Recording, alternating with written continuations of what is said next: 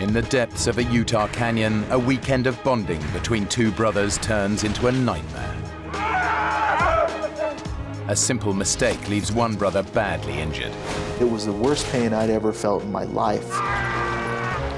Soaking, frozen, and miles from the canyon's exit, the other has no choice but to find a way out, alone in the dark. It just continued to get worse and worse and worse. But in such perilous terrain, can he even escape, let alone bring help before the sub-zero conditions kill his injured brother?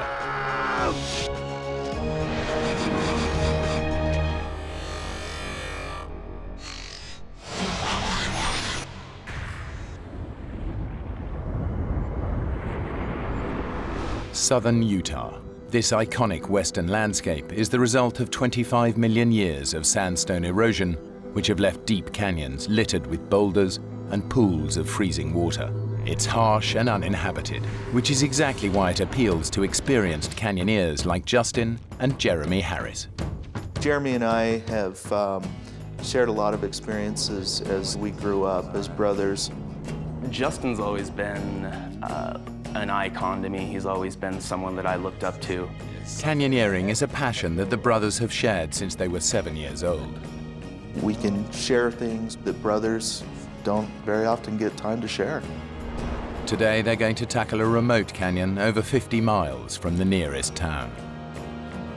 We were looking for something that would be a new adventure, something that was going to be a little bit more challenging. They camp for the night and wake up to a freezing winter morning. Hey, little brother, wake up. What time is it? It's time to go.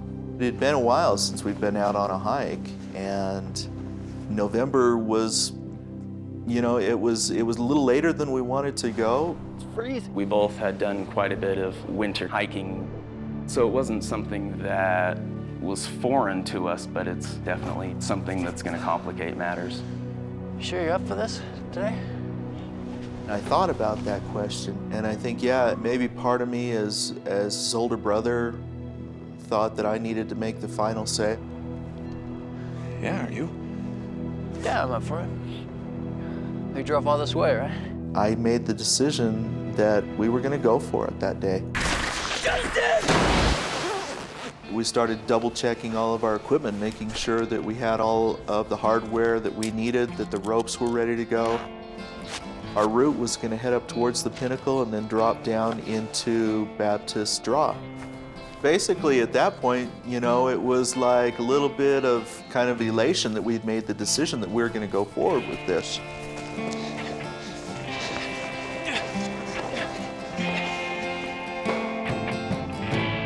As they race towards the canyon's entrance, it's Jeremy, the younger brother, who's at a disadvantage.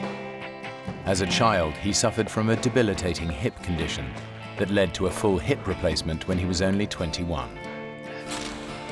All of my growing up years, it was something that dictated what I was able to do and what I wasn't able to do. Hip acting up? It's never liked the cold. Jeremy's really suffered, and I was always a little bit in awe of the fact that with his artificial hip, he would push himself, and he would find a trail, or he would find a new peak that he hadn't climbed yet. The brothers plan to follow a circular route. The descent into Upper Chute Canyon will take them 500 feet below the surface.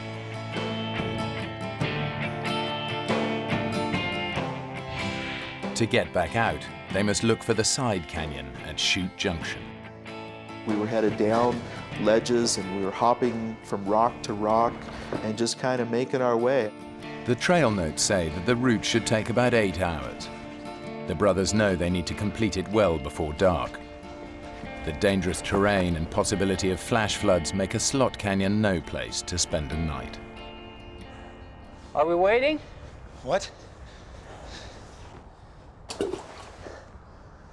Are we waiting or what? The water looks way too cold. There's a technique where you put your back against one side of the wall and your feet against the other side of the wall, and you kind of edge your way over the pools down below. As the canyon got a little bit more technical, it started taking us longer and longer to cover the ground that we needed to cover.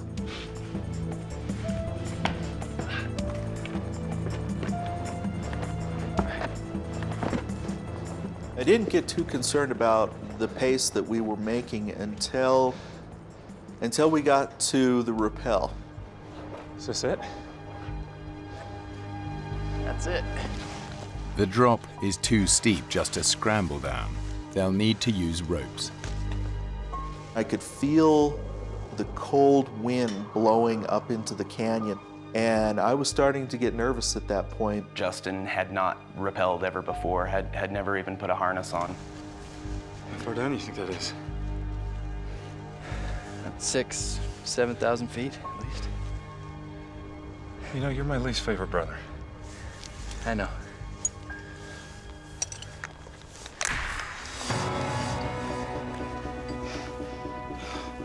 It was a good drop. It wasn't something that you would survive if you fell from. See? It's nothing to worry about. I'm not worried. A little terrified, maybe. Not worried. You'll be fine.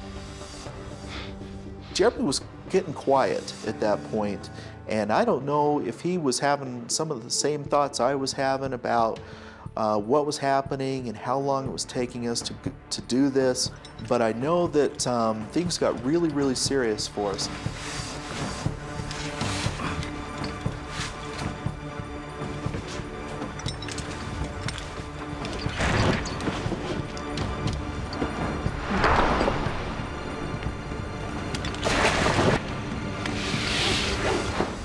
When my feet hit the bottom, it was like huge relief. I thought, hey, that really wasn't too bad.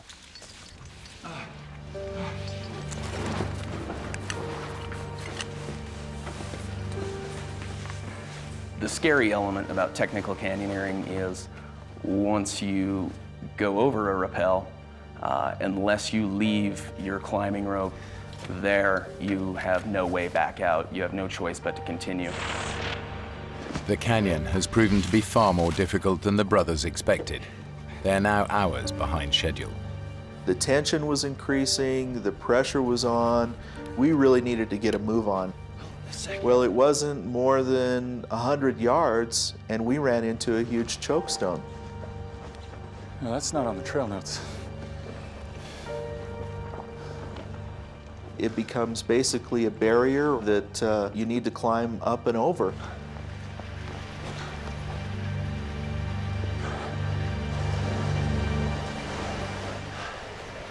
Got some water. The last thing we wanted to do was fall down into one of these pools and get wet. This looks pretty good. I think I can take this. Well, let me get back up there. I was confident that we could down climb it and not have any problem. Jeremy, wait! Ah! Jeremy!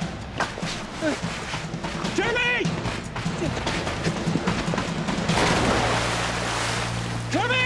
I remember when I heard that splash, that was the last thing that I wanted to hear at that point. Jeremy! Jeremy! Jeremy!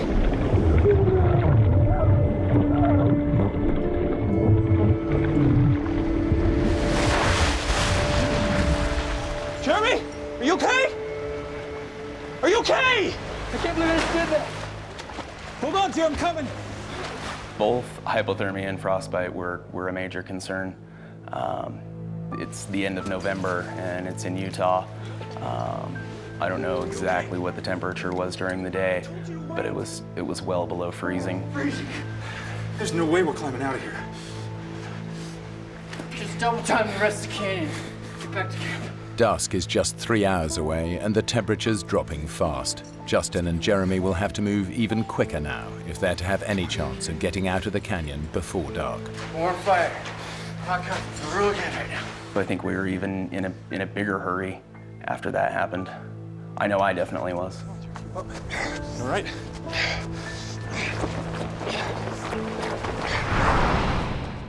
Now the weather, which has been deteriorating all day, takes a dramatic turn for the worse. It probably wasn't 10, 15 minutes before there was maybe an inch of snow. It was very cold. And then we hit another big chokestone. I remember looking down over the back of it and looking at that pool and thinking, oh great, water again. You think this canyon has something against us, do you? Yeah, I think it might just. It was a very tricky down climb, even though it wasn't far. There were very few handholds and very few places to stand on the way down. And footing was a little slippery because of the snow.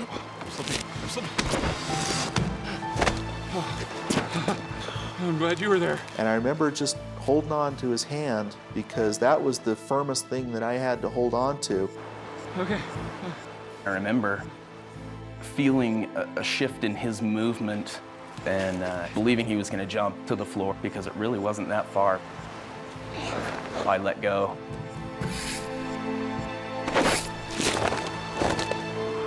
And the next thing I know, I'm basically falling.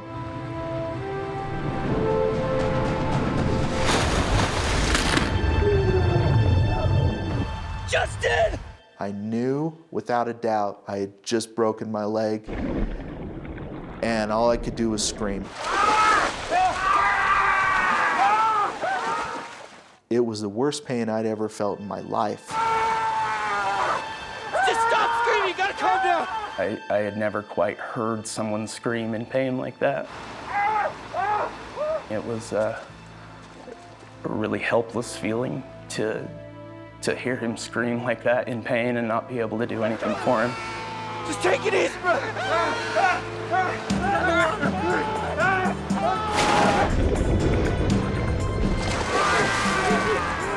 Get up and help me! Get out of the water!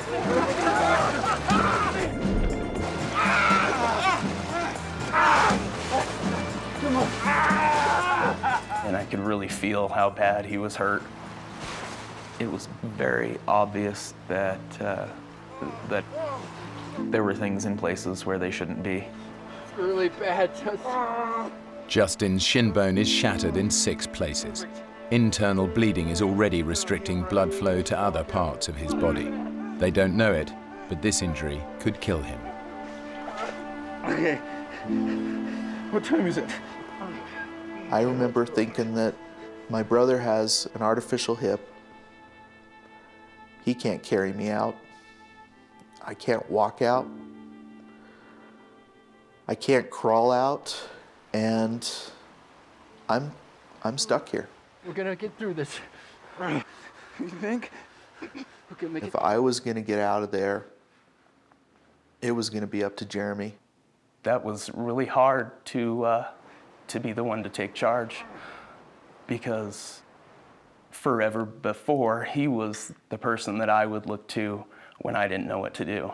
4-5-hour trek back to the car. When I looked in Jeremy's eyes, I could tell just how scared he was. Really bad. You got maybe an hour of light.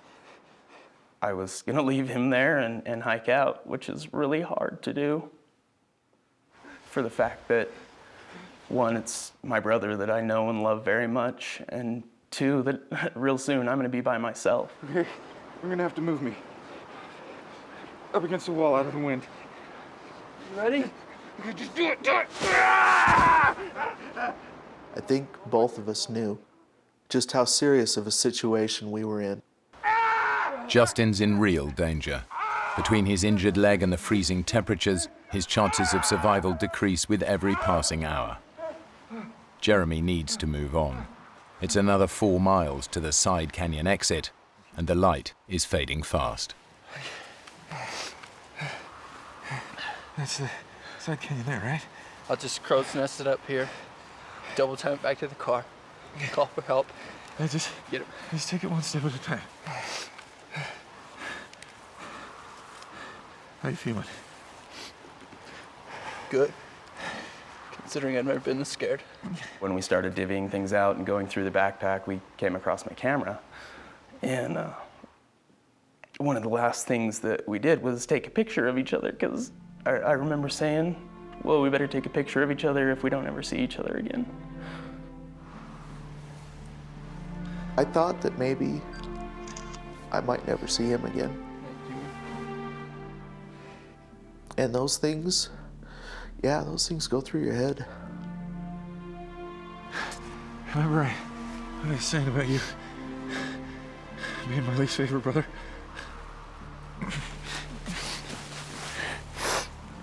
I never liked you much either.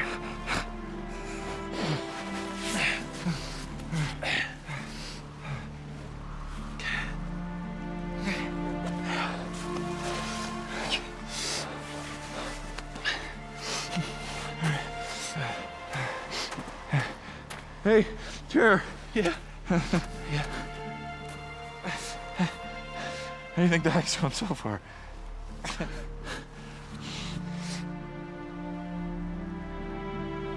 Be careful. Okay.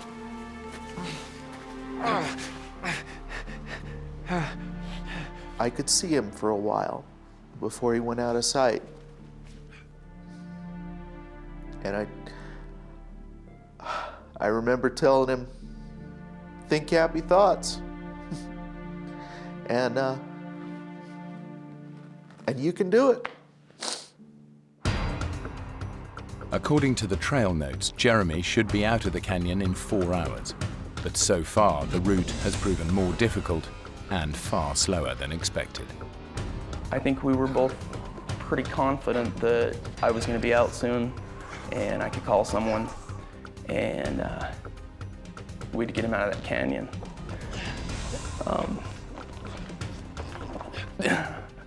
Had no idea what was really going to happen.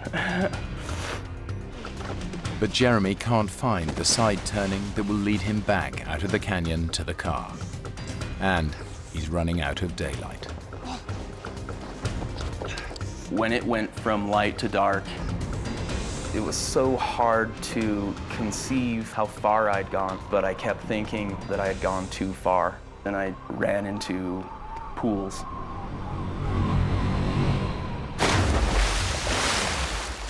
And lots of them. At that point, I didn't have a choice whether I was going to get wet or not. What I was looking for was the last canyon that would take me back to near where we started. And I had these trail notes in a pocket on the side of my leg, which was open. It was unzipped and didn't realize that. I looked down and watched water wash into that pocket and wash my trail notes out. It's so murky and so muddy, you can't see anything in it. But just probing through the water with my hands, trying to find it, I couldn't find it. So I continued on. It's been 5 hours since Jeremy left his brother, and there's still no sign of the side canyon.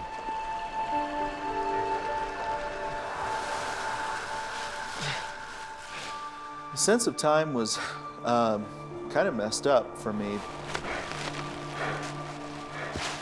But as I'm sitting there freezing to death and trying to stay alive, you can't help but think that we may have been a lot better off going golfing that weekend.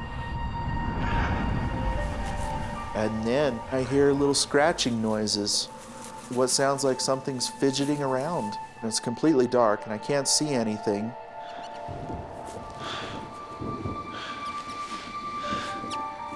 Hey. What are you doing down here? As soon as I located this little guy, it was kind of great to have somebody there with me, even if it was a little mouse. A nut? A raisin? A freeze-dried banana? Get some of that in here. You look like a nut kind of guy to me. Oh, personally, I prefer the raisins. We kind of became pals there for a little while. And then he scurried off. I was almost sad to see him go.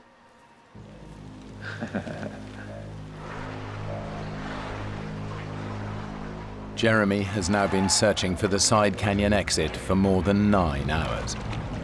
When you're in a pool of water that's that cold and you're having to put out that much energy, it's exhausting. He is disoriented by the darkness, wet and freezing cold. The physical and mental punishment is becoming unbearable. The whole time it had seemed as if it cannot get worse than this. And it just continued to get worse and worse and worse.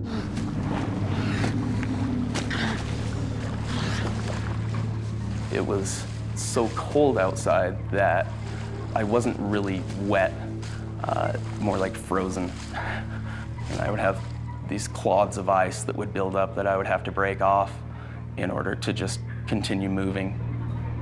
Jeremy is close to collapse. He desperately needs to rest and dry out. I decided it was time to rest. And there was driftwood that looked dry, and built a very large fire, a fire that's about 4 times the size as I would normally build. But it was so cold that I had to be so close to the fire to get warmth from it. Almost had to lay in it. I just wanted to feel dry for a minute. And at the same time, it was very hard to do. I felt really guilty stopping and building a fire. More guilty than I'd ever felt before. Jeremy needs to get going again as soon as he can, but exhaustion gets the better of him, and before he knows it, he's passed out next to the fire.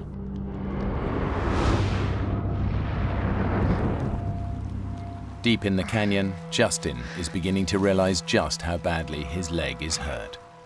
I start feeling this interesting sensation, and I haven't checked on my leg in a while, but it feels like maybe I'm bleeding. I'm looking at it and I'm seeing these blisters, these huge blisters that are coming to the surface on my leg. They're rupturing and the fluid is running down my leg. And the swelling has gotten a lot worse. And I didn't know exactly what to make of this. I knew it couldn't be good. Swelling in Justin's broken leg has created so much pressure that blood fluids have burst the veins and capillaries to create fracture blisters. If infection sets in, Justin could lose his leg.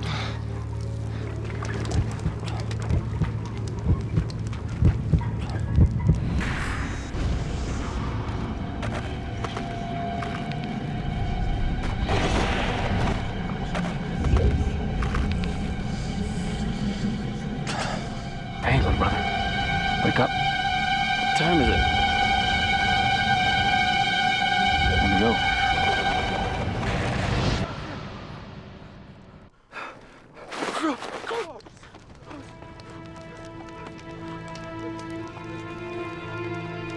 I burnt almost everything. Burnt my pants and burnt my jacket, but thankfully didn't start on fire myself. So I put myself together and headed back to where I'd left off. Jeremy should have been out of the canyon by now, but in the dark and without trail notes, he has missed the side canyon exit. Now his every step takes him further away from civilization and any hope of rescue for his brother. Justin is starting to succumb to the effects of immobility and bitter cold. He can feel himself slipping into unconsciousness. I know that if I fall asleep, if I get too comfortable, I might not wake up. And I'm thinking, I have to come up with something that's going to keep me sharp, that's going to keep me from going into shock. And so I'm sitting there and I'm thinking about my family, my wife, and my 4 children.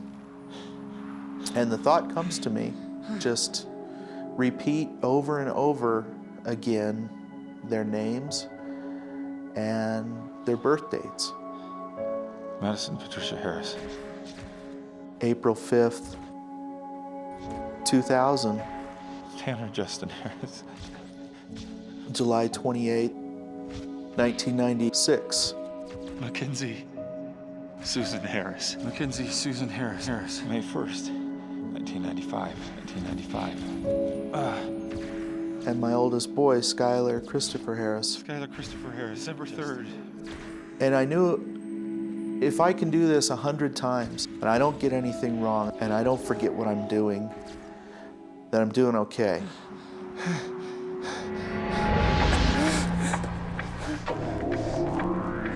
Deep inside the canyon, Jeremy hits a series of sharp drops, and for the first time realizes that he is completely lost. I'm going the wrong way. There were definitely points that made me strongly question that I was not in the right place. Maybe I veered off. Jeremy's exhaustion is adding to his confusion. Instead of listening to his instincts, he plows on, getting further and further from the canyon's only exit. Something was wrong. I knew something was wrong. And I hadn't seen my side canyon. And the terrain is getting worse and worse. In daylight, this climb would be a challenge. In the dark, it's practically suicidal.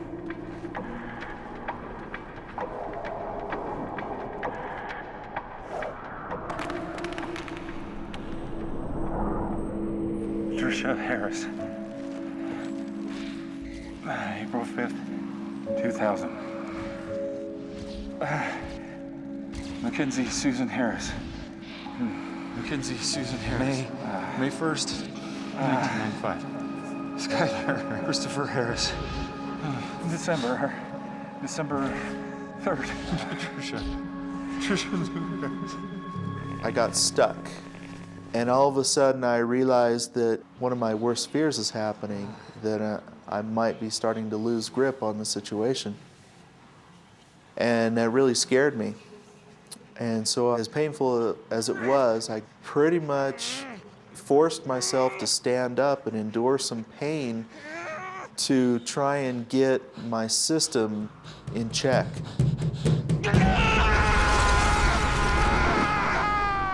Pain would just shot right up in through my nerves, right up into my knee. It was terrible, but it woke me up.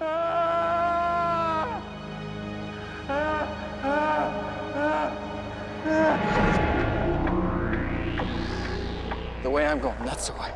The state of mind that I was in was really insane, How do you know that? really emotional. Don't. I didn't feel like I was talking to God, You sure this is the right way? but I had to talk to somebody. I'm going the wrong way.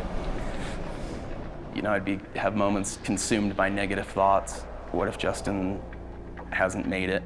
You know, why is he sitting there and not me? I'm out there, and it seems like it's been forever since Jeremy's left. And ever so subtly, I start to see changes in the light.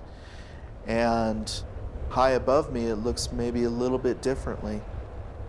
And unless I'm hallucinating at this point, unless I'm starting to see things, I've probably made it through the night.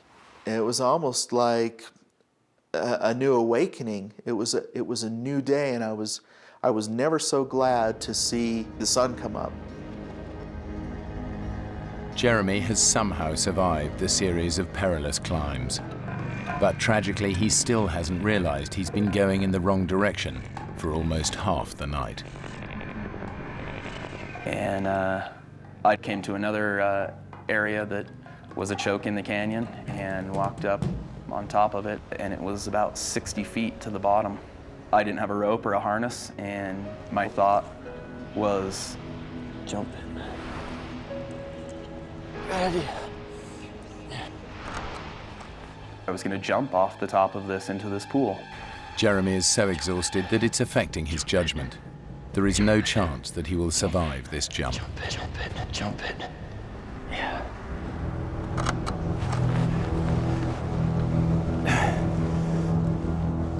And I picked up this rock and threw it off. I remember watching that rock fall through the air and hit the pool. I instantly My mind switched. I was like, no, what are you thinking? That's impossible. That's ridiculous. I don't know how much more this I can take. Immediately, my thoughts reversed, and my plan changed to go back to Justin. It's a dead end. All that Jeremy wants to do now is get back to his brother. Ironically, for the first time in almost 12 hours, he's going the right way. And then I realized what it was going to take to get back there. He's got to climb back up the cliffs that last night he risked his life scrambling down. It was literally having to do the impossible.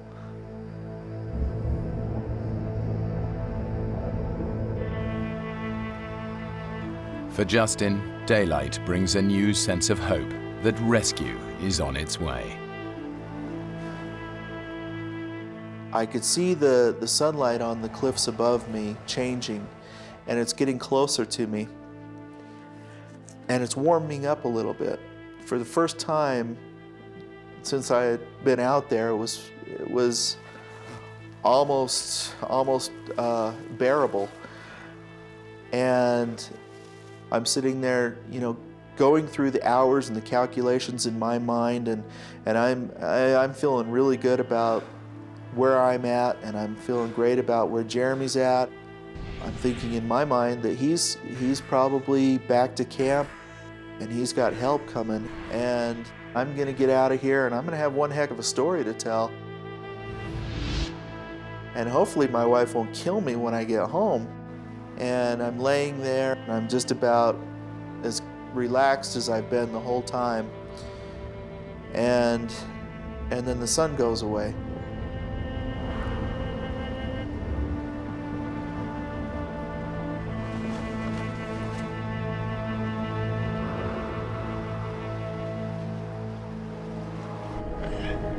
Jeremy has now been climbing through the canyon for over 24 hours. He's exhausted, but driven on by a single thought: to get back to his brother. Climbing up and taking so much energy, getting part of the way or most of the way up, I had never felt so drained.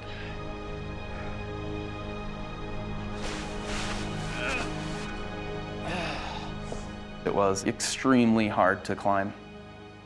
Some of the hardest things that I've ever had to climb up in my life.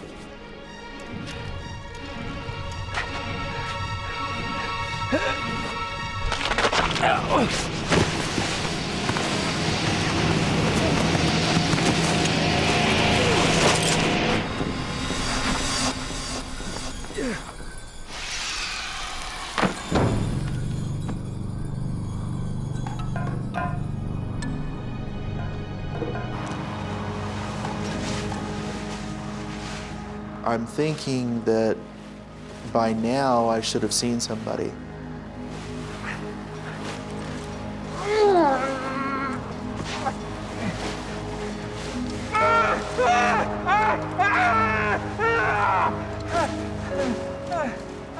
I had to accept the fact that as positive as I was about the situation and as hopeful as I was about my situation, that it wasn't looking really good for Jeremy. And now it wasn't looking really good for me.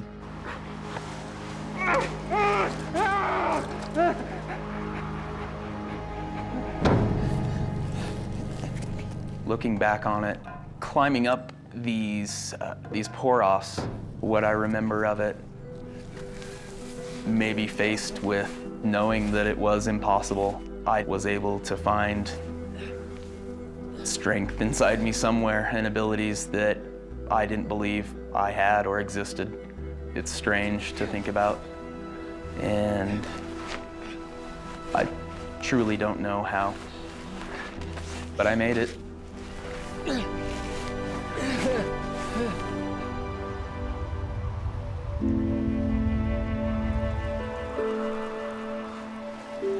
Jeremy? Jeremy! I'm thinking about my brother out there somewhere, and I'm picturing him frozen somewhere because it's too cold and he just can't make it. And I'm starting to lose hope. And I started to think that maybe he was dead.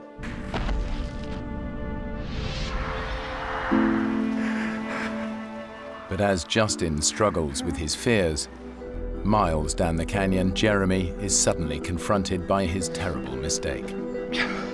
He stumbles across the side canyon exit. Disoriented by the darkness, he simply missed it the night before.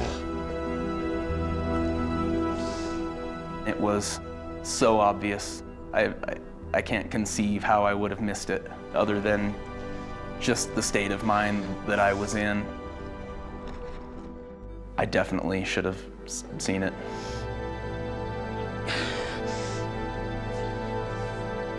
Finally, Jeremy has a chance of escaping from the canyon and getting help for his brother.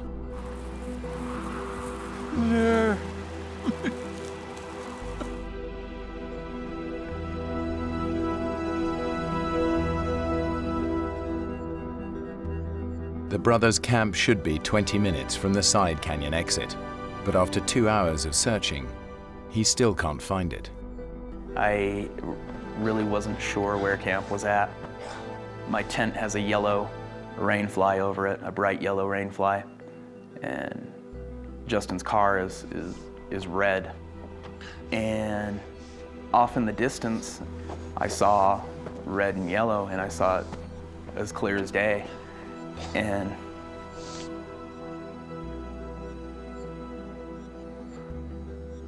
literally dropped to my knees and was so thankful that I was back.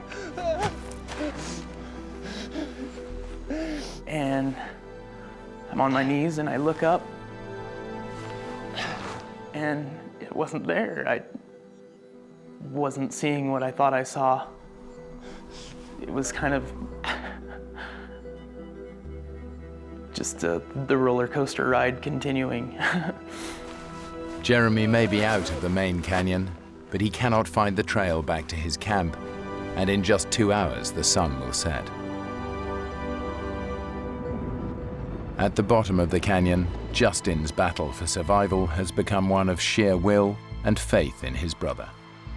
I knew he would do everything that he possibly could to get out of that canyon and to get help in for me. I knew he wouldn't give up,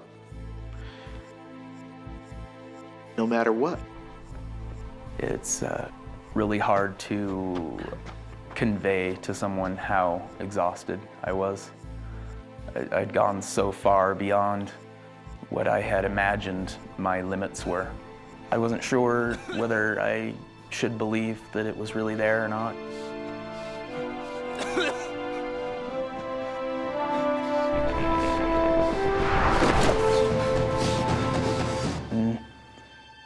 I approached it, and it really was. I hadn't really even thought about my own physical condition. I was a wreck, and kind of amazed at the fact that I was even alive. It should have taken Jeremy just 5 hours to reach their camp. Getting lost means it's taken over 26. I open the car and grab his cell phone, and it's dead. Plug it into the car lighter to get some power and waited a minute. After the superhuman effort that Jeremy has made to escape the canyon, he faces a final cruel twist of fate. I couldn't get any service. I remember holding the phone up over the top of the car and couldn't get a signal. As Jeremy tries to get through to help, Justin is struggling just to get from 1 hour to the next. All you want to do is lay down and just go to sleep for a little while. And I thought about just how easy that would be. And I'm hoping that I can go through another hour. I can get through 2 hours, and then you get through that hour, and time passes. Justin is beginning to realize that he faces another night in the canyon, a night he does not expect to survive.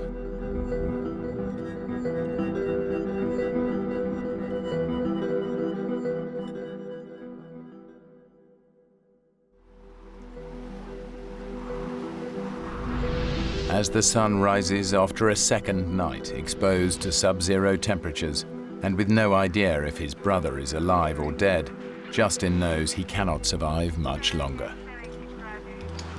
Hello? Hello? Oh! Hey. And then all of a sudden, out of the corner of my eye, I see a face pop around this boulder. And I think we were probably both pretty surprised to see each other. Justin, we see you. He's right over there. Base, we found him. And it was like, you know, they're here. They made it. They made it down. It was wonderful. So how are you feeling? When I first got to Justin, just looking at him, I thought, boy, he's doing pretty good. Well, aside from the shivering, I think I'm okay. Shivering, it means that he is maintaining his core temperature on his own, so that was a good sign to me. My brother Jeremy, where's he? He needed some medical attention. Why, what happened? No, he just got into a little disagreement with the canyon over who was tougher. But he's gonna be okay. I was overcome with emotion. For the first time, I knew that you know, he was out for sure. And I'm getting out of here now. Right. Let's take a look at that leg. I cut up his pant leg just enough to expose the injury where his leg was, and it just totally took me by surprise. As soon as I saw his leg, I knew that we had a very serious situation. Although Justin seems okay, toxins and poisons have built up in his shattered leg to such a degree that moving him risks releasing them into his system.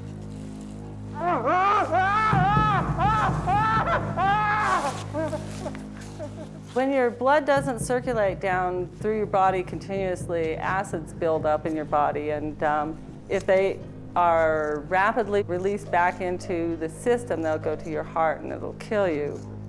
I really thought at that time, he has a really high potential of losing his leg, but even more so of losing his life.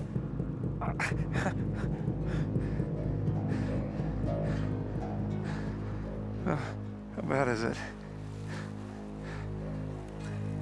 I'm gonna get you some morphine before we move you. At that point, I knew that it really was bad. I need to get my patient out of here right now. And I was probably a lot worse off than I thought I was. Yeah, thanks. And that was kind of a tough pill to swallow. Good to go.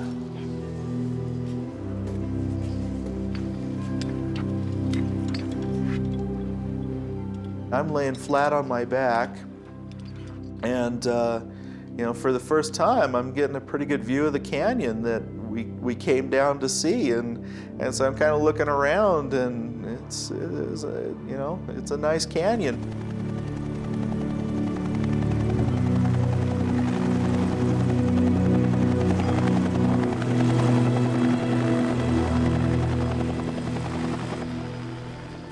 When we finally got up over the lip of the canyon wall, all I could see was a bunch of faces that I didn't know, and they were all looking at me and smiling. Thank you. Okay. Thanks. You do great. Thank you, guys. Hey, Justin, would you like to speak to your wife? I says, yeah, I want to talk to her. Trish? And Tricia says, hey, are you okay? And I says, yeah, I'm alive. I love you, and I'm alive.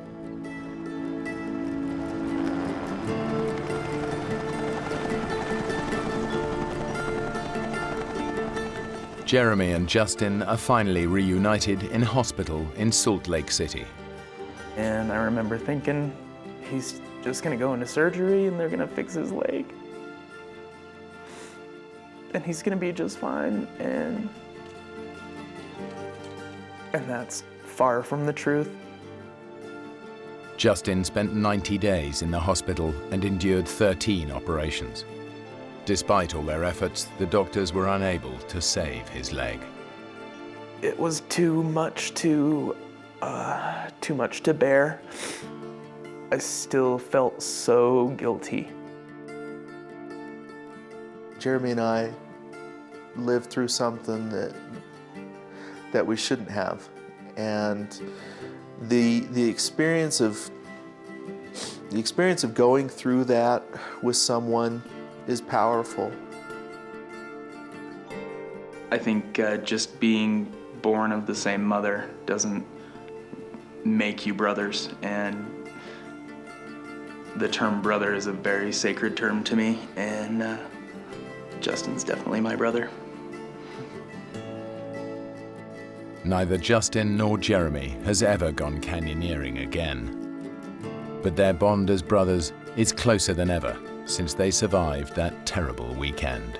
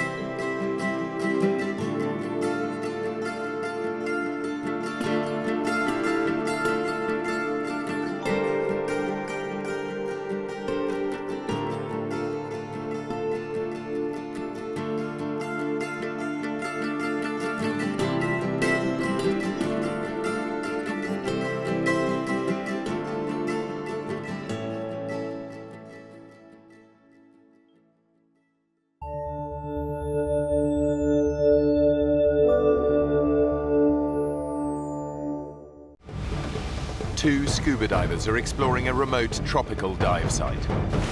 But when strong currents carry them away from their boat, they're left stranded 20 miles from land. What was that? It's coming right up! With no sign of rescue, they have only each other to keep themselves alive. Exhausted, dehydrated, and in a state of constant terror, how long can they survive before they're taken by the sea or the sharks?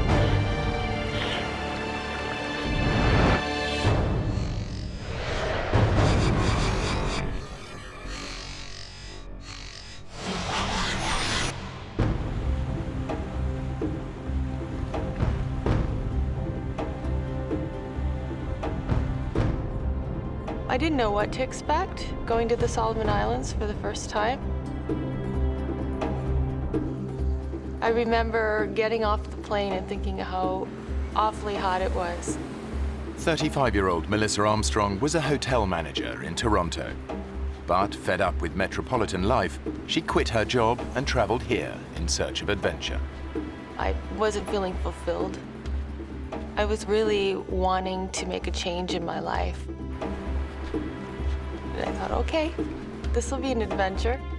She's found a job working with marine researcher David Tomlinson, who spent almost 30 years studying the oceans. I began diving in 1963 in the Bahamas. I'm very lucky to be able to study much of our oceans and see things that not a lot of people get a chance to see. Hey. Hi. How you doing? Good. Stephen, Peter, this is Melissa. Hey. So you all set to see Cavachi? Yeah. Yeah? All right. Come on aboard. Cavachi is an oceanic volcano which David has been studying for years. After he filmed this eruption, the volcano disappeared beneath the waves. Now he wants to find out what's left under the surface. The four of us went out, and I mean, the weather seemed to be ideal. Everything was supposed to go like clockwork. The dive site is 20 miles offshore. Melissa has never been diving so far from land. I was excited. I felt good about the dive. It wasn't until I went out there that I thought, oh, wow, I'm really out in the middle of nowhere. And then when we got to the dive site, something inside of me changed, and I thought, there's something wrong. What's up? Nothing. Well, I guess maybe I'm just a little nervous. What about? I was a little embarrassed because I wanted to be like the guys, one of the guys, and I said, I'm afraid of sharks. Oh, you don't have to worry about sharks. They're much more afraid of us than we are them. I doubt it. I'm serious. They hardly ever bother divers. Now, if you were up on the surface like a surfer, flapping around, then you look like shark bait.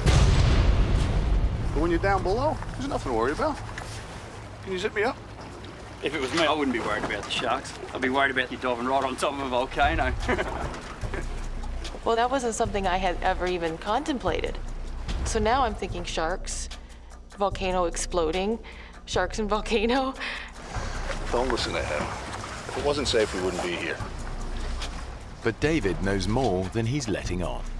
I had heard from the local fishermen that there was a couple big sharks out here, big hammerheads, that have been coming in and bothering some of the local fishermen. But at that stage, she didn't need to know that. David has dived with sharks before and is confident they won't get attacked while underwater. He's more worried about the weather. We're watching the weather very carefully because it's very exposed out there. And I noticed off in the distance a funny-looking cloud. It looked like an eyebrow. But it was nothing that deeply concerned me. David's confident they'll be in and out of the water long before the cloud reaches them. So what's your dive plan, mate? Well, we're going to drop in around 30 meters, have a look around. The plan is to dive for around half an hour while the boat stays in position above them. The boatman went over exactly where we would be dropped off, exactly when and where we would be picked up. I didn't pay too much attention. I just let them do their thing. But the anxiety just kept growing and growing.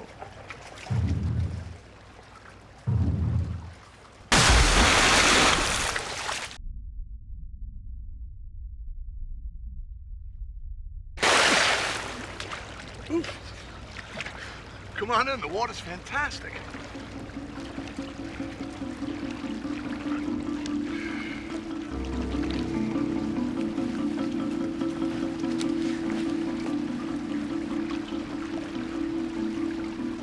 Then I got my gear on. I looked at the boatman and I said, Here I go. Say a prayer for me. and then I thought, well, why did I say that?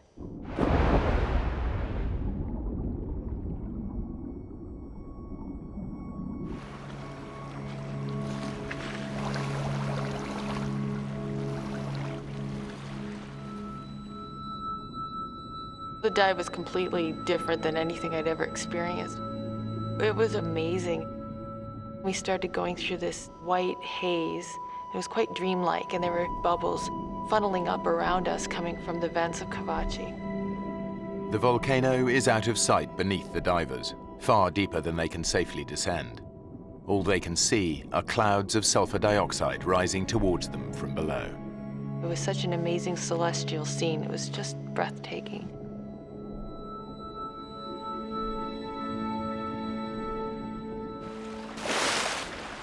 After 30 minutes, the divers surface.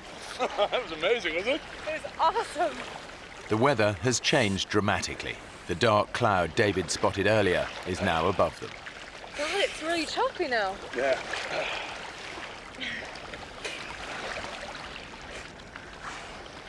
There's the boat, it's miles away. Yeah, the current must be really strong. Hey! Hey, guys! Hey! We're behind you! Hey! I remember thinking, oh, okay, that's no big deal. I was just looking forward to getting in the boat and putting a towel around myself. And then they didn't turn around. They got the engines on. I can't hear us over the engines. Turn them off! Cut the engines! Turn it off! Hey! I said, David, why aren't they turning around? And he couldn't answer that question. You're yelling, you're screaming at the top of your voice. Why isn't he looking? We're here. Can't you see us? The boatmen know the divers must be out of air by now. They expect to see them surface, but the dark sky has made the divers impossible to spot. While the engine is keeping the boat in position, they have no idea that a strong current is pulling the divers further away. Where are they going? They're not going anywhere. It's, They are. No, it's the current. It's pulling us away. Hey! Yes, you feel anger. You feel like, come on, turn around and have a look at us. Why aren't you looking at us? Hey! The current was pushing us away. We could see him. They couldn't see us. Running the engine to hold the boat in position is burning up fuel. If the boatmen don't leave soon, they risk being stranded. One of them makes a desperate attempt to locate the missing divers, but he has no idea just how far away they are now. With the fuel tank almost empty, the boatmen have no other choice but to return to the island to get help. Guys! Go! It happened quite quickly. We watched them disappear, as if the sea swallowed them up. I said, David, this is bad. This is really, really, really bad. David and Melissa are now stranded, alone in the ocean. The nearest land is more than 20 miles away. All they can do is pray for rescue. I still had faith that they would come back, ride over the waves like heroes and pluck us out of the water. But they didn't. We are absolutely alone, miles away from land. I knew we were in trouble. So do you think we could swim for it? No. It's too far. They're gonna be looking for us down current. I think we should just stay put. Huh?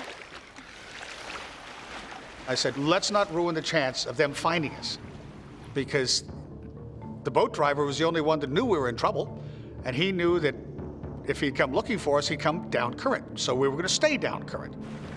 How do you know they're coming back? Well, if they went to get gas, it's an hour there, and it's an hour back, so. I think we'll be out of the water by 4 o'clock the latest.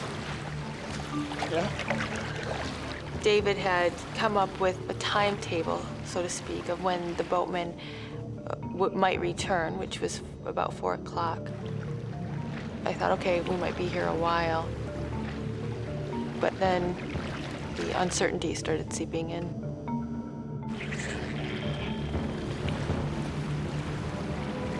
David, are you looking for something? Just being aware, that's all. I really, really, really do not want to get eaten by sharks.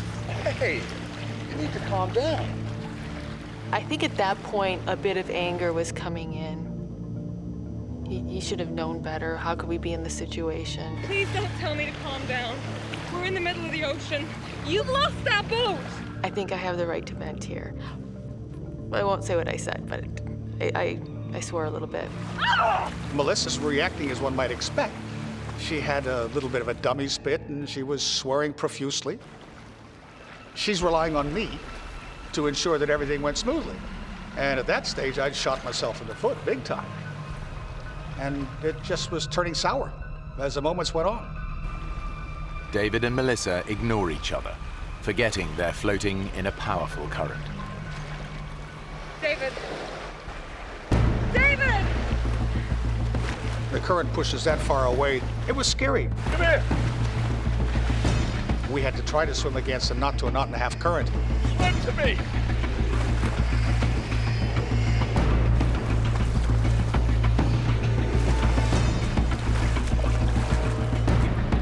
Just a couple seconds of being apart, I thought, oh my gosh, we just can't let that happen.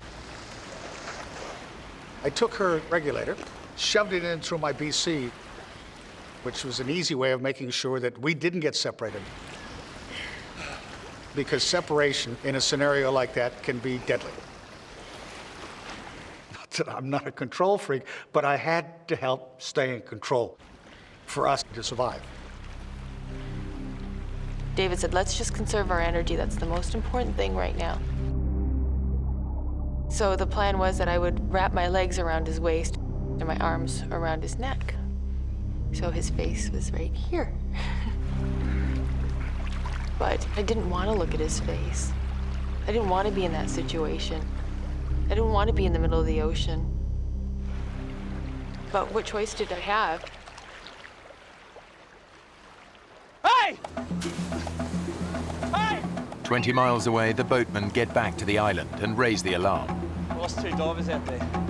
The locals know the seas around here well. They've all heard the stories of giant hammerhead sharks preying on fishermen. They know they may not have long, and search parties race out on the hunt for the missing divers. David and Melissa can only hope that help is on its way. But with each passing hour, they're getting more nervous. In the Solomons, there's a phenomenal amount of sea life there. My biggest fear at that stage, I believe, was sharks. I'd imagine them circling below us. This big mouth coming up and tearing into one of us.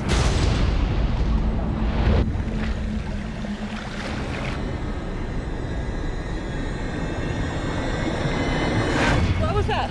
What? Was that you? What? Something's on my leg.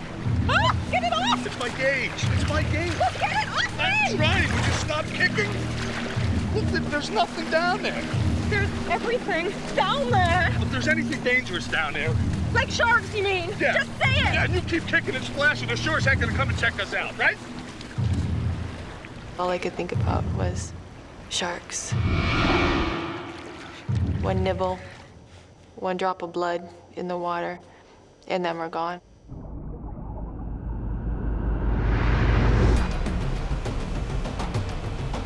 The search parties have finally reached Kabachi, but they have no idea that David and Melissa have already drifted miles away in the current.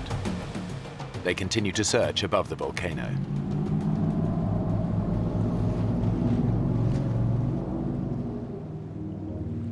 David was convinced they'd be found by 4 o'clock. Now it's almost 5. They're still 20 miles from land, and there's no sign of rescue. It was very clear that David wanted to stay still. He didn't want to move. He wanted to conserve his energy. I remember turning around and just looking all around me and just seeing all this water. And then looking at the land again and thinking, there's no other option. I really think we should try and swim. David looked in my eyes and he knew at that point that there's no arguing. We're gonna start swimming. Okay. Take it nice and easy, okay? No splashing. I'm gonna keep my head underwater. You keep a lookout, okay? Nice and easy. Okay. I remember him saying, let's just kick very slowly, peacefully on the surface, just moseying through. There's no reason to bring attention to ourselves, and don't kick too hard because we'll just get exhausted. With 30 years diving experience, David knows that splashing about on the surface creates its own risks. I didn't want to become part of the food chain because having watched the oceans and observed what happens there my whole life, there was a pretty strong likelihood that some sharks would come up and have a good look at us. You're on edge, totally. It was not a good feeling, not at all. While David keeps watch below the surface, Melissa scans above for any sign of danger. You see these pointed gray waves, and then all of a sudden you think you see fins. What? And so your mind plays tricks with you. What? Nothing. Sorry. It was a constant battle to not let my imagination go. But the dangers beneath the waves are not just in Melissa's mind.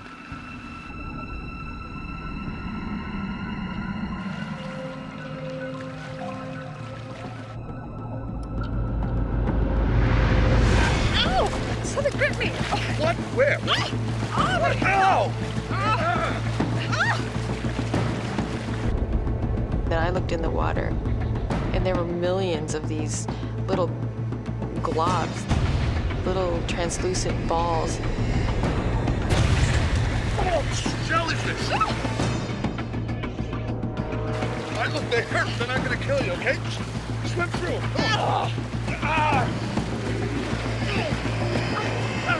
We were swimming through countless amounts of them. We were getting stung all over the place. I remember trying to count the stings. I got up to 64. But then it all blended into one.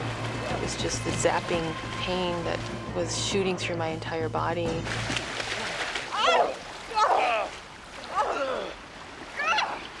My lip is killing me. My hands are on fire. That's okay. I'll go down in about an hour. Are you okay to go on? Yeah. Yeah? Desperate to escape the jellyfish, the divers splashed around on the surface. They've broken David's golden rule and become a magnet for predators. As I'm looking around, I'm looking straight down, and I see this little dot coming. I felt David, he pulled me to the right, abruptly. David, what are you doing? I pulled back, and he pulled me, and I'm like, what? It was coming straight at me from the depths, literally, from what I could see, straight at my face. Coming right up! It was this huge, ugly barracuda, probably 5.5 feet. They can be very aggressive, and they have been known to attack people before. David knows the great barracuda has a ferocious bite. All he has to do is hit me in my hand, my arm, my leg. If I start bleeding, I've got another major problem. I've got a problem with sharks. Against two sets of razor-sharp teeth, David's only defense is his camera. I needed something to ram and protect us. That was the first thing to use.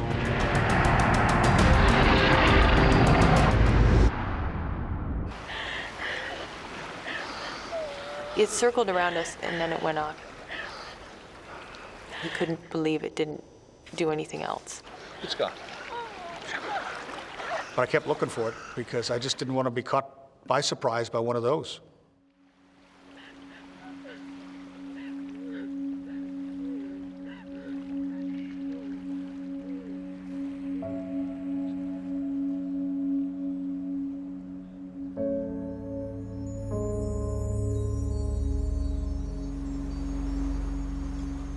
With daylight fading, the search parties have no choice but to return to the island.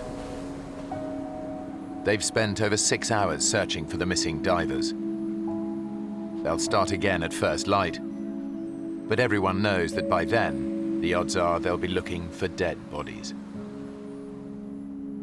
As the sun went down, I felt really sad. I didn't understand why they didn't come back for us. I was hurt. How could this be? How could they not come back? Maybe they're back there looking.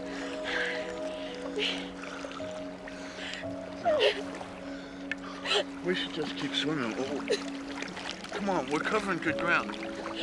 Outwardly, you're bold and brave, and you're sort of smiling, and inside, you're packing it. Sun was starting to set, and that was the part I was dreading. With night coming, that was a total different scenario because a lot of animals come up to the surface and feed at nighttime. I found myself thinking we were there to get eaten.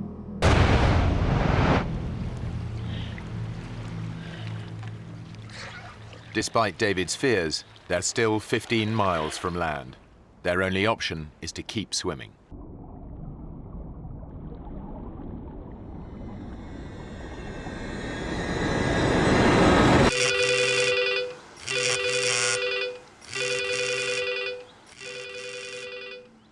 Over 1,000 miles away, David's older brother Owen is at home with his family. It was about 6:30 at night. I just sat down to dinner, and I got a phone call. Owen Tomlinson. And it was David's secretary from Cairns saying, Owen, I've got some bad news for you. David is missing at sea. What happened? And I was informed that he went diving and never came up. We just lost our younger sister with cancer about 4 or 5 months previous. My first thought was my 90-year-old mother, whether she could handle the shock of possibly having lost another of her children. So that was very traumatic in that regard. Okay, I'll get there as soon as I can. Thanks for the call. As David's brother, of course, the family bond is strong that your first reaction is, what can I do to fix it? Hello. Yeah, I'd like a flight to the Solomon Islands. The first flight available was 3:30 in the morning, 8 hours and a bit off. And I felt inept, I guess, as impotent, whatever word is applicable, that I couldn't do anything that time span. Thank you, bye. And David was wherever he was, out at sea somewhere.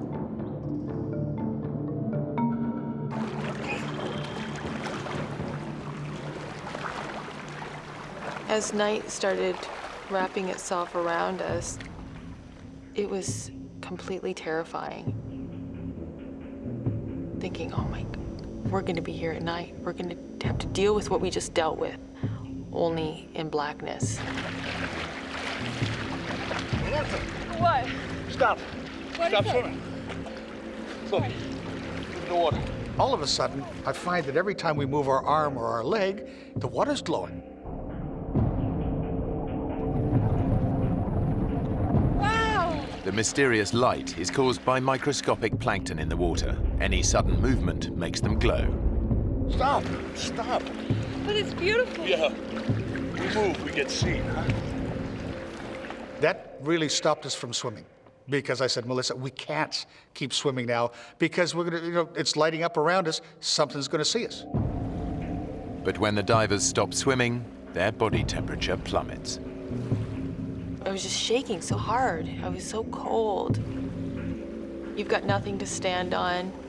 There's nothing to sit down on. I just wanted to be out of the water. I wanted something to float by so I could climb on top of it so that I wouldn't have this pressure on my body, because it was so consuming and uncomfortable. I was trying to recharge her batteries, allowing her to stretch out and just try to use a minimum amount of energy, but enough to keep herself warm. We're really getting rather tired. We can't sleep. We don't dare sleep, because if we fall asleep, we could drown.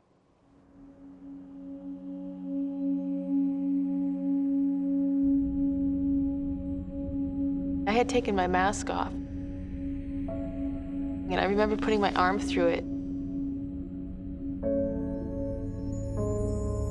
I went to reach for it, and it was gone. Oh, God.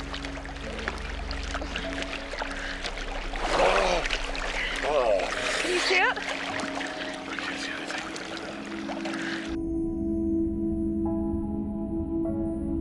That's horrible, because as far as survival is concerned, that's such an important tool.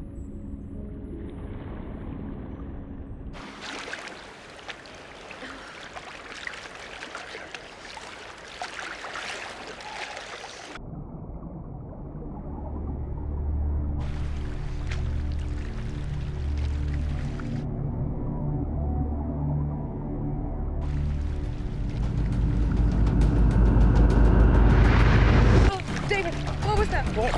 Something just touched my leg. Was that you? Was that your fin, David? Well, that wasn't me. Oh my God! Oh! I feel just a little bump, just like something brush up against me. I said, is it sharks? Is it sharks? Is it sharks? David and Melissa have been adrift in the South Pacific for over 12 hours. Trails of luminous plankton have made them stop swimming. Whatever's causing the flashes now, it's not them. Oh my God! What was that? We were seeing little explosions of light within, 5-10 meters of us. Ah! God! Did you see that? There'd be a flicker of light, and then another one, and then another one. What sort of fish they were, I don't know. Any minute, you expect something's gonna hit you. Oh my God! Your fear is unbelievable.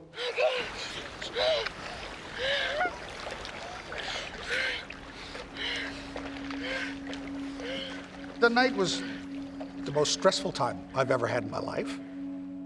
It was as far as your emotional lows are concerned, Dad would have to rank up there with them, because it's, I've never been so hopeless.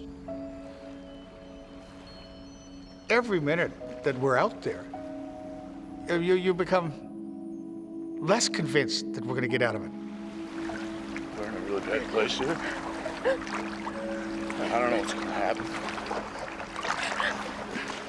Part of what we went through was discussing what we pass on if I don't survive.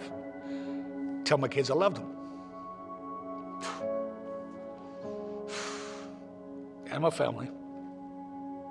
It's scary. Oh.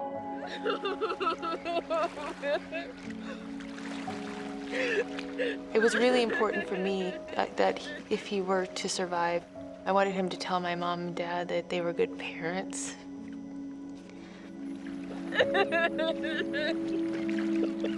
He started crying and he said, "You're gonna live to be very old. You're gonna have children." And that was hard.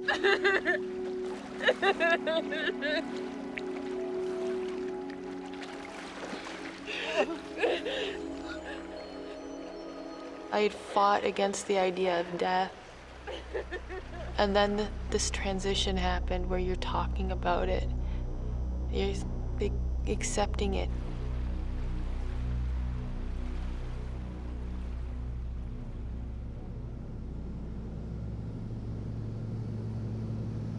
David and Melissa were 19 miles out at sea. I'm looking out the windows of my plane, and it's black. And I'm thinking, they're down there in the water somewhere, and it's black. You really feel very useless, because there's nothing you can do. A lot runs through your mind, it really does. I kept thinking that this is kind of like a bad dream, and everything will, you'll wake up and everything will be just the way it was. Obviously, I hope he's alive and he's floating somewhere. If not, what do I do? How do I bring a body back?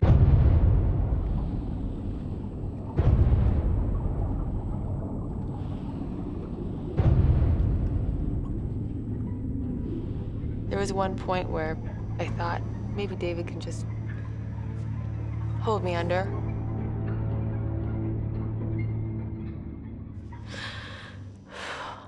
And I couldn't allow myself to die that way.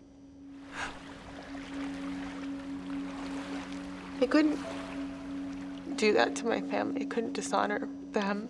I couldn't do it. Or I just said, "David, I don't care. I don't care if I die. I gotta die trying. I'm not gonna lay here anymore." Gotta swim.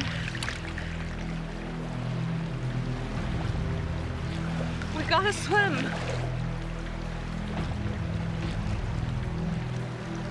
David, please. Please.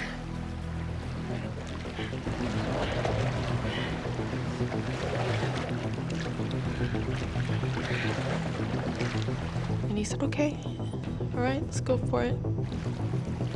He said, "Just go really slow." And so we kicked, and we didn't stop kicking.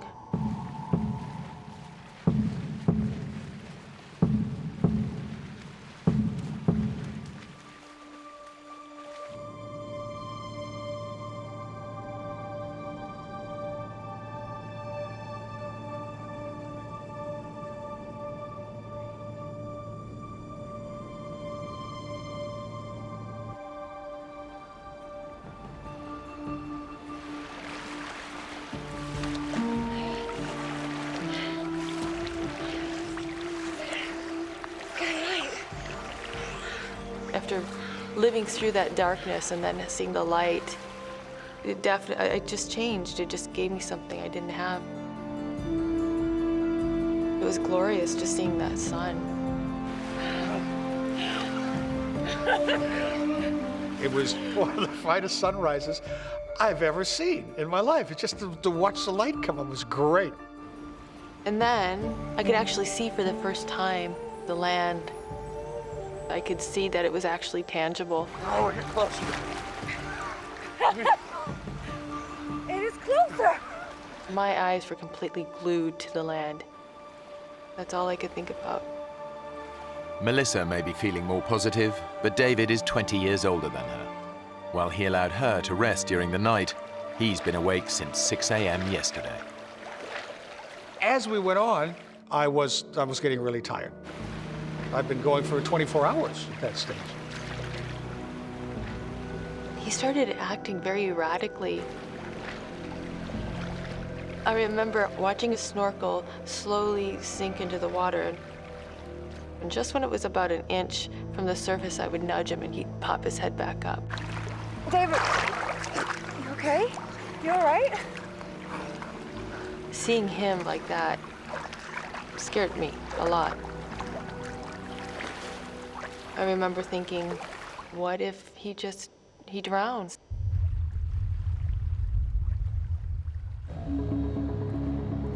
David's brother, Owen, has finally reached the Solomon Islands. Even though there's no official search and rescue, there is a helicopter service, but it's a private company. When we got the helicopter chartering service, they weren't really sitting around waiting for me. They were doing other things. And I'm standing in the counter saying, come on, you know, I want to get this up and going.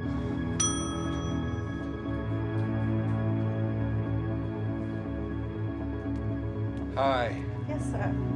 I need a helicopter as soon as possible. Okay, what for? My brother's gone missing near Kavachi. I'll have to talk to my boss first. So if you'd like to take a seat, then I'll just be right back.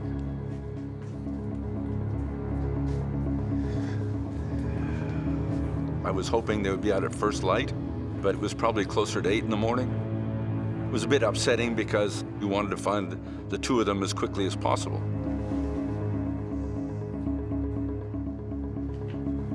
Mr. Tomlinson, good news. We've got a chopper on standby for you. Oh, that's great. And I said, well, get them out there, get them going. But unfortunately, we're a commercial operation, so I'm gonna have to have some form of payment up front so we can get you in the air. I had no idea what the currency in the Solomons was, and I certainly didn't have a suitcase full of whatever currency they would accept. Let's do. That'll be fine. 1 minute. So the good old plastic came in handy, and it worked. Okay, boys, we're right to go. All Owen can do now is wait. David and Melissa have swum 14 miles without rest, food, or fresh water. They're still 6 miles from land, and the tropical sun is beating down on them relentlessly. I was so grateful the sun came up. But it was also a blessing and a curse because I could feel the side of my face burning. And I remember trying to put my head in the water to cool it off for a little bit. My lips were so raw and swollen, and now the sun was burning them, so they were starting to blister. My skin was wrinkly and flaking. You feel like you're slowly getting eaten by salt water. David is both physically and mentally exhausted. I was dehydrated, I was starving. I was running on less than empty at that stage. I was starting not to think straight. You all right? David? You okay? You okay to swim on? I remember him looking at the land and saying, oh, look at those condominiums.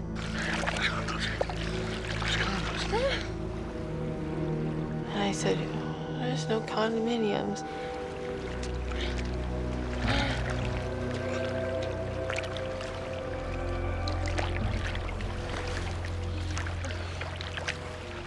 That's really when I realized he was fading. He wasn't making any sense.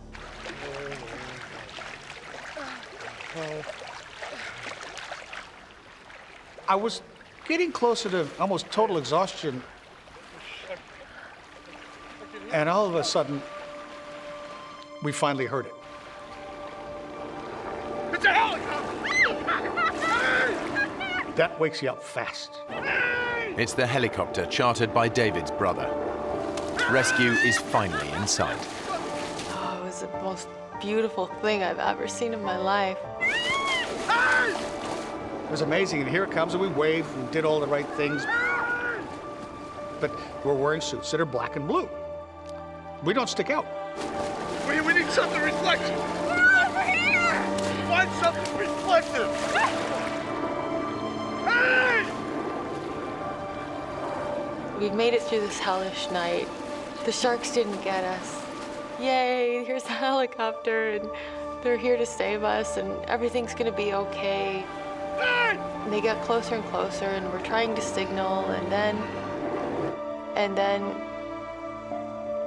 then they turned.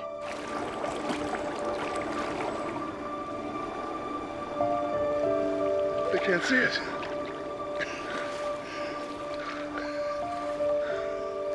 And then they went off. And that was disheartening, to say the least.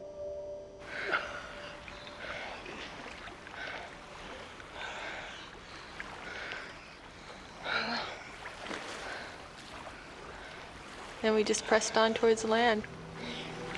Come on. Because there's no other choice but to keep going. The exhausted divers are only 4 miles from land. But for David, this is the most terrifying part of the entire journey. I didn't totally mention to Melissa at that stage that I believe the greatest fear we're going to have is that last bit, right in close to the shore, because it's an area I wanted to fish, because there's so much sea life there, including your upper major predators. And at the same time, I didn't tell her about 2 big 20-plus foot hammerheads that I heard about that had been bothering the fishermen. So that deeply concerned me, but she didn't need to know that. But what David doesn't know is that his fins have been chafing his ankles. He's now bleeding profusely. Hammerhead sharks can smell 1 drop of blood in 1,000,000 drops of seawater. It's only a matter of time before David attracts attention.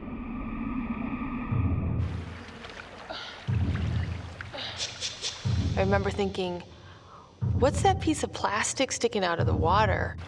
It looks like a sailboat's on its end, or like almost like a kayak sticking straight up out of the water. Well, what's that plastic? Oh, David! David! We're shark. What? I saw a fin. That woke me up. What I said, did it sort of look like this? And she says, yeah. And what I sketched with my finger was a dorsal fin of a hammerhead shark.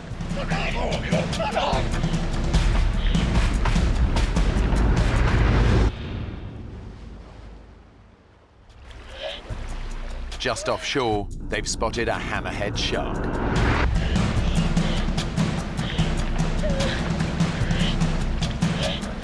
I'd never seen anything like this. It was huge. You're talking a 6+ meter shark. That's a big shark. I figured if it's gonna happen, I want it to happen fast.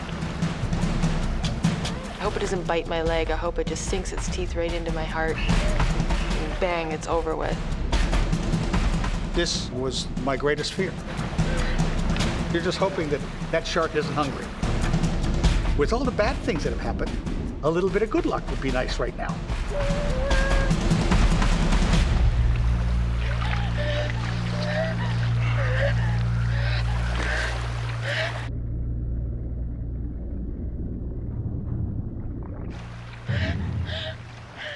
The hardest problem is that you know it's still nearby. You're still waiting in the back of your mind, it's going to sneak up on you. The divers make a last desperate attempt to reach land.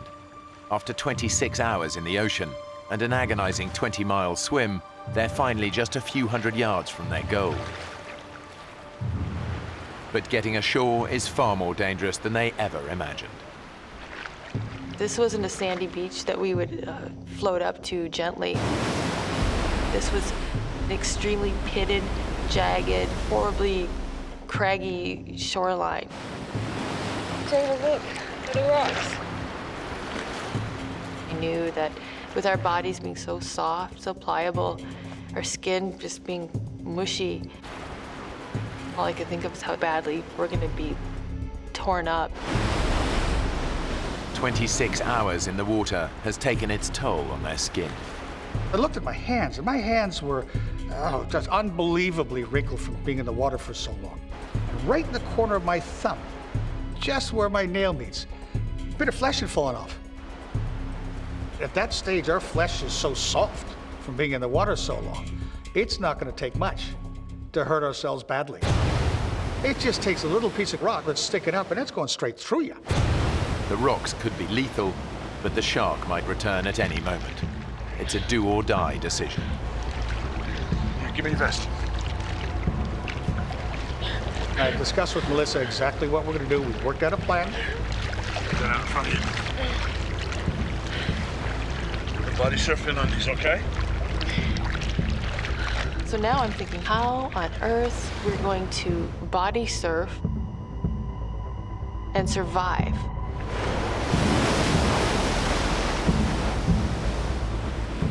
But what choice did we have? It was completely terrifying. We're 100 meters from the shoreline, but the odds were that we weren't going to survive. You ready?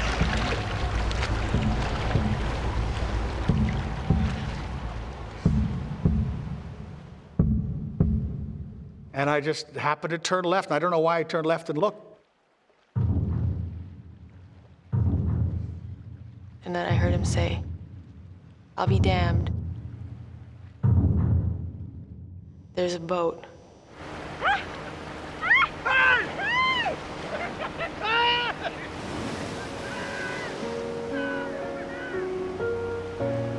It was unbelievable. It couldn't have been at a more beautiful time.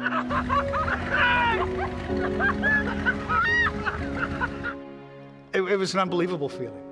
Absolutely unbelievable feeling. Because then it was just like one of the heaviest weights you'd ever have in your life lifted off your shoulder. Next thing I know, the boat's next to us, and they're pulling me out of the water. And I'm like, I was this crazy mad woman. I was crying and laughing.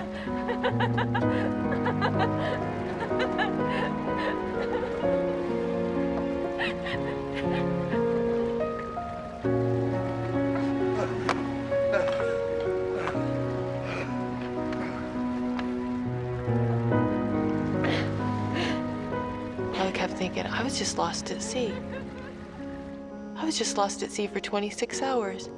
The sharks didn't eat us. We didn't die. I'm alive. David and Melissa swam 20 miles before they were finally rescued and returned to dry land. There was my brother Owen. Greatest sight in the world. I didn't know whether to hug him or belt him over the head.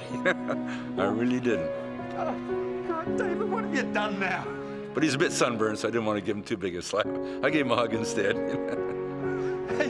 I'm Owen. I said, you do this again, boy, and you're on your own. I'm not flying halfway around the world to save your ass. I'm sorry, kid. And it was just great to see him. Ever since then, every morning you wake up, it's wonderful to start a day, standing on dry land. David still lives in the Solomon Islands and dives regularly. But Melissa returned home and hasn't done an open water dive since. The two of them remain good friends.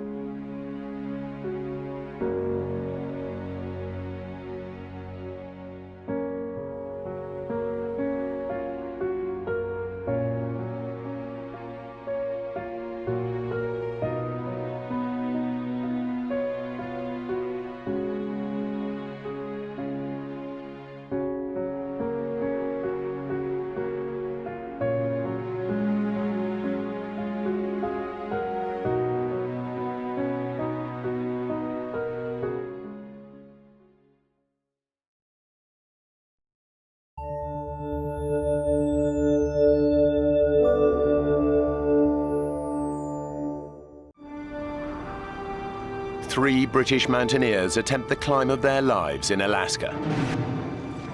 But within sight of the summit, the weather stops them in their tracks. Steve! When frostbite threatens the life of one climber, the others must decide. Stay together and hope for a rescue that may never come, or leave their friend behind. If we leave Nigel here, he dies. One man risks his life to go for help alone. But tragedy strikes. He faces almost certain death, knowing his friends have little hope of rescue. I've let them down. I've let my mates down, and they're probably going to die.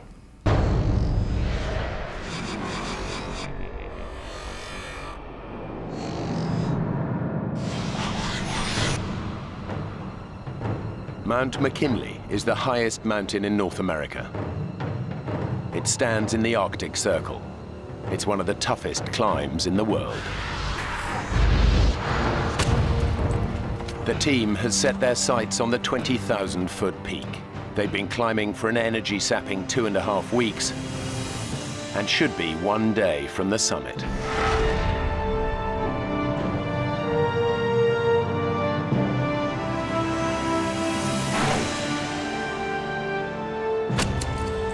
Steve Bull has been climbing for 18 years and has conquered some of the highest peaks in the world. For me, the mountain environment is a very special and beautiful place. Particularly Mount McKinley, it's one of the great wildernesses of this world. It's been one of my ambitions for a long time. Anthony Hollinshead is Steve's best friend and his longtime climbing partner. Climbing is predominantly having trust in your climbing partner. It's paramount that you know what the other's doing. Nigel Vardy completes the 3-man team. This is his first expedition with the others. He's an experienced climber, but he's never attempted a mountain as treacherous as Mount McKinley. I sometimes suffer a little bit with confidence, and sometimes I have to say, Nigel, you can do this, you'll be fine. Originally, Steve had the dream of climbing McKinley, and really we perhaps followed his lead.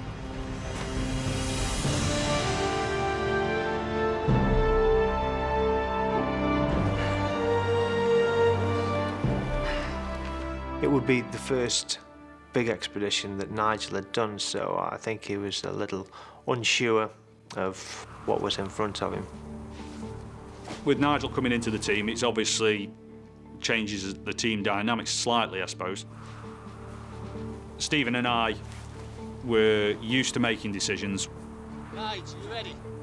There's an awful lot of pressure to work together well, because you are reliant on each other. Absolutely reliant. There is nobody else there. Come on now, let's get going.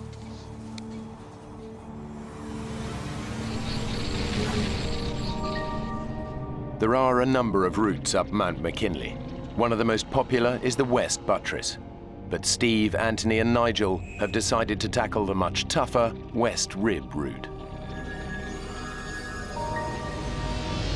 After 17 days of severe climbing, they've reached their last camp at 16,000 feet. They aim to go for the summit tomorrow.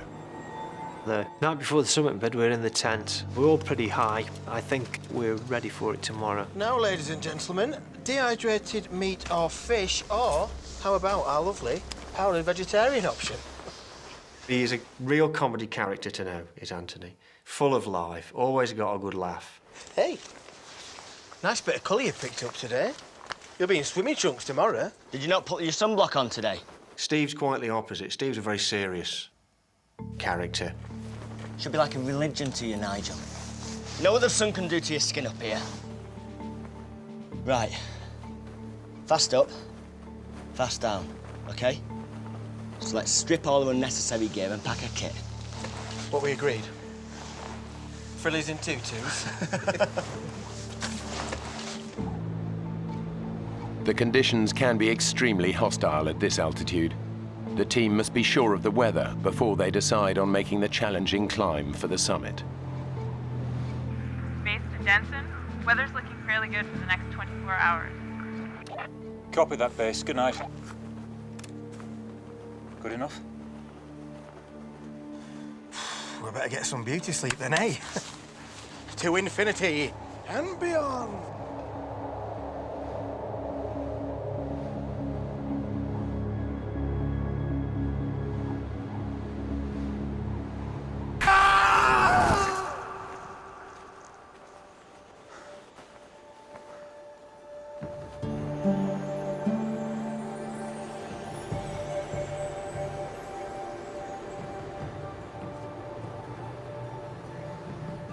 Fellas, you should have had this done earlier. It's a run for the summit, stick the flag on, get the photographs, and back down again. To get to the summit and back before nightfall, they need to travel light. They leave the tent and most of their equipment behind. The climb to the summit is about 4,000 feet from here, maybe a little bit more, and it's a lot to do in this altitude, so we've got to go light and get back down before it goes dark. They now face one of the toughest sections of the climb. Steve was sort of, come on, let's get on this thing, bang, bang, bang, and away he went. On the opening stages, I'm not doing bad at all. But as the day's progressing, I'm thinking that we're moving pretty slow and we need to keep it moving a bit faster. It takes us such a long time to cover this. The time's really ticking away. After hours of hard climbing, the team are already behind schedule. They've now reached an area known as the football field, a flat plateau just below the summit. But the weather is changing. As we walked across the top of the football field, the wind started to increase rapidly.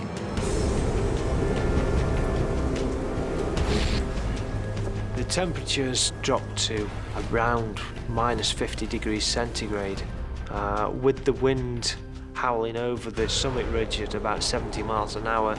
I don't know what that takes you down to. But it's cold, believe me. Every step is just draining. You're almost crawling, really, just to sort of get your face out of the wind. It can be like being hit with hailstones, frozen peas, if you've got exposed flesh. Weather conditions on Mount McKinley are some of the most unpredictable in the world, and can cause death by flash freezing in seconds. We'd all got 17 days hard climbing behind us, which means you don't carry a lot of excess fat, which is what you need in a situation like this. These conditions are very tough for all of them, but for one, the conditions are proving too much. What I didn't realise was how cold Steve was getting. Steve was getting bitterly cold. I can feel myself going down. I'm shivering, my teeth are chattering, my thought process is slowing down, I'm becoming lethargic. Steve, who is leading the team, is beginning to feel the effects of hypothermia. He's literally freezing to death. They're at over 19,000 feet, and the temperature is plummeting. At such altitudes, the impact of an unpredicted storm like this is devastating. Steve is suffering badly. Anthony and Nigel know that they have to get him out of the freezing cold. We need to look for shelter! Get somewhere safe, now! Finding anywhere to hide up there is very difficult. You really are out on your own. Wait! Up there!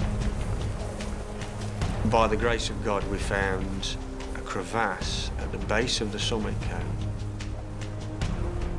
We took our ice axes and opened the face of it up, which was very hard work. I can feel myself going down.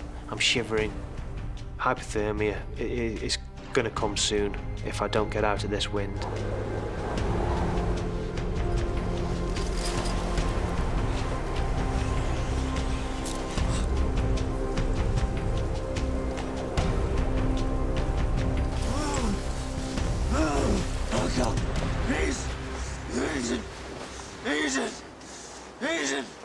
was the wind that was killing us.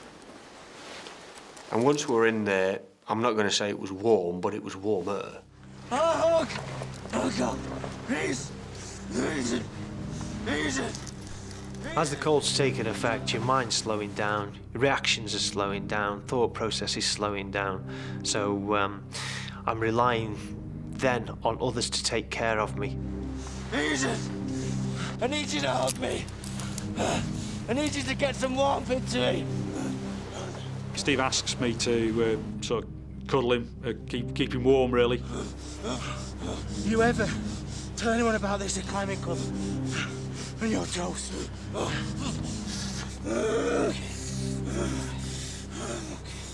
Anthony was talking to Steve quite a lot, and I think that probably came from the fact that they were great friends anyway.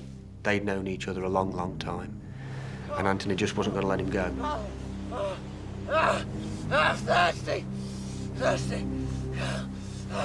Give us a drink. Nice drink.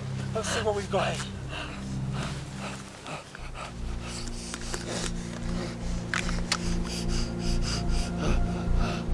Dehydration is a major, major problem. The team begin to regret leaving their equipment behind. What's that then, Nige? We should have carried a stove to reheat and to get some warm food inside us and possibly a better drink inside us.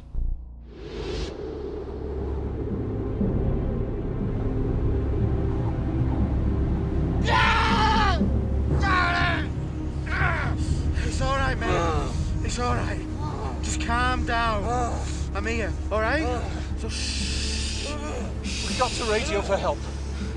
Get them to send help. We'll never get Steve down on our own, not in the state that he's in. We've got no choice. I don't know. He's still shivering and moving. That's a really good sign.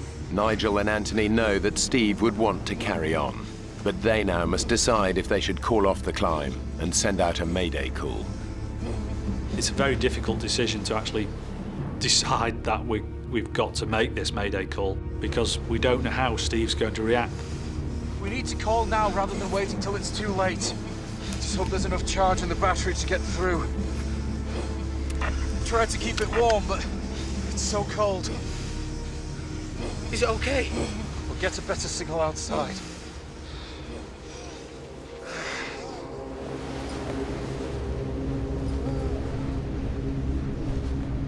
Base camp! This is Expedition Denson. Do you copy? This is Expedition Denson, requesting urgent assistance. Over.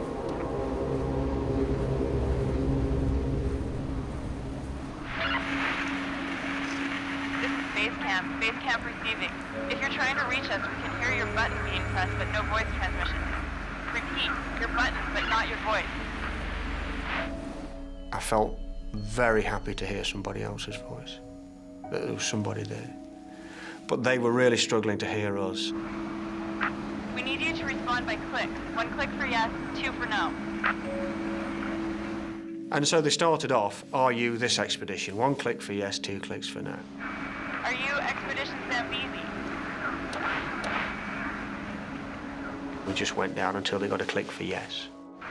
Are you Expedition Denson? And at that point, they've got who you are, what route you're climbing, next of kin, equipment, all this information they can use. The storm is too bad to rescue you tonight. We need you to call again in the morning.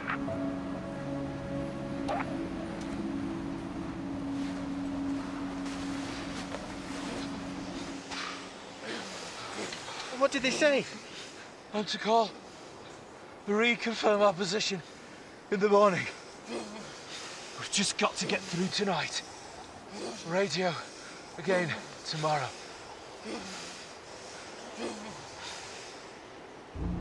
Steve? Nige! Steve, stop moving! Steve! Steve! Steve is becoming dangerously hypothermic, and now Nigel is also losing his battle against the cold. I don't realise I'm going hypothermic, and my own mind is shutting down. Anthony must try to keep his two friends alive in temperatures of minus 30 degrees at almost 20,000 feet.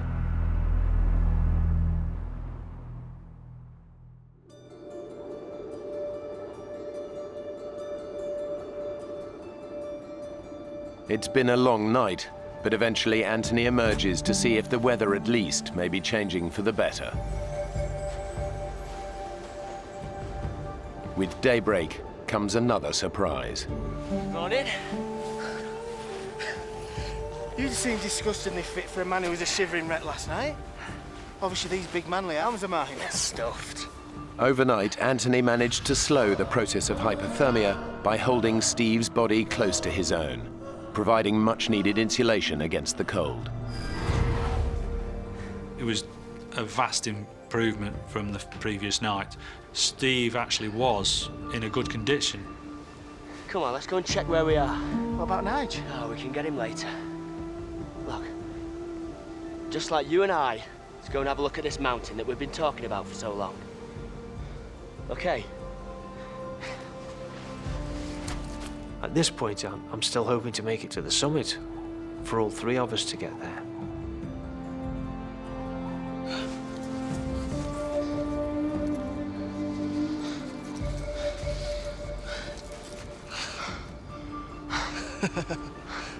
Will you look at that?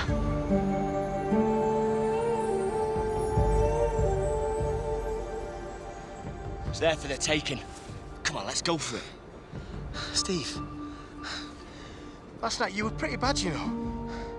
Nigel thought, we both thought that he should radio a distress call. What the hell did you do that for? What did they say? Nigel went outside to make the call. He said the radio didn't seem to be working. One last push and we're there. So let's get back radio base and tell them that we're all fine now. I'm sorry, mate, but you were a real mess. It's fine. Really. Let's just get back, get Nigel, radio in and push on.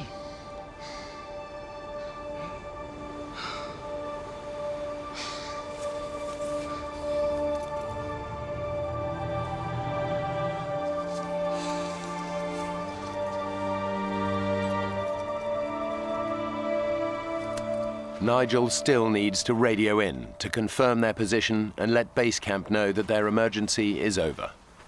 I took the radio and I put it on the edge of the crevasse top while I hauled myself up and my rucksack. And I knocked it with my elbow. And just watched this little black dot go flying down the slope. And I thought, you prat.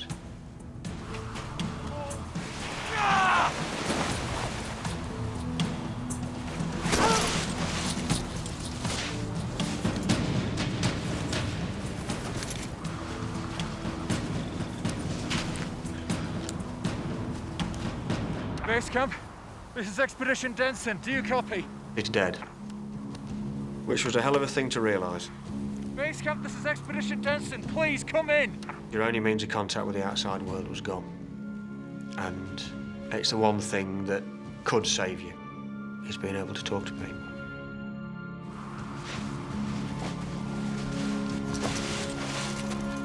Nigel! Is everything okay? Guys, I'm so sorry. I've dropped the radio. I've broken it. Nige, your face. I'd missed this completely. I'd not realised it was happening. And he looked at me and I could feel his hand come up and pull. I've got balaclavas here and just pulls them over. And I can't feel this cold. I can feel numbness, but I can't feel any further.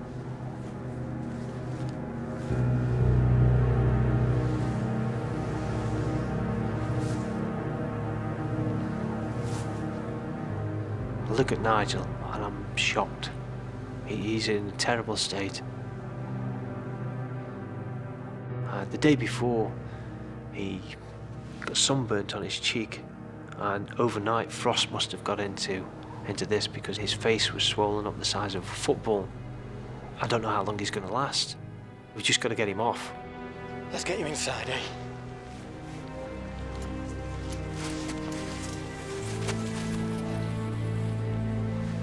Look, Steve, I'm so sorry. Maybe the two of you can push on. I know how important getting to the top is for the both of you. Look, let's not worry about that now, okay? Steve and Anthony took it fantastically well, actually, and I felt immensely guilty. Still do. We've got to get down. Get him to a hospital and quickly.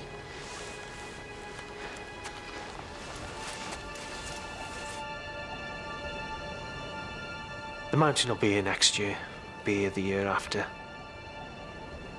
If we leave Nigel like this, he might not be. We've got to get down. With the radio now broken, all chance of communication is gone. It's a race against time for Steve and Anthony to get Nigel down the mountain. As soon as they start their descent, the team realize that Nigel is suffering from more than just frostbite. When we set off back, it's obvious that Nigel is struggling, and we didn't realise that his eyesight was quite as bad as it was. The swelling on Nigel's face has forced his eyes shut. He's becoming weaker and confused, slower with every step.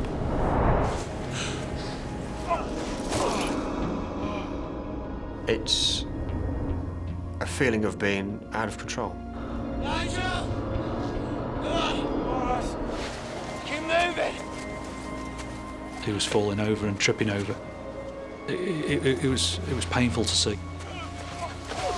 Steve was starting to cool down as again, and that was becoming a concern for Steve. I am worried about both Steve and Nigel at this stage. Stay left out. Put round me. Go on, fellas! Keep the pace! Come on! Put round me. Come on! Come on! The temperature has now dropped to around minus 30 degrees. Nigel is slowing the team down, and Steve knows that it won't be long before he again succumbs to the cold.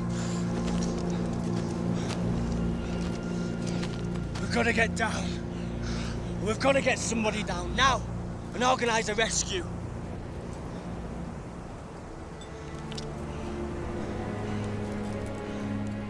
Tony, I can't keep going at this slow pace. I'm gonna go hypothermic again. I have to go down on my own. The decision when Steve says this to me is do I stay with Nigel or do I go with Steve? If we leave Nigel here, he dies. I didn't think Nigel was in a fit condition to sit it out on his own. I don't think he would have lasted very long if he'd been left to his own devices. You're the only one who can make that descent on their own. It's up to you, mate.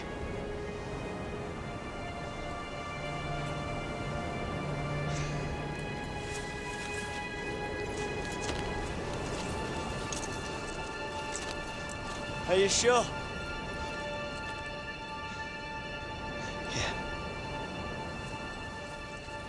It's very selfless of him to stay with Nigel. You be all right? Will you? See you later. Steve.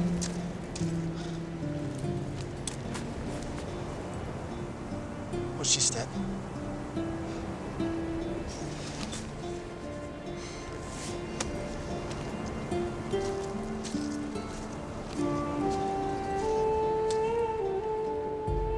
Somewhere in the back of my mind, I can hear some mumbling going on.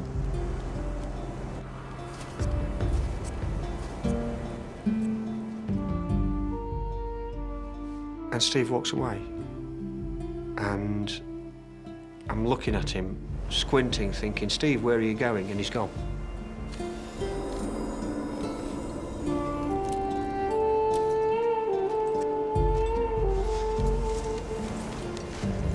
Nige, we're just gonna settle ourselves here for a while, okay?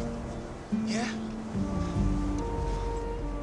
I'm trying to keep it from the forefront of my mind, but it's obvious that there is a chance that Nigel could die.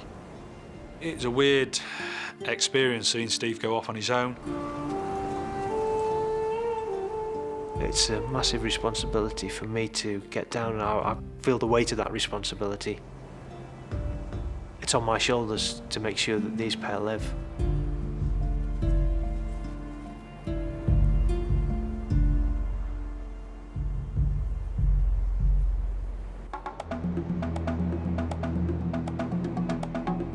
Steve believes the lives of his friends now depend on him, successfully making the treacherous descent down the mountain alone to raise the alarm. He's decided to descend by the more popular West Buttress route, where he hopes he's more likely to meet other climbers. But it's not the route the team used for their ascent, so Steve has no experience of it. The pressure's on to get down really fast now, but I can't pick out where the route's going. I'm worried at this moment that I'm not going to be able to get down quick enough for Nigel. I know that sometime Anthony will make a decision that he's got to get down if no one's come up to rescue him. And I'm worried that if he leaves that decision too long, he too is going to die up there. I need to get down as fast as I can. Steve knows he has to find the most direct way down, no matter what the risks.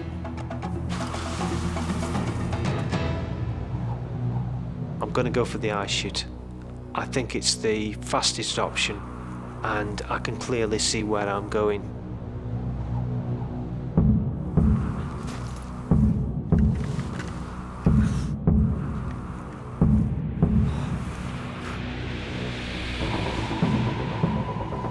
Down climbing is much harder than up climbing, and when you've not got a rope on or someone to care for you up above, the risk's high.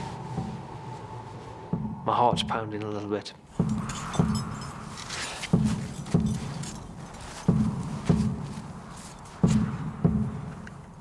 Everything seems firm, everything's holding. Okay, big breath, come on, let's go. Solid. Another placement. It's good. Solid. Good. Solid. Good. Solid.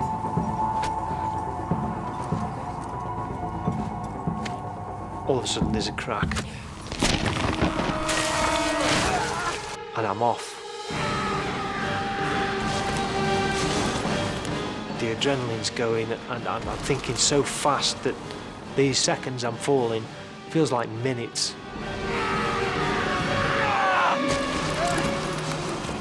There's absolutely no way I can plant this ice axe to stop my fall. It would just rip my arm out of the socket. I need to stop.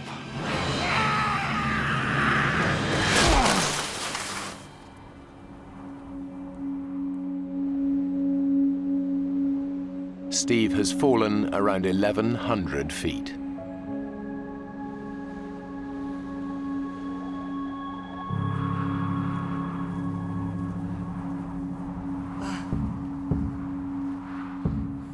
Oh, I can't believe I'm still alive. The fall should have killed me.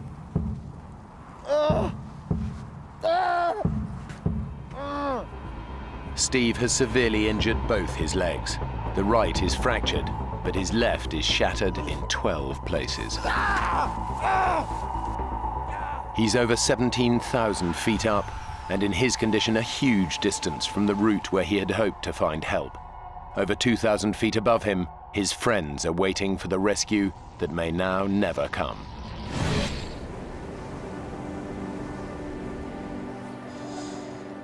We still can't eat or drink anything, and this is almost 36 hours after we'd set off. So, you know, it's a long time to go without taking anything on board. There is little we can do to stay warm without using our energies up. Not knowing quite what the next step is going to be. And we're telling kiddies jokes, which aren't very funny. How do you keep a dog from smelling? Hold his nose.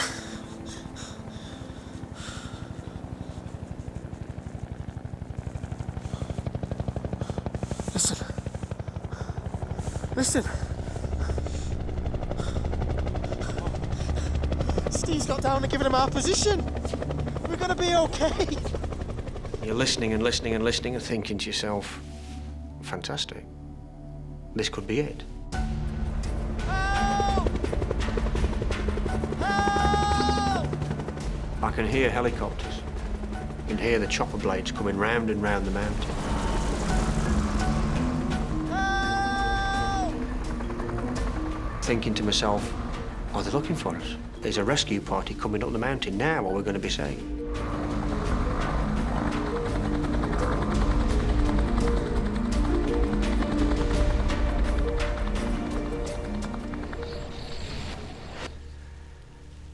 And the blades go away and sink into the distance.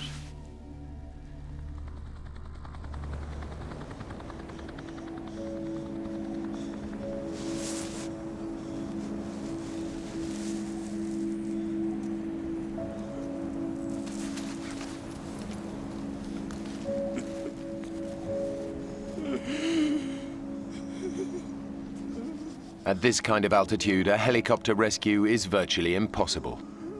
Whatever they can hear, it's unlikely that it's deliverance.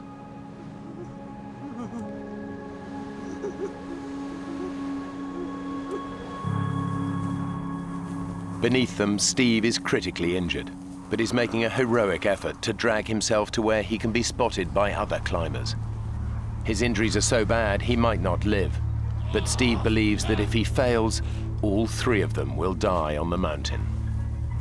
I've got to gain access to the popular route where people will be coming up. My only hope is going back up the ice chute I've just fallen down. I've still got the crampon on my right leg, and I'm using that right leg to purchase me up. I can feel the bone grating as I'm going.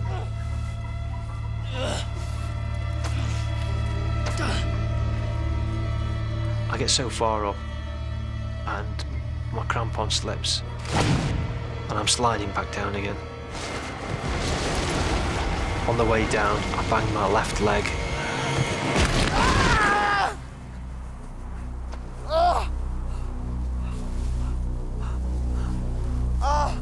Pain's quite excruciating now. I need to take a look at my legs and see what condition they're in.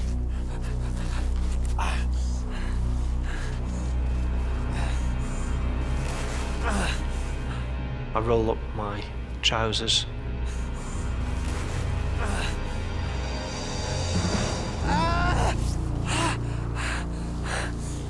The bone on my left leg is sticking through the skin. I'm really concerned now that I might bleed to death. And try to put pressure on the wound to stem the flow. Now I'm pressing down onto bone end and just raw fibres showing through the skin.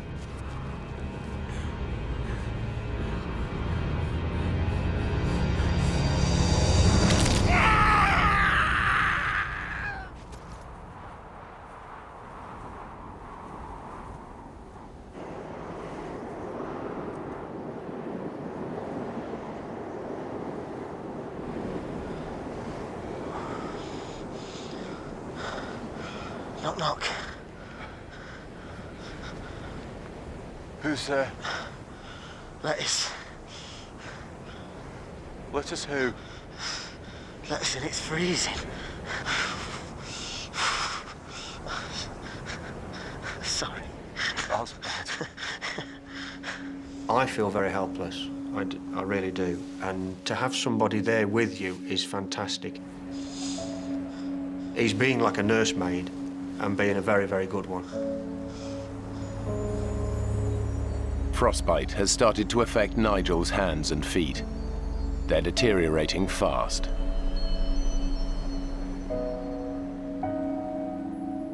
Nigel's extremely weak. He's very cold. And myself, I'm actually getting colder at this stage. Let's get this glove back on.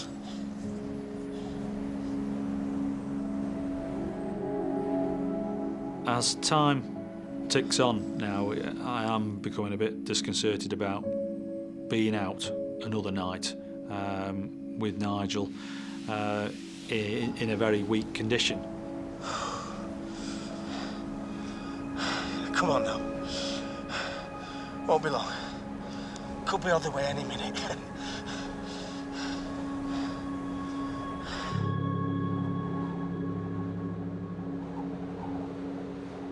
Steve is desperate to press on for help. He must splint his leg to keep going. I tie my ice axe around my leg to try and support it.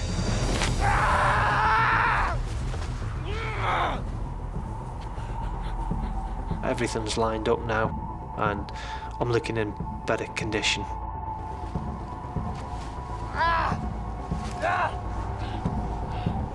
Now comes a big test. What am I going to do? If I don't put my weight on the leg, I'll never know, I'll never get off. Gotta give it a go.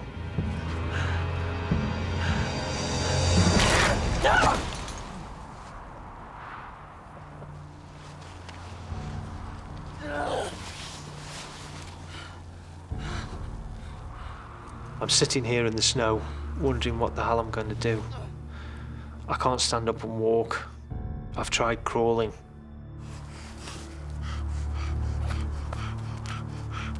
I've got a whistle. I start to blow my whistle in case there's anybody just the other side of the rib. I'm sitting there thinking, what else can I do to attract attention?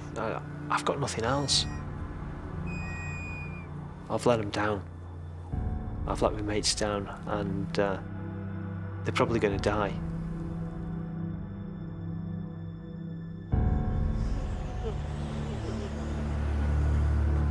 They have now been exposed on a barren mountainside for hours.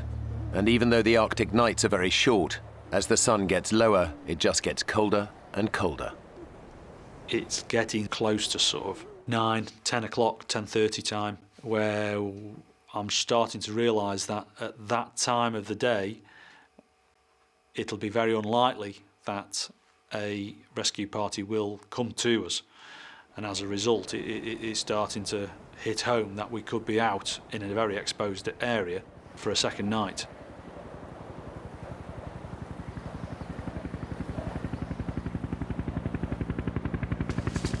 Nigel? Nigel?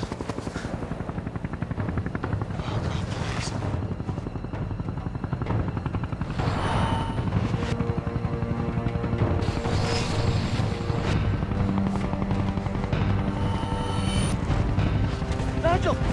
Look!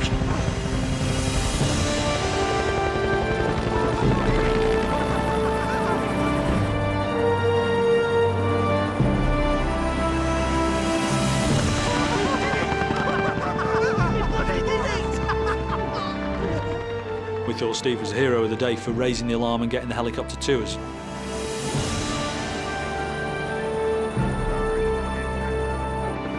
At 19,500 feet, this is still the highest helicopter rescue on record in North America. And it was only attempted because of Nigel's mayday call the previous night.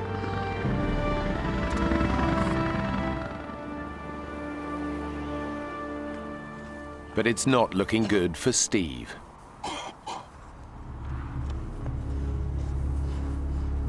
Night is beginning to fall, and in these temperatures, Steve knows he'll be lucky to survive the hours ahead.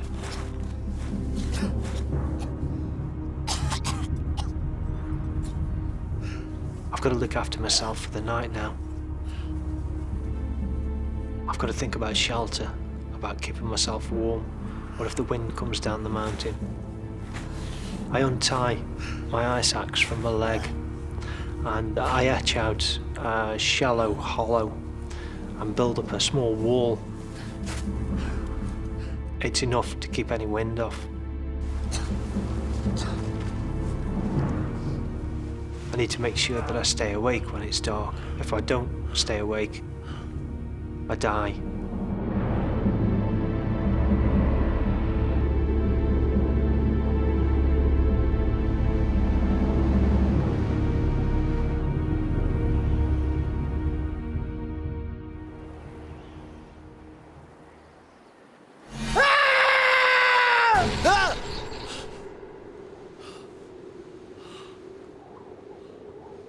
This is it. The sun's gone down.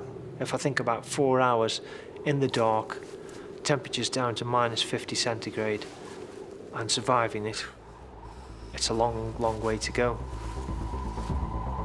Steve's body is succumbing to the cold. He tries desperately to stay alive. I'm thinking about my family back home in England. That's keeping me going. I want to see my family. I want to go home to them. I've got to stay awake.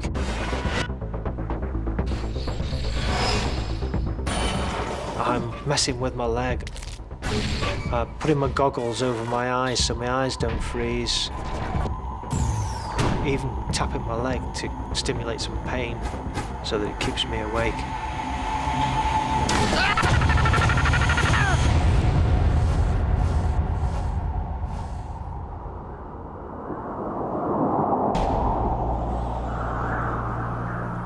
Climber Steve Ball has had an horrific fall on Mount McKinley. He's been stranded for 15 hours with terrible injuries in unbelievable cold. His fellow climbers, Anthony and Nigel, have been rescued. All he can do now is hope someone finds him before he dies. Steve! His friends have no idea that Steve is still lost on the mountain. Somebody came into my room in the hospital to ask me what Steve was wearing. It's only then I actually realised that Steve wasn't in a place of safety. He'd been there for up to 12 hours out, exposed on the mountainside, and nobody knew where he was.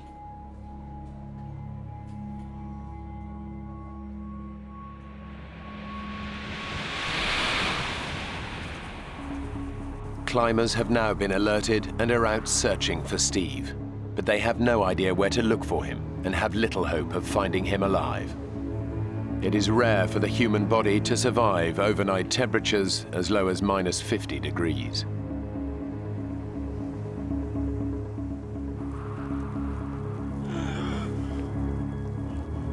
I can't feel my feet anymore. My nose is cold. I don't want to take my fingers out of my pockets. I just want to stay huddled up.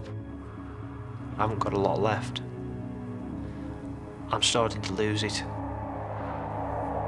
Steve's lost all hope of being saved. He hasn't made it to the path. All he can do is wait for death.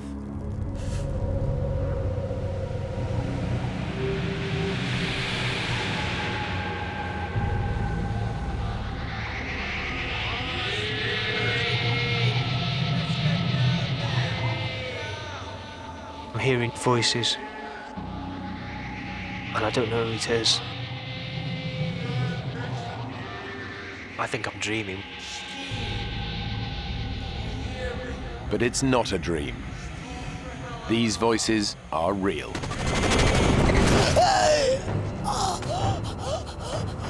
Tom, on the radio, quick. I know these voices, and I know I'm being rescued. I know I can't be dreaming it because I'm feeling the pain, and you don't feel pain when you're dreaming. I'm awake.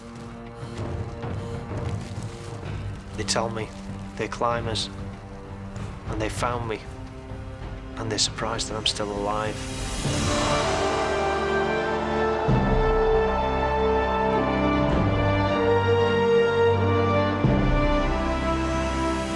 I'm cold, but I'm alive, and I'm going to stay alive.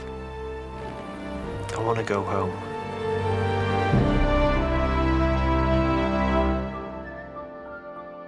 After 2 weeks in Alaska in intensive care, Steve was allowed to travel back to the UK.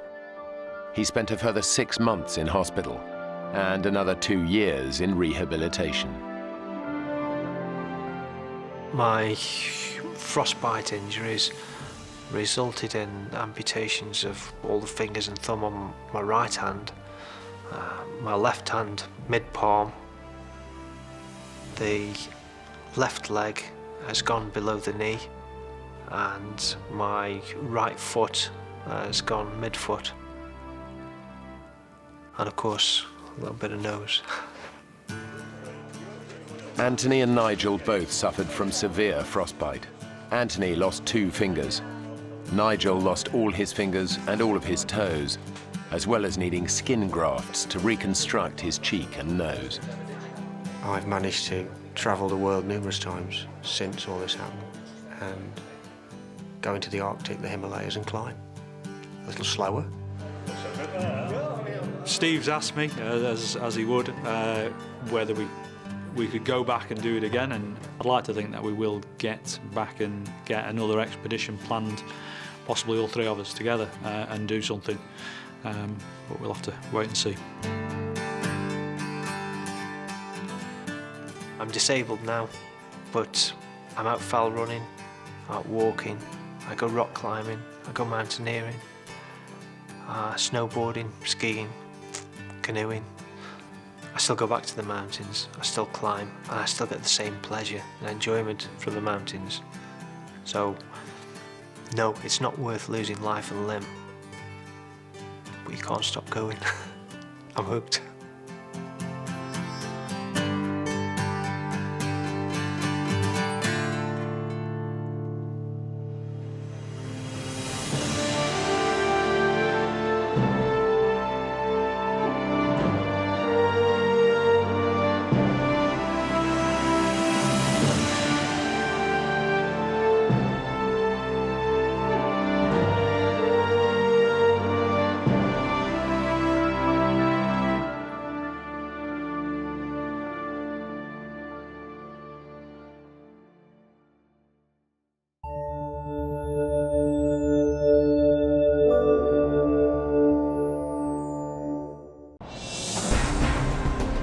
When a family of 4 join their closest friend to go fishing on the Zambezi River, the outing quickly turns into a desperate fight for survival. Thrown into crocodile-infested waters, 4 of them become human live bait, while one fights for his life amongst some of Africa's deadliest predators. Oh my God. At any moment, one of us would be taken by a crocodile. I thought it was over, I really did.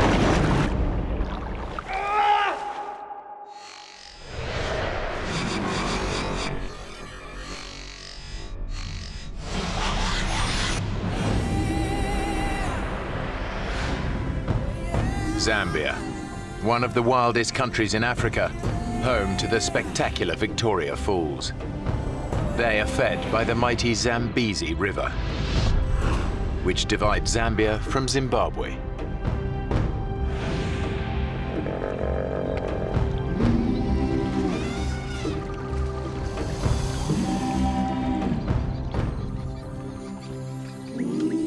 It's here on one of the river's most isolated stretches that 2 friends have planned a weekend fishing trip. Arthur Taylor and Alistair Gallatley have known each other for over 25 years. Our kids have grown up together with Alistair. Basically, Alistair's part of the family. He's a very good guy in a crisis and a very good friend. We've known each other a while, eh? We've spent a lot of time together. We go fishing a lot. Where do you want the fish bait? Usual place. As experienced safari guides, they've lived and worked alongside the Zambezi for most of their lives. Most important. Good enough? Think so? I can't wait to get on the water. Joining them are Arthur's English wife, Faye, and her parents, Clive and Brenda. They're retired teachers visiting from England. Change your mind yet? No, I think I'll just stay here and relax and read a book, all right? They've both lived in Africa on and off over the years.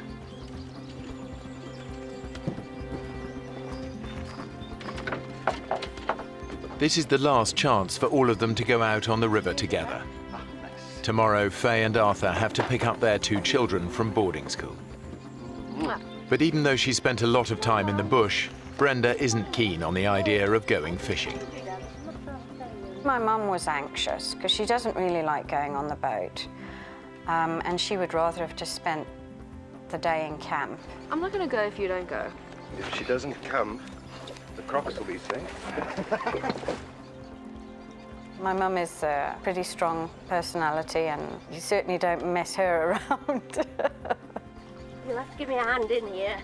Because it was the last day of the holiday, she finally agreed to come with us. Okay, all aboard.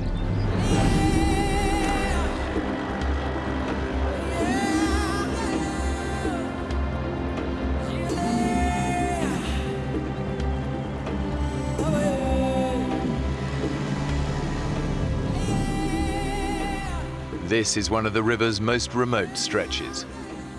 The Zambezi is just a fantastic river. It's amazing, and it is so diverse.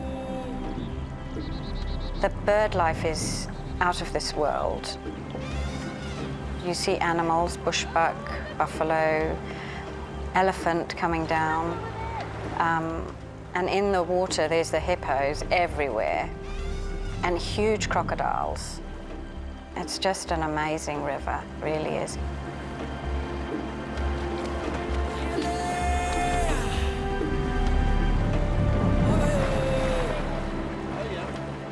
It was all very relaxed atmosphere. Very carefree, nobody had a worry in the world. You want to try catch some fish, Brenda? Oh, no, I'm not good at that. Come on. Come on, it's easy.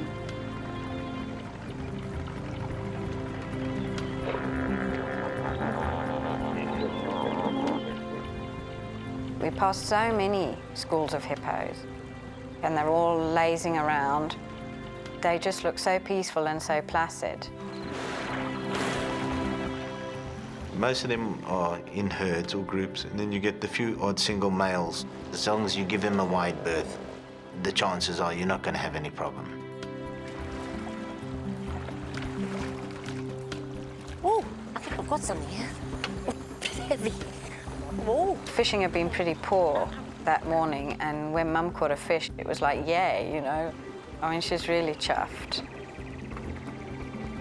Well done, Mum. I think that calls for a spot of celebratory lunch. Right over there, a nice bit of shade by those trees. Sounds good to me. What's the time?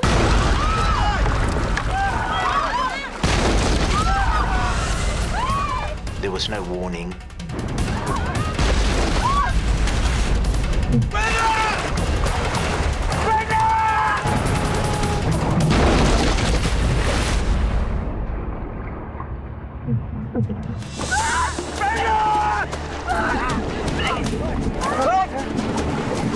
Come on! He's coming! Let me go!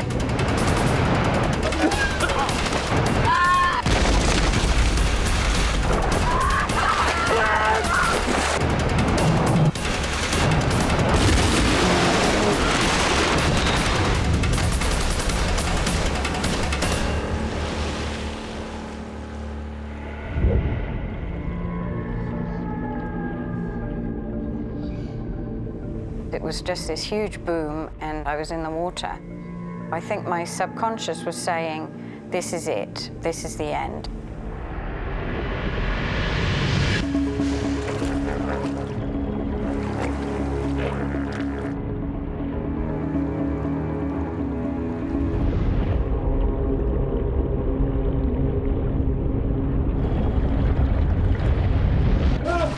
It was only when I actually was pulled back to the surface and gasping for air that suddenly then the reality of what had actually happened hit me. They've survived the hippo attack, but now they're in even greater peril. They've capsized in one of the most crocodile-infested rivers in the world.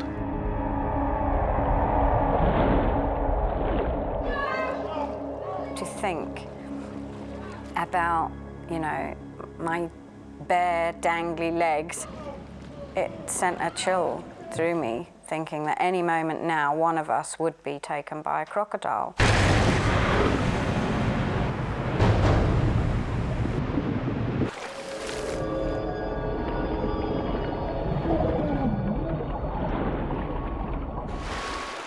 Clive Kelly has watched his wife Brenda sucked under the crocodile-infested river.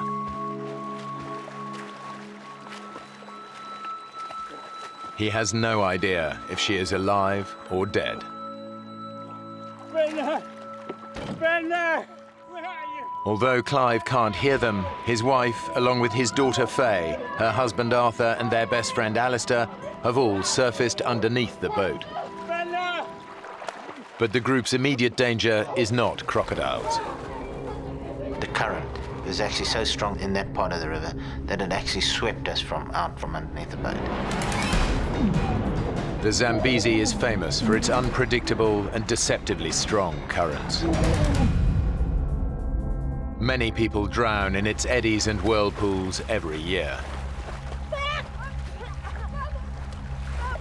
The one thing that I thought of was the fact that my children could have been with me and that I would have lost them because they would have been just thrown out of the boat. You know, they would have just been gone. Brenda can't swim very well. She was screaming and struggling. She obviously needed something to hold on to, and she had swallowed a lot of water and was gasping for air and kind of pushed onto me so that she could get her breath back. And I'm like, you know, Mum, you know, you're pushing me down. Oh, Brenda, I've got you. I've got you. It's just so strong, and we were being swept away. It was just incredible that Arthur was there when we needed him. Somehow, he managed to keep hold of the two of us. We're all getting washed down together. We basically hung on to each other. It was very hard to swim against a strong current.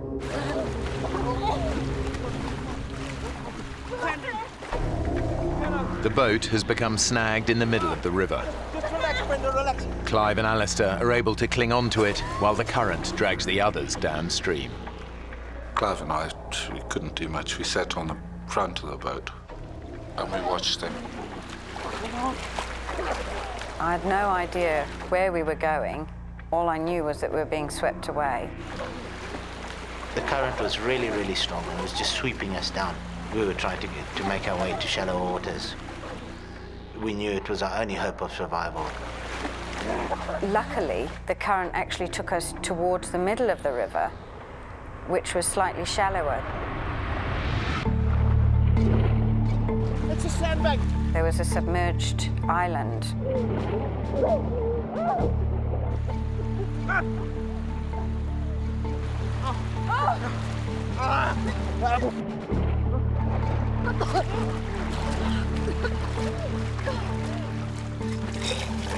The first thing I did is start vomiting because I swallowed half a Zambezi.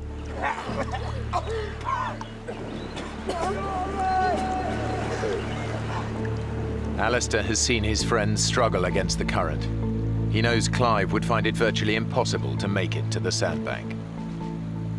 Clive can hardly swim, so it was difficult because he couldn't say, hey, swim over to the sandbank or do this or do that. We just had to sit down and settle down onto the boat. Arthur, Faye and Brenda aren't much better off.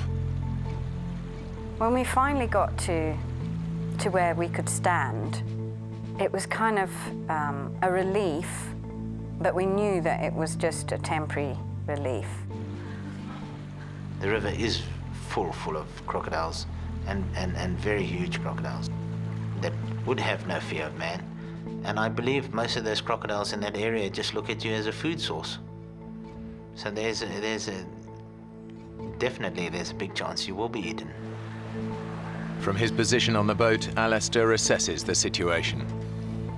The group's chances of being rescued on this remote stretch of the river are slim. He knows that every year, hundreds of people die of crocodile attacks on the Zambezi.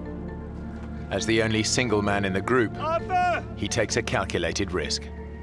I'm going to swim to that bank and get help. Don't risk it up.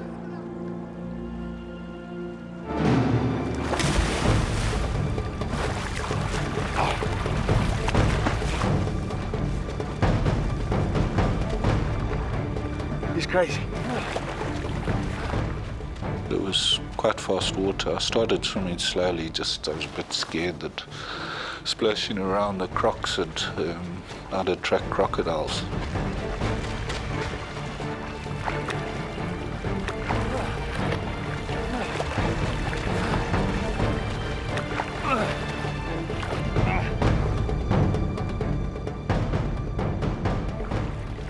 I was probably swept down 300-400 meters. I was pretty tired by then.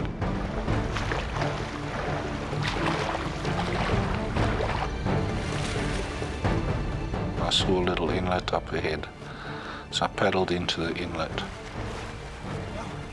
Out of sight from the others, Alistair finally reaches the safety of the riverbank.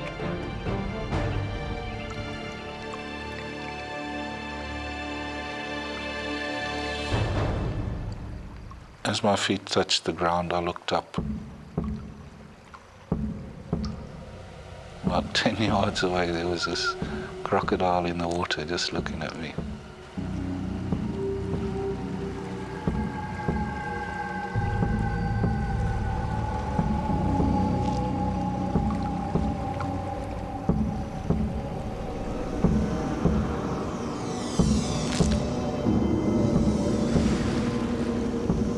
It was scary. I didn't quite know what to do. I think I actually panicked. I decided the best thing to do is try go for the crocodile and maybe chase it.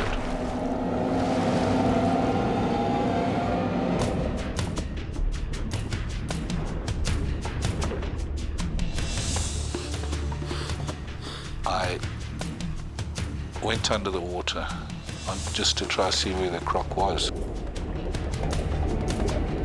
As I started to go towards the croc, it came for me.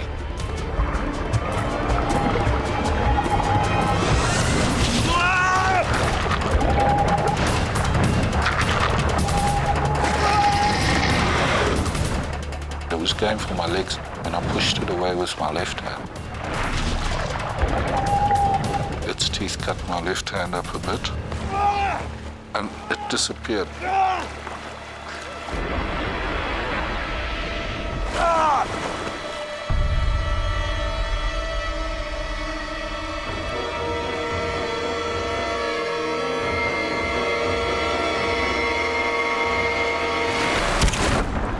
It just latched straight onto my arm.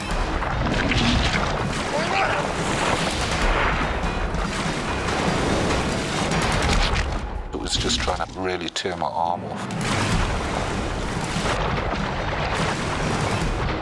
Alistair is trapped in a death roll, a spinning maneuver used by crocodiles to drown and dismember their prey.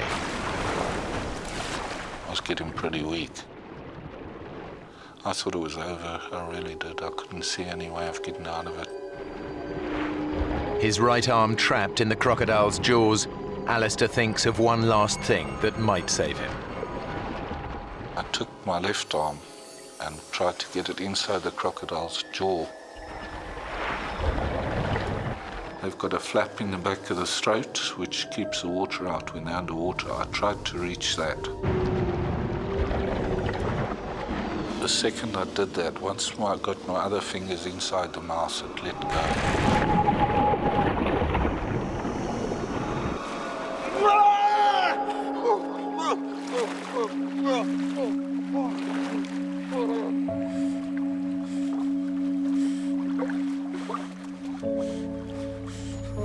The savage attack has broken Alistair's arm in 3 places. His shoulder joint has been ripped from its socket. I was pretty scared I was going into shock. I was very weak. I lost a lot of blood. All he can do to stem the blood loss is to make a tourniquet.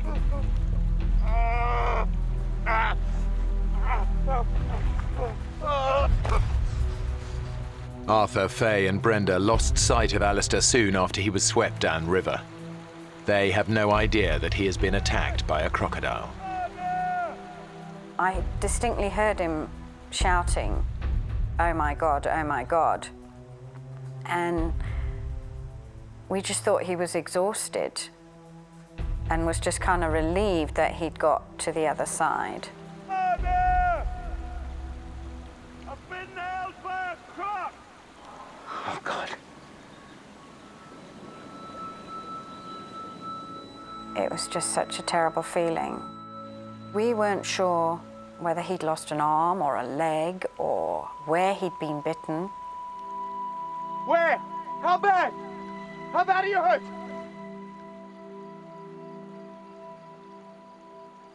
We weren't sure if he was going to make it through even the next hour, let alone the next day. Alistair! Alistair! With their best chance of rescue gone, Arthur decides to take matters into his own hands. Arthur, what the hell are you doing? I'm going for help. I walked towards the Zimbabwe side of the river to see if we could swim across there. He just went deeper and deeper into the water, and I just had these images of him being taken by a crocodile, and I couldn't handle that. Don't go, don't be stupid! Alistair's too hurt. He could die. Well, you're not going to help him if you get yourself eaten, are you?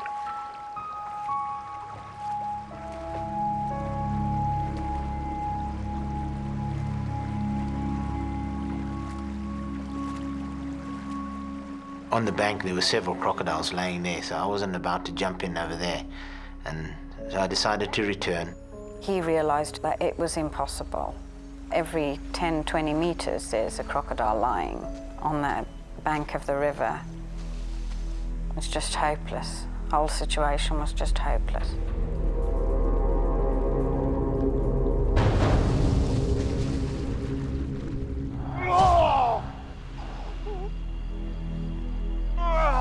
Although Alistair is clear of the water, he is still vulnerable to attack. I was worried about the croc coming back again. I wanted out of there as fast as I could.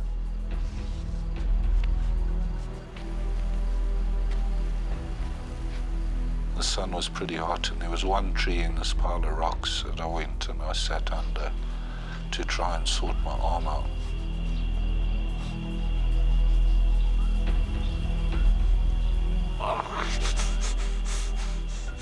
Alistair's natural painkillers are beginning to wear off. He's feeling the full force of his injuries. The slightest movement is agony.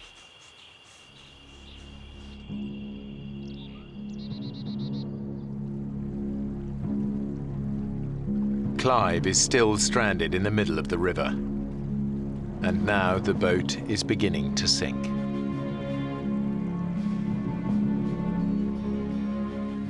Can't stay there. He left us onto it. Dad! You're gonna have to come over to us! I know.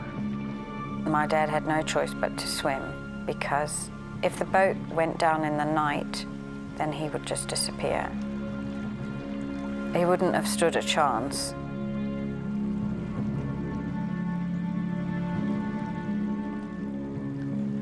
Brenda!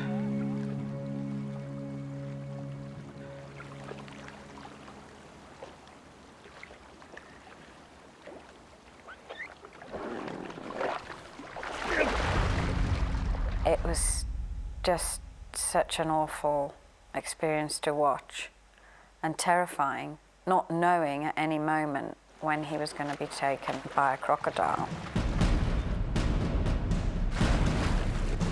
Come on! And Clive also has to struggle against the erratic currents of the Zambezi.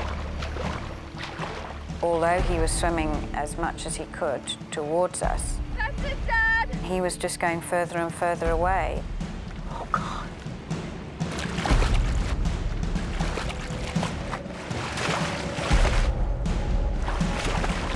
Come on, Clive! Yes! It seemed to take forever. Greg! Keep at it!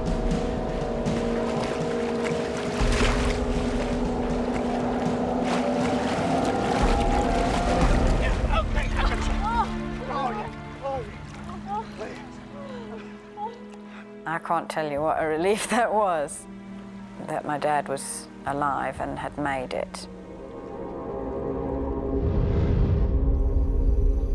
On shore, only a few hundred yards away, Alistair's agony is intensifying. His wound is becoming a poisonous time bomb. I had nothing to wash it out with properly. The arm was full of rubbish. Alistair knows that bacteria from the crocodile's bite will have entered his bloodstream. Untreated, he could easily lose his arm to gangrene. Gangrene is pretty serious. A friend of mine, he got chewed by a lion. You know, he got to hospital within 8 hours, but he still lost his leg. Too weak to move. If the gangrene doesn't get Alistair, the predators might.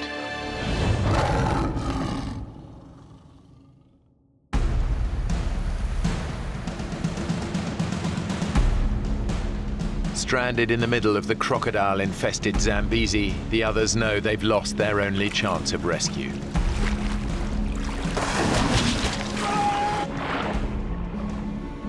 Any hope of being found before sunset is fading fast. What's in your mind? No one's gonna come by. The area is so remote that the chances, I would say, are very, very slim. You're very lucky if help does come your way out there. Can't possibly survive in the river.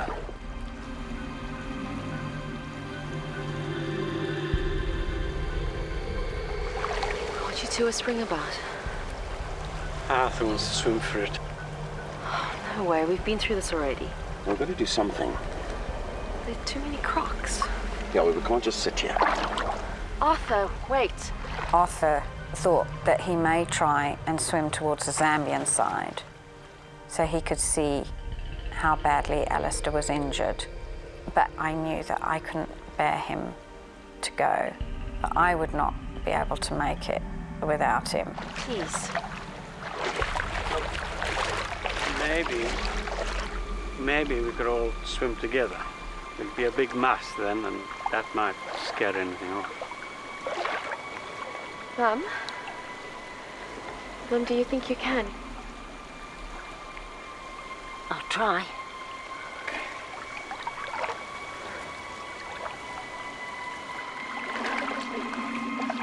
But I found it very, very hard to get back into the water.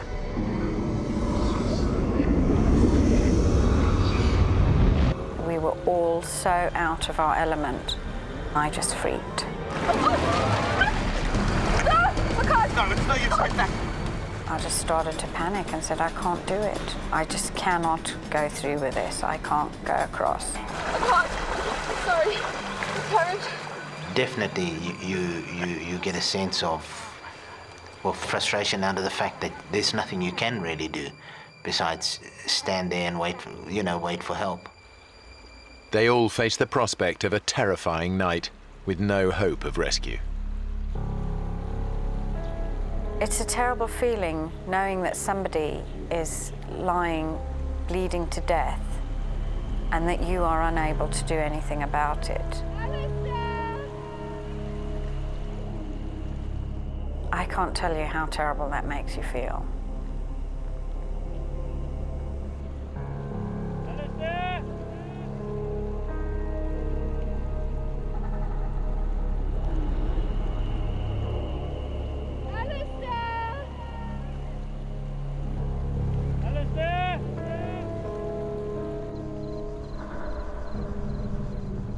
We shouted across at him until the sun started going down. And then the hyenas started calling.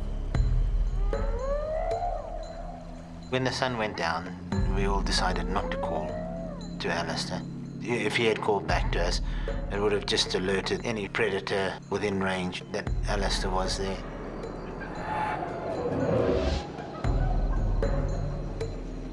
Night is the most dangerous time in the African bush. Leopards, lions, and hyenas can detect the scent of blood from several miles away. I could hear the lions calling and the hyenas, but when they stop, you don't know where they are. because you don't know if they come in your direction or going away. I thought I could be in for a tough night.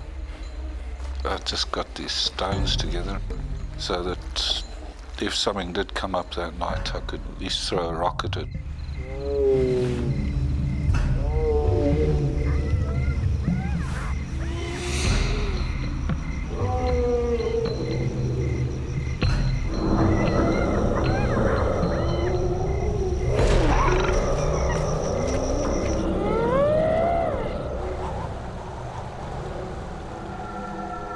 When it got really dark, the wind picked up and it really got cold.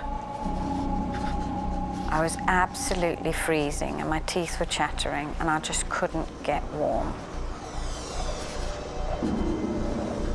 It was extremely cold.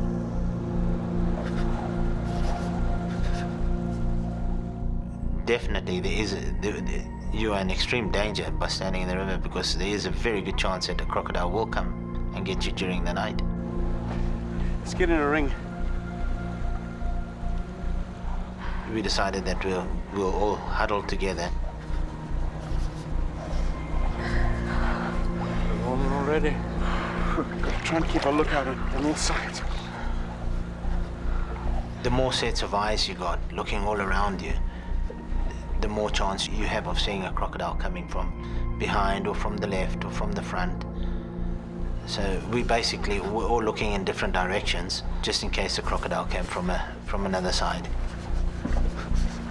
We were straining to see into the water, and all the time you're thinking about crocodiles. Those huge snapping jaws, gaping mouths. It was just a terrifying thought. What's that?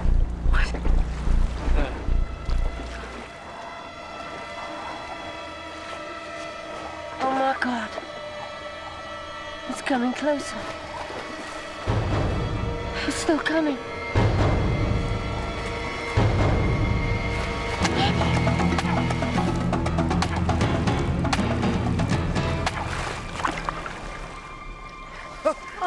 Bloody cross.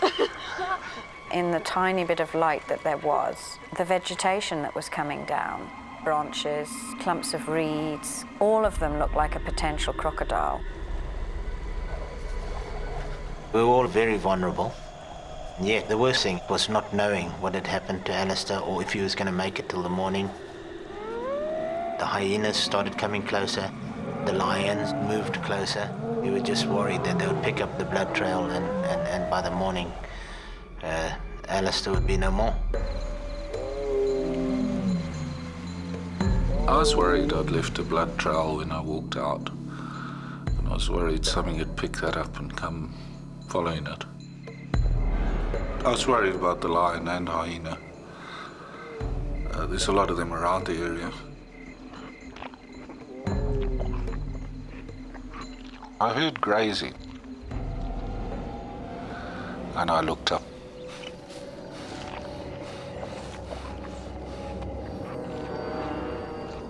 And I saw the buffalo. I was looking right at it, it looked at me.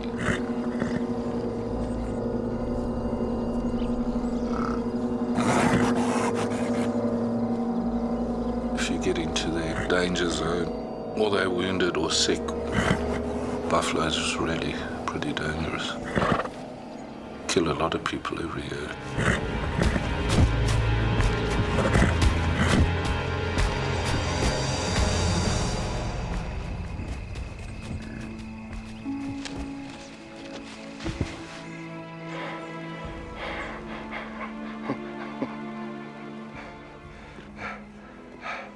For some reason, it came and lay down like 10 yards away. I just can't believe it happened. It's just so totally abnormal behavior. Normally, they'd never do anything like that if there was a human being around. That thing lying there was just amazing. It was just like a little sentry lying there, big sentry.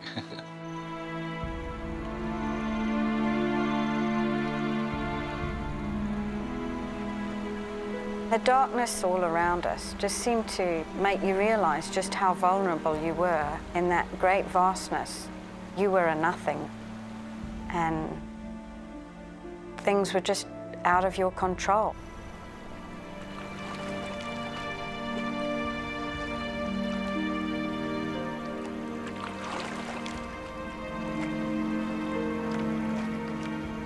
It passed everybody's mind that there's a good chance that we may not make it till the morning,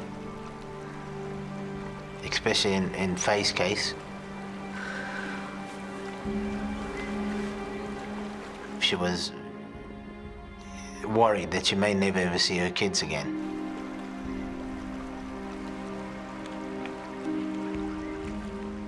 At the time, I daredn't even think. And when I did, I just went cold.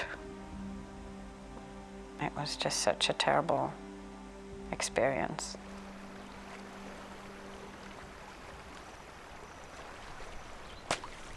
What's that? It was like a slapping sound.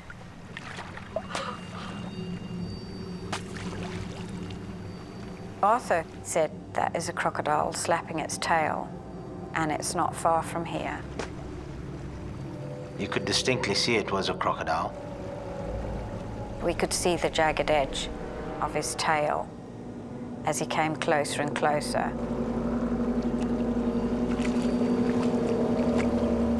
Suddenly everything is awake. Your ears, your eyes.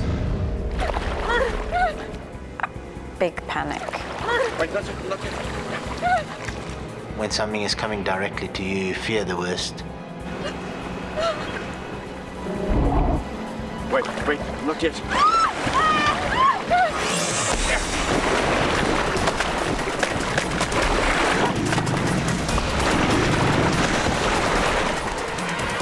As we hit the water with the paddle, it veered off into the mainstream.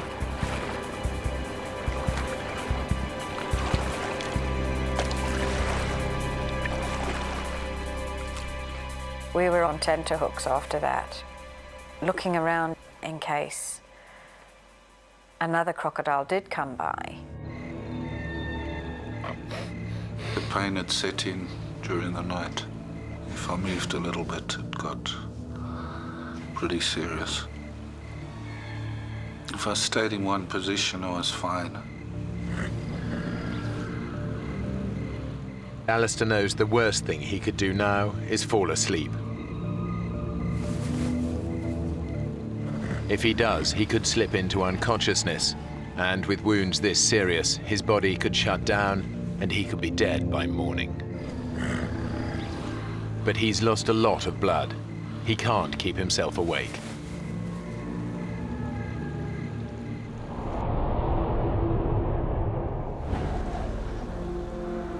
On the river, everyone is suffering.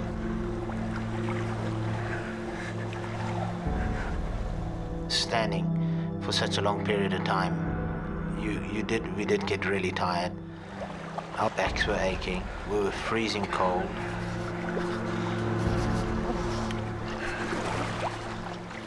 The water's warm. Want to sit down a while? Arthur wanted to sit down. It was warmer in the water than it was out the water. The water was actually warmer. I said to him, you can't sit down because you're going to get wet and then you're going to get cold and then hypothermia.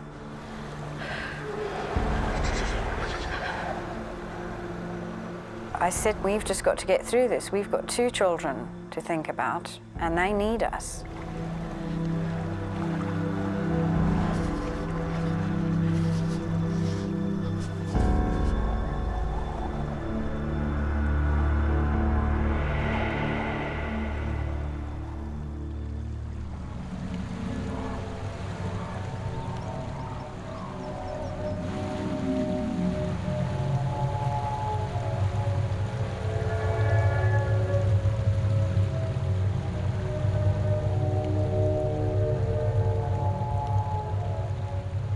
When the daylight finally came, it was just such a sense of relief because we had made it through the night.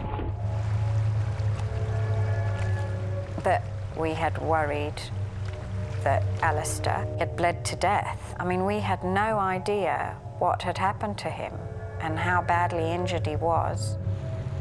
Alistair!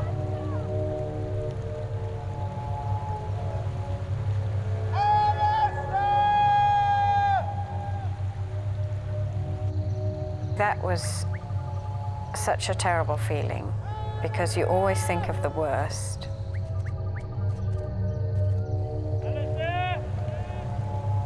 And physically and mentally, we were just exhausted.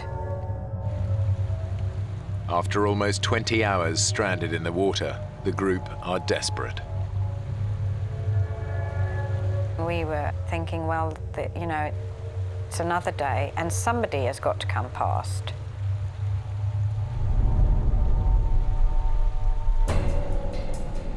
What's that? There. There. There. We saw some white dots on the horizon. They're coming this way. It looked like a white boat, and we were just thrilled.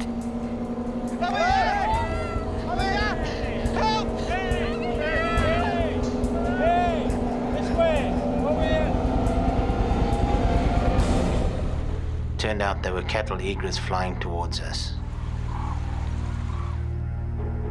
And our hopes were shattered. It was devastating. Damn it! As the birds flew off.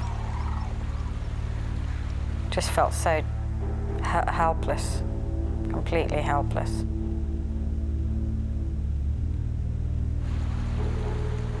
On the sandbank, the group are becoming desperate. Clive, Brenda, Faye and Arthur have now been stranded in the middle of the Zambezi River for almost 20 hours. It's over 12 hours since they last heard from Alistair.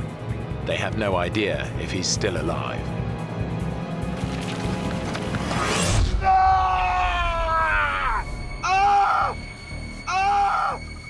There was this pain, just like needles all over the place, especially on my arm.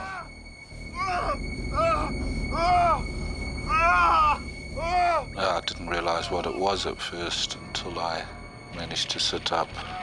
And I realized there were ants biting me. These safari ants.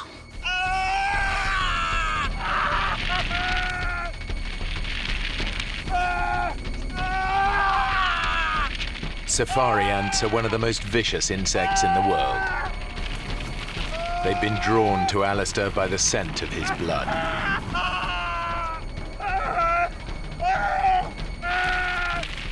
But their bites trigger a surge of adrenaline through his body, snapping him out of unconsciousness and probably saving his life.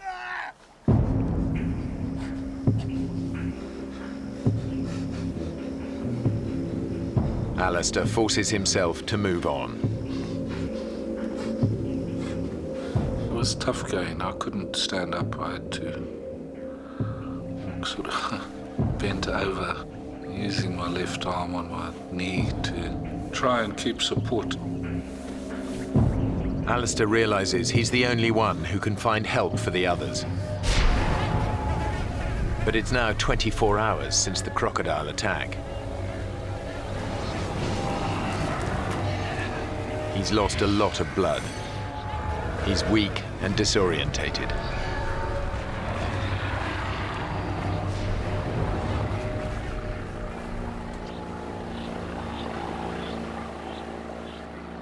I heard a boat, and I was far from the river.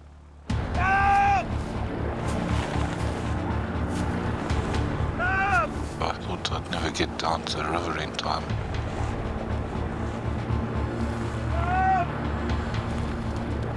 Hey! Hey! Hey!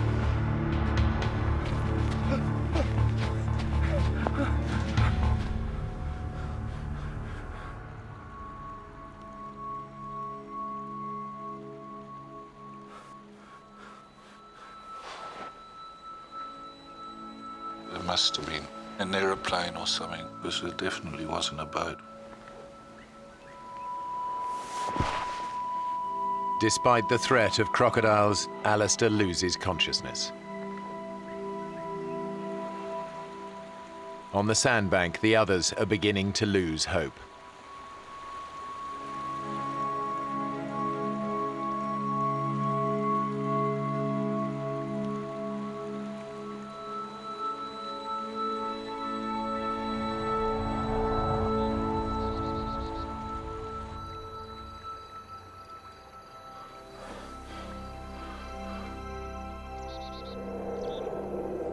It turns out that Alistair did hear a boat.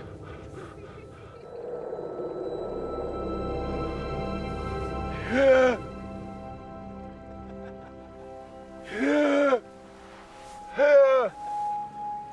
thought surely they're going to come across. I tried to shout, couldn't get it out. They started to move off.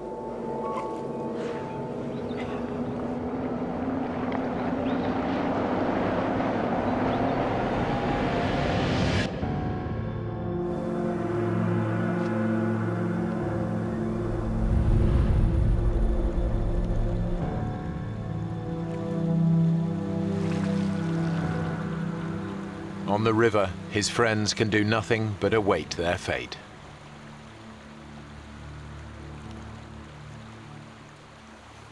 Canoes. Amanda, just don't. I can see them there.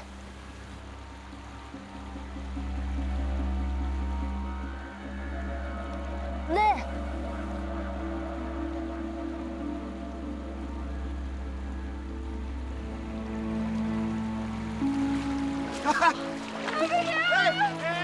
Incredibly, some canoeists have ventured this far down the river. They'd seen us and they thought, well, what strange people fishing in the middle of the river.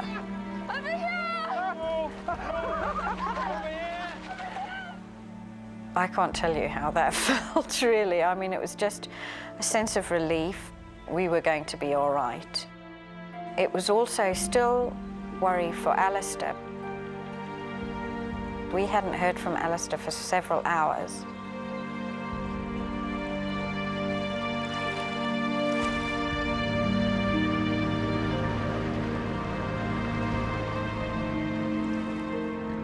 Eventually, the couple across the river spotted Alistair.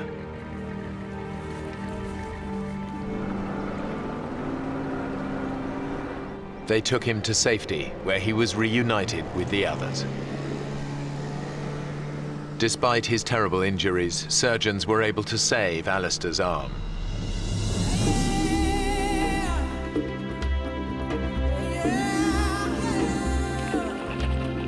He and Arthur still take regular fishing trips together on that same stretch of the Zambezi. Clive and Brenda still visit Africa regularly. Mr. and Mrs. Kelly won't go fishing with us anymore, but...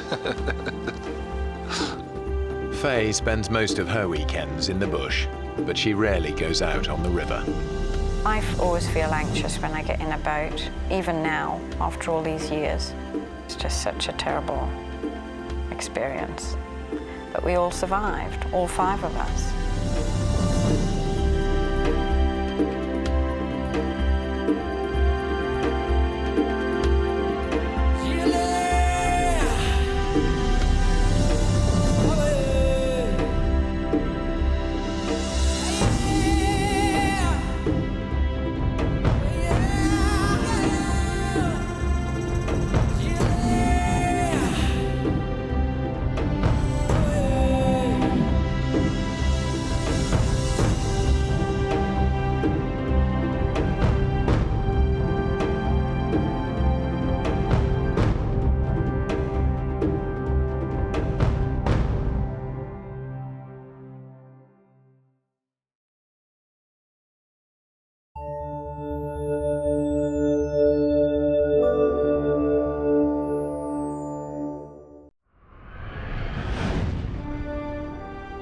In the heart of the Alaskan wilderness, a father and son set out on the trip of a lifetime. Then, disaster strikes. Watch out, Flint! Hold on! Swept under an ice shelf, they fight for their lives in freezing water.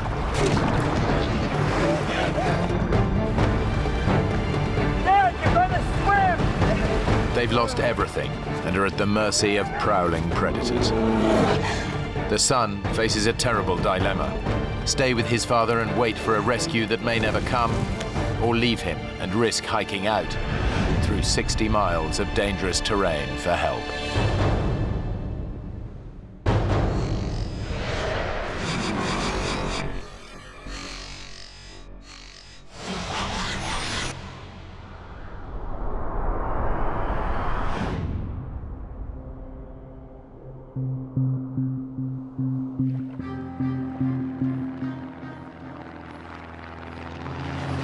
A specially chartered plane has dropped Blake Stanfield and his father Neil in a remote Alaskan wilderness 60 miles from the nearest settlement. How's the raft coming?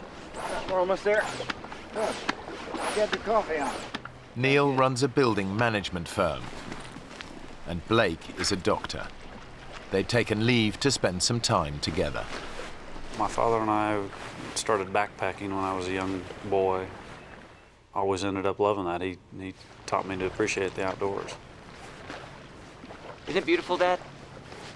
Well, a long way from Oklahoma City. Blake and I are good friends. We talk every day and share our experiences. He's always been a good kid. Blake's organized the rafting trip as a gift to his dad to celebrate a very special occasion.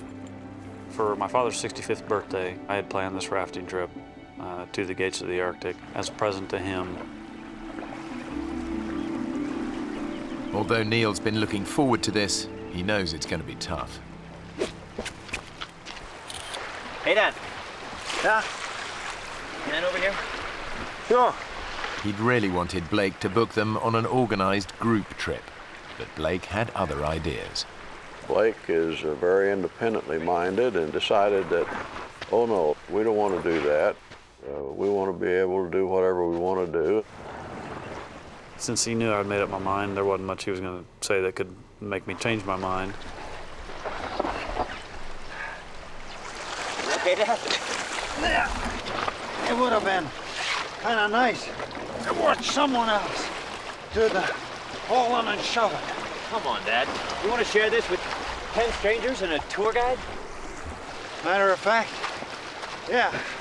I had never wanted to, and still never want to go on a guided tour. Let's load her up. It was, an experience that I wanted to have with my father, just the two of us. Better get going, Dad. Just checking everything's shipshape. Where in the world did I put that lighter? I got it. Very repellent. Extra strength, very repellent. Almost anywhere in Alaska, you're going to run into many different types of wildlife, which includes bear, and of course, that's something that you always need to be prepared for. The gates of the Arctic National Park is spectacular but dangerous. It's home to hundreds of black bears and grizzlies, not to mention roaming packs of wolves. It's 13,000 square miles of near untouched wilderness. Father and son have no way of contacting the outside world. They've packed no radio or mobile phone. Blake's itinerary has them traveling south by raft down the Koyukuk River to the town of Bettles. It should take around 6 days.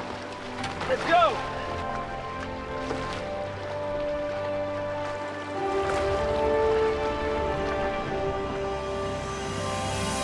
It was about a 90-mile float that we had planned, just camping and doing little short day hikes. We were just going to have fun.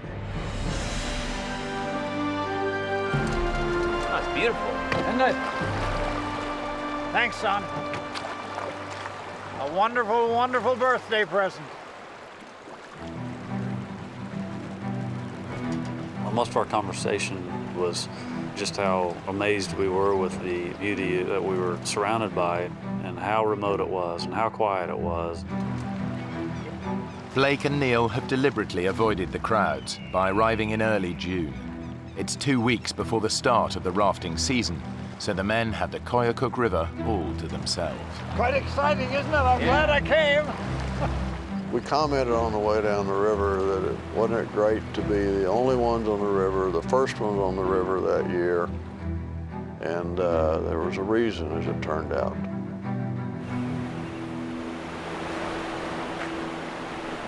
They'd been rafting for just a couple of hours when they noticed that the river is changing. Blake, ice. Oh, yeah. Thought it would all be melted by now. Yeah, me too. For 6 months of the year, the rivers are choked with ice. During the summer, it all melts. But this early in the season, some patches have yet to thaw. The longer we floated, the more ice we actually started to encounter. It doesn't look like it's going to let up. Do you think we ought to stop this thing? The current's picking up speed, and Blake struggles to control the raft. I kept trying to look around the corner, hoping to find, which way we were going to be going. And that's when I realized that actually we didn't have a choice where we were going. The men are at the mercy of the current. We're going to have to pull in and stop this. I'm trying, Dad. I can't slow it down, though.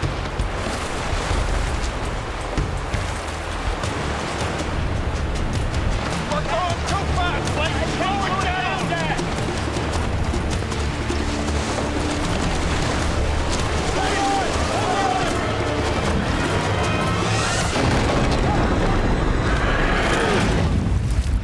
It was sheer panic at the time, and it happened so quickly, there wasn't much time at all to think.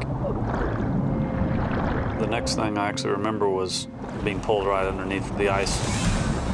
There was so little time to realize what had happened, except that it was a real problem.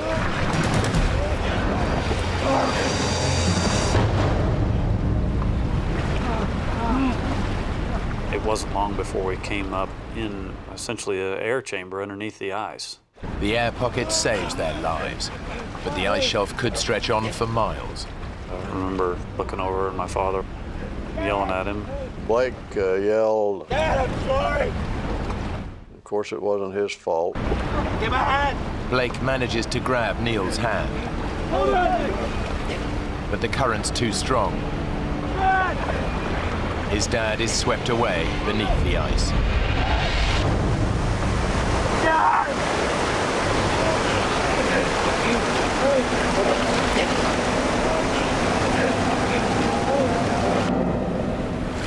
The men are spat out from under the ice shelf, but their ordeal isn't over yet. We were being carried rapidly toward the second ice shelf. I saw it coming. I reached up and grabbed it to try to prevent from going under it. Of course, the river was such that I was carried underneath. The roof of this ice shelf is even lower than the last. And the second ice shelf had no room to breathe. I really thought I had taken my last breath. My father and I both ended up with a lot of abrasions to the top of our heads because we kept trying to come up to the air that we were hoping was there. I've never thought of a worse way of dying than drowning, and was certainly thinking that that is how I was going to die. After being under that water for what seemed like an eternity, I just remember popping out, taking in a nice big breath of air.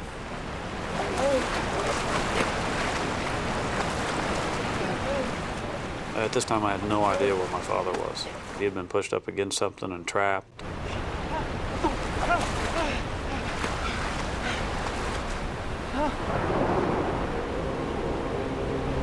Dad! Dad! Dad! I don't know how I would have been able to face my mother and the rest of my family, letting them know that my father had perished, when I had made it.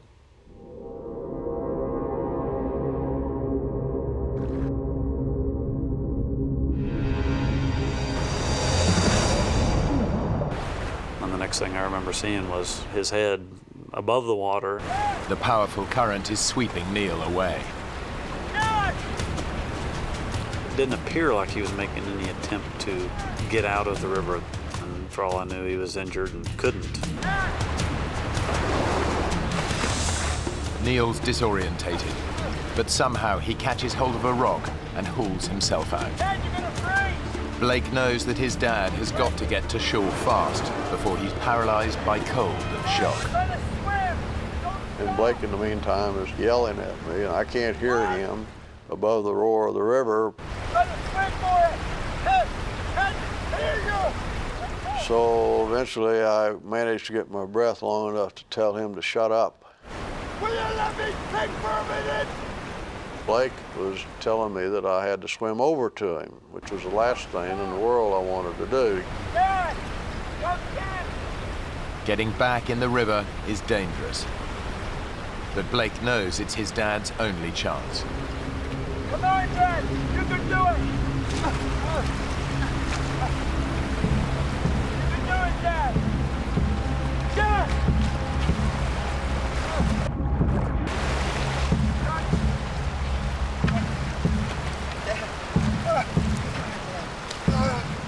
Oh my God, you're freezing.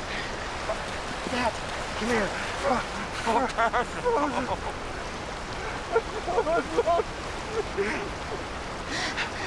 I'm so sorry, Dad.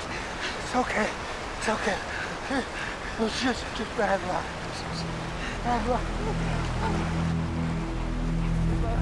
As a doctor, Blake knows that his dad's in the first stages of hypothermia. I thought you were gone.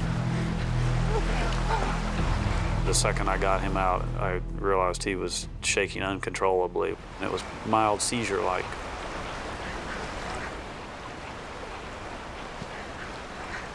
We gotta warm you up, Dad. We gotta warm you up. Blake's desperate. All their spare clothes were lost in the accident. Then he remembers something. The lighter he stowed in his life jacket. It didn't get washed away, but it's soaking wet. When I pulled that lighter out of my pocket and hit the button, that torch lit up, and maybe we were going to be able to have a fire.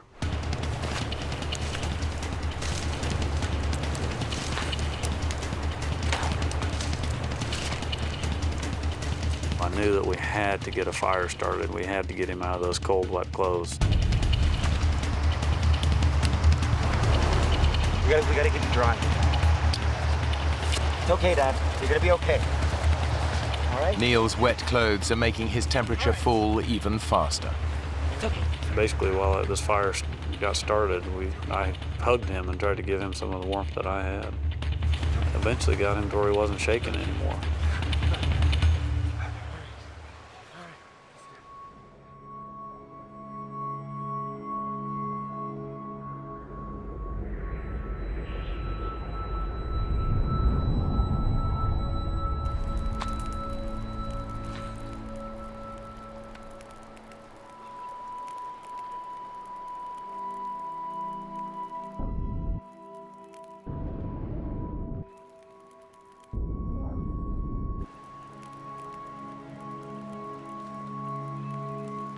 Blake had in his life vest a picture of his wife and son, and been so worried about ever seeing them again.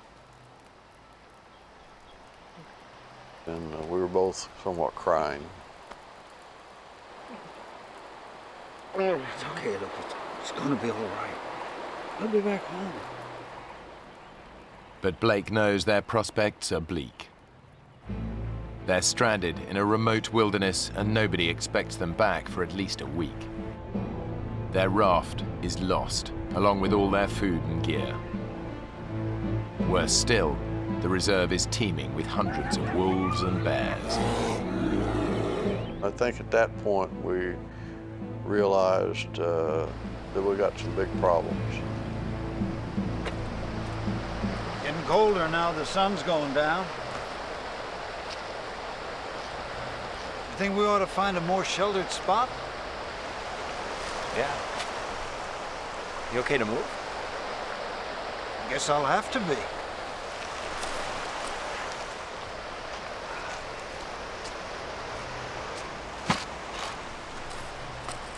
What are you doing? Show people where we're going. Pity there'll be no one to see it. Come on now.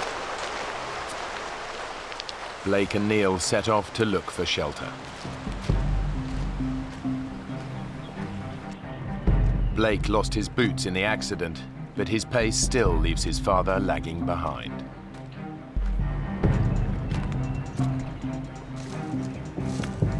I think that I wanted to move a lot faster than my father was able to move at the time. The freezing water has drained Neil's strength. He's 65 years old and still feeling the effects of an accident 12 months ago that left him with a broken ankle. Blake!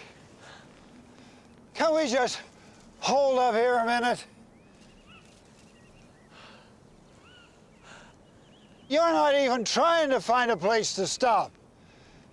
Oh, sorry, Dad. I just got carried away. There's no way we're just walking out of here. We're gonna have to find a good campsite and stay put. How agreed? All right. Okay. Give me your hand.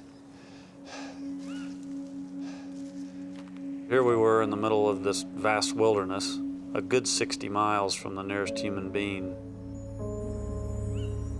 No one was expected to be flown into the area for at least 2 weeks after our trip. We were alone, and we were going to have to endure or survive until either we found a way out of it or someone came looking for us. It's the rainy season, so the men set about building a shelter to protect them. It's crucial they stay warm and dry, but that's just the start of their problems. Hey, Blake! Come take a look at this! What? Tracks. What do you think?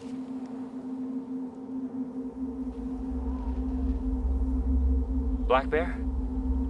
Uh-uh. More like a grizzly to me. There's dozens of them around here. Well, maybe they were just passing through. I'm gonna get that fire started. They packed a shotgun, but that's at the bottom of the river. Now their only defense against prowling grizzlies is fire. Their ordeal has left Neil and Blake battered and bruised. Now they have to contend with the cold. We got enough wood?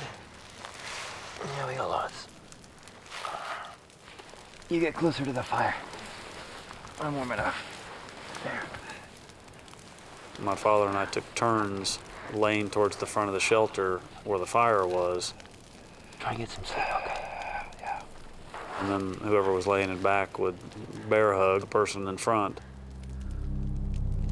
Sleeping won't be easy.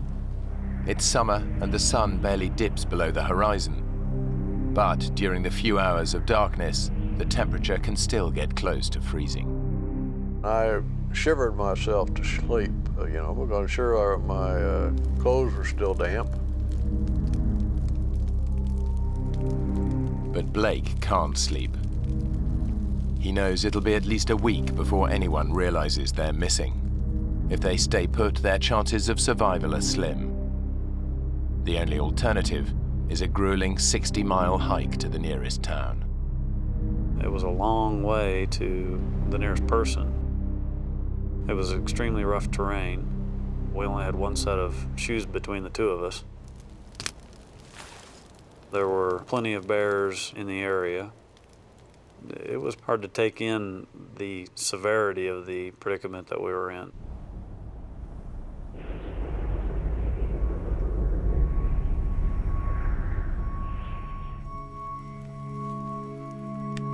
During the night, Blake has made a tough decision. Well, I needed to get back to Bettles. I needed to go find help. The #1 rule of survival is stick together. But Blake knows his dad isn't up to the hike. Dad? You okay? Yeah. Pretty sore, though. You slept? Not so much, no. You know, I've been thinking, we gotta get ourselves organized. We gotta build up a nice big pile of firewood, maybe make some traps. We're gonna need some food. I'm going for help, Dad. Help? From where? Blake had no doubt given it a lot of thought and decided that he could conquer this problem and hike back to Bettles. Bettles is 60 miles away. This is just plain crazy. Look, we talked about this. First rule of survival, stick together. Dad, I know all that, but no one else is going to be coming down the river for weeks. We can't wait that long. You trying to get yourself killed? Have you even looked at the map? There's a darn great river in the way. I'd ask him how in the world he was going to get over the Tingayuk River to our south, which appeared to be a pretty good-sized river, and he said, I don't know, I'll find a way. Yeah? How? This isn't some little stream. This is an Alaskan river in full flow. Now, do you have any idea how powerful that is? Yes, Dad, I was in one yesterday, remember? We're on our own, Dad. No one's coming. I'm telling you not to go. Leaving him alone was a hard decision, but I think he knew I was stubborn because I inherited that from him. You're really going, aren't you? Yes, sir, I am. I'm really going. Because if I don't, we're going to die here, Dad. You're going to need the knife. And the lighter. Now, what about the bears? You saw all those tracks. Well, you got the fire. That should keep them away. I meant you, son. What about the bears? I love you, Dad.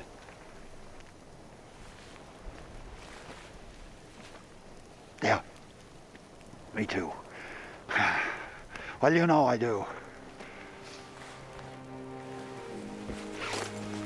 I'm gonna come back, Dad.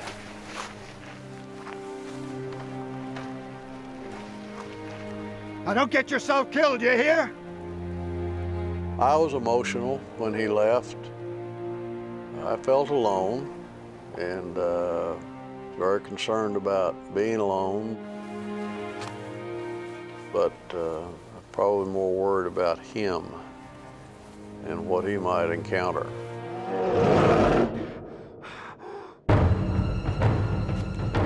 Ahead of Blake is a 60-mile hike south to the nearest town. In such a vast expanse, he can't afford to get lost. One wrong turn could spell disaster. Now Blake's made a gut-wrenching decision to leave his dad alone and hike out for help. He's heading south for the town of Bettles, 60 miles away. The biggest obstacle in his path is the Tingayuk River. But first, he has to find it. Because of the scale of this map, it was a little bit difficult telling exactly where we were. I didn't have any great landmarks.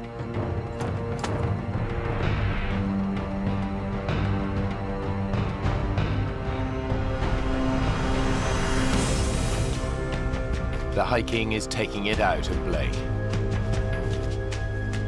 The ground is rough and uneven, and he hasn't eaten for over 24 hours.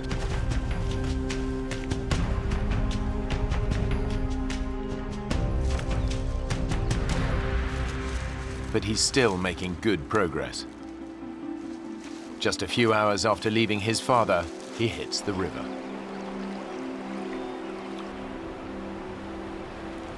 His dad warned him that crossing it would be impossible.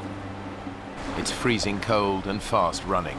He could even be dragged under another ice shelf. But Blake promised to get help, and the only way he can do that is to plunge in. As soon as I started to cross, the water was flowing fast enough that I realized I was just going to have to jump and swim over to the other side.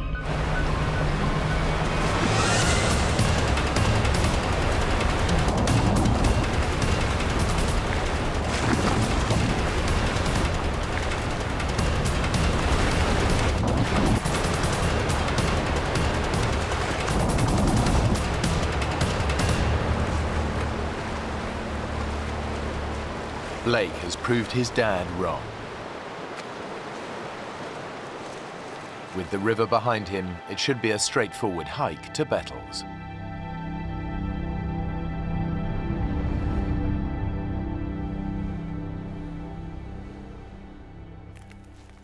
Back at camp, 65-year-old Neil is hungry and tired.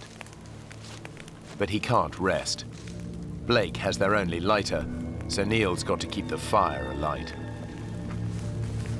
It's his only source of warmth and his sole defense against the bears. The difficulty of keeping the fire going was essentially being able to walk with only stocking foot waders on really rocky soil. Neil hopes the fire will be enough to keep the bears and wolves at bay, but he also shouts to try to discourage an attack. Anybody home? Come on down and join me! Despite his hardships, what really preys on his mind is what might be happening to his son. I was very worried about Blake and what he might have run into.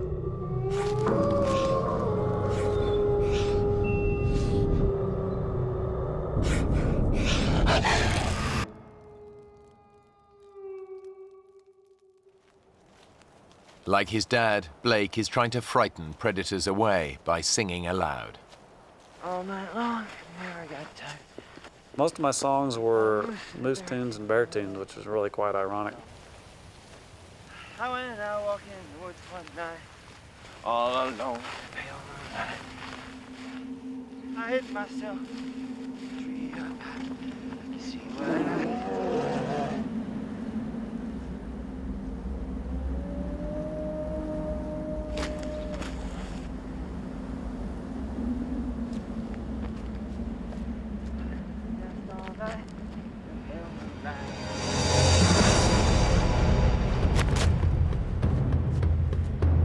Suddenly, Blake comes face to face with a grizzly bear. A grizzly can tear your head off with one bite, but their claws can rip holes through you like nobody's business, so you don't want to mess with them. The bear is some way off, but even the slightest sound could alert it to Blake's presence.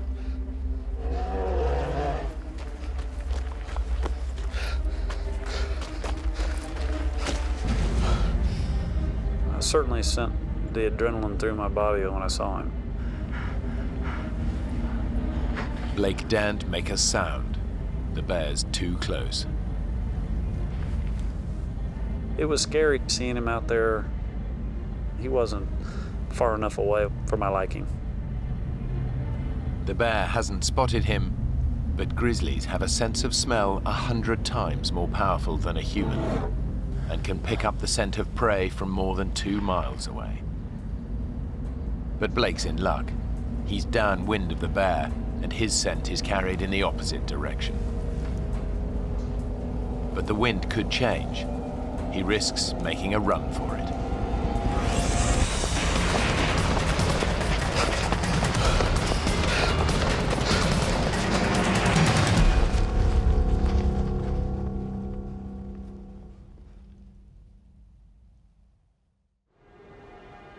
It's a lucky escape, but there's still a long way to go. Blake's making good ground. By his estimation, Bettles is just a day and a half's hike away.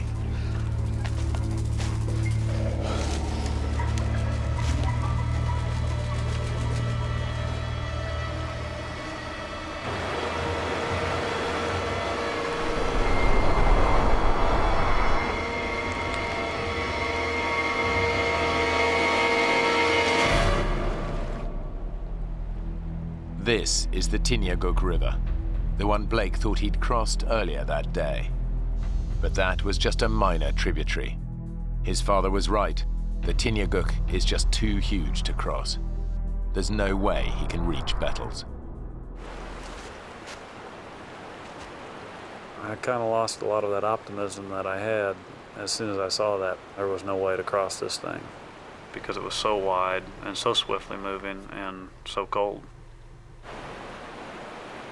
It's a dead end. Blake defied his father and the basic rules of survival by hiking off by himself. Alone, both men are at far greater risk. I had a hard time deciding whether or not I should stay there, because I knew I wasn't that far from my father.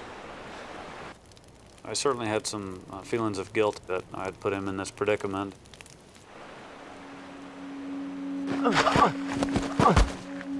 Now the mental and physical strain of the last 2 days finally catches up with him. I realized I needed to rest. That was something my body was asking for at the time, because it had been a long sludge.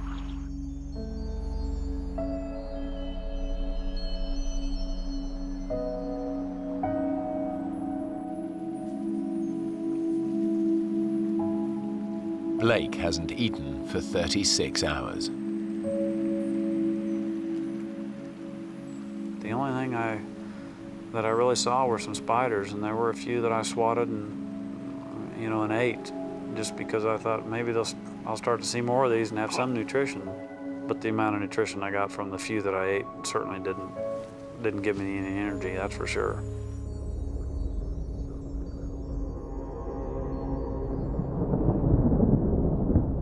I was awakened by some raindrops that were hitting me on the face.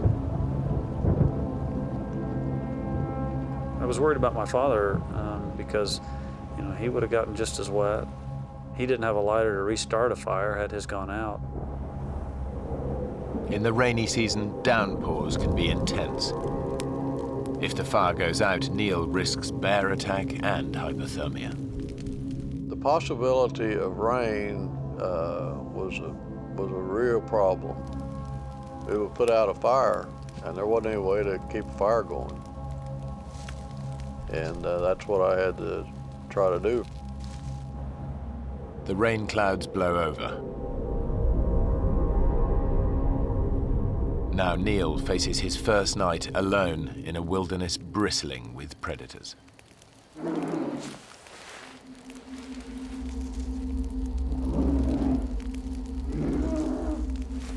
As everyone knows, you try to make noise in the wild with where bears are present. I said a lot of stupid things in order to make noise, and one of them was, "I'm the king of this valley. Everyone who lives here at my pleasure." You want to see me, you have to go through my nights. Blake, where are you? I hope you're all right, Blake. I want to see you back here. His only defense against bears and wolves is his fire. And the difficulty of keeping the fire going was staying awake enough. I would wake up in the middle of the night and maybe have a problem and have to work to get her going again.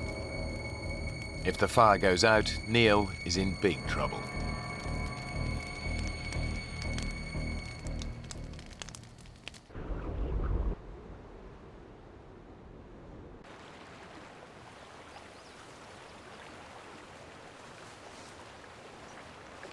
After a fitful night's sleep, Blake confronts the bleak reality of his situation.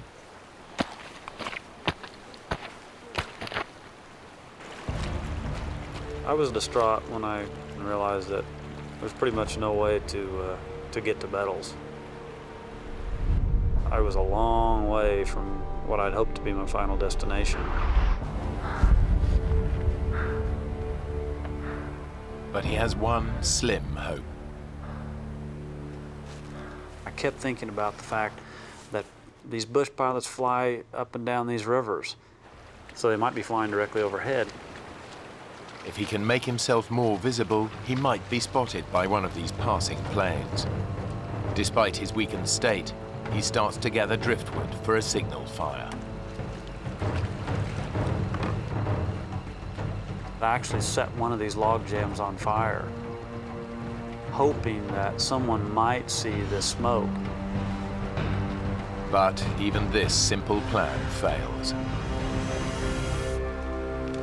Every time I looked up into the sky, the smoke wasn't very white and smoky like you always see in the TV shows. You know, it wasn't that noticeable.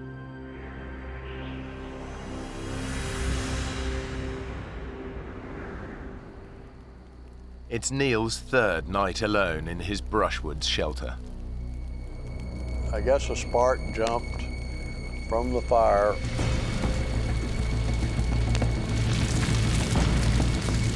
All of a sudden, there was a fire going on right above my head, and I'm talking like 18 inches above my head. So I had to get out of there fast. He can only watch, helpless as his precious shelter burns to the ground. I got out of there and watched as fire just burst into an inferno. Neil knows he must save part of it to light a new fire. Without it, he'll be freezing cold and have no protection from prowling predators.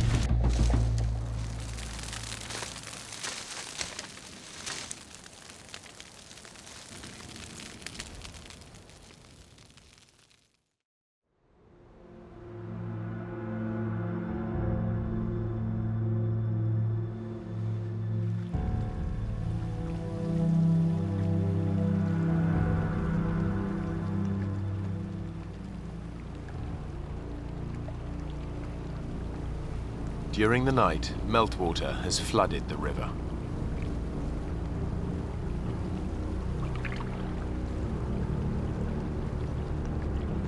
Blake realizes he could be in danger.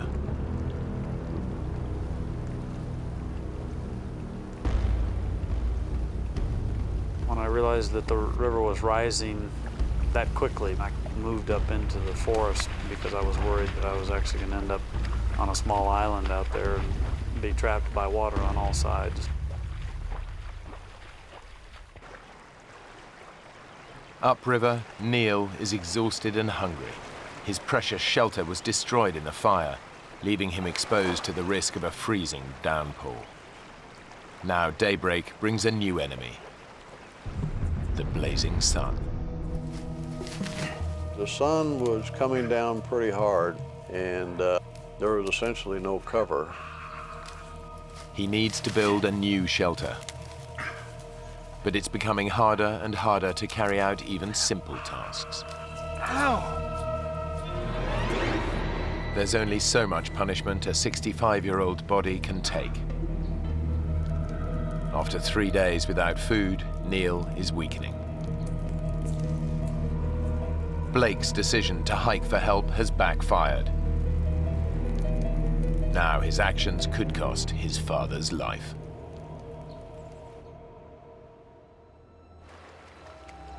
Now Blake is gambling that staying by a major river will increase his chances of being spotted by local pilots.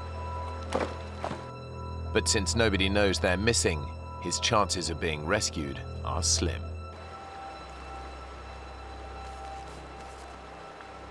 I was definitely depressed about the situation that we were in, especially because I had so much time to think about it. Blake endures another day and night helplessly waiting. His constant fear that his dad hasn't survived his ordeal.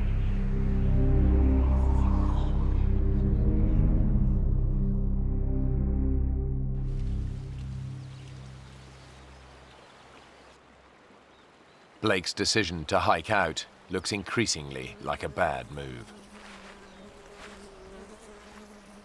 Around 6 or 7 in the evening on Tuesday, I was laying over by my fire when I heard the sound of an airplane.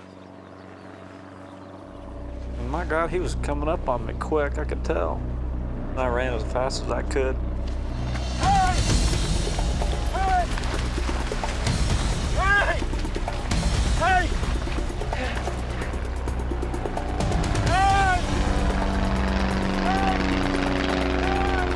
I realized that he spotted me. He'd spotted me.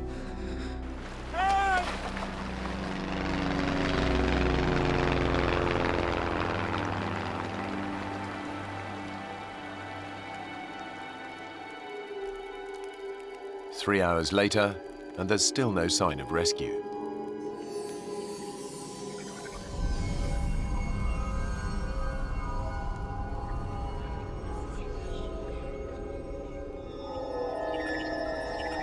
Boy, after a while, I started thinking, did I just hallucinate? Did I imagine that plane? If help doesn't come soon, Blake knows they're as good as dead.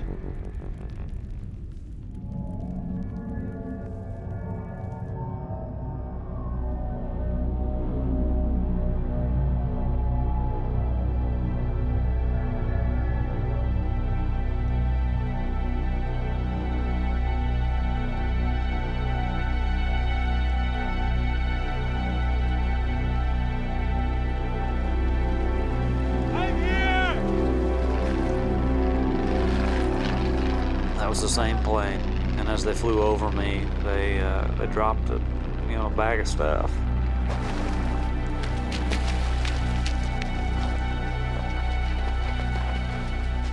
The bag contains supplies and a walkie-talkie. I turned that radio on. I kind of told him what had happened. There's only one thought on Blake's mind. Please hurry! You gotta go find my dad! He's 15 miles upstream. There'll be a fire going. You'll see a fire. The pilot launches an aerial search for Neil. And Tango, where are you guys at? Okay, we're gonna head north. A plane reaches the right area within 10 minutes. Neil's camp should be easy to spot. But when the pilot reports back to Blake, the news is bad.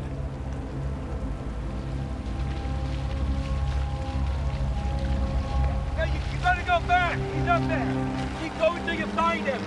He can't leave, he's gotta be at the camp. Maybe you didn't go far enough. He can't walk, he's gotta be there! I was worried something would happen to my dad.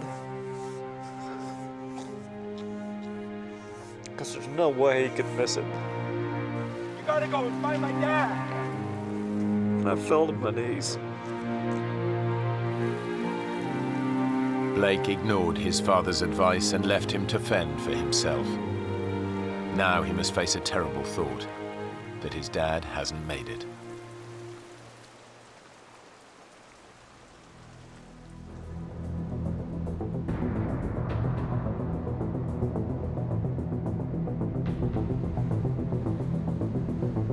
The aerial search continues. But in such a vast wilderness, Neil's camp is proving hard to locate.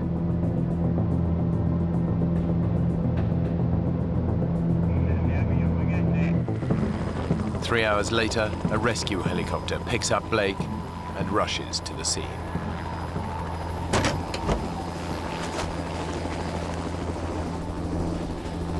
Neil! Neil! You okay?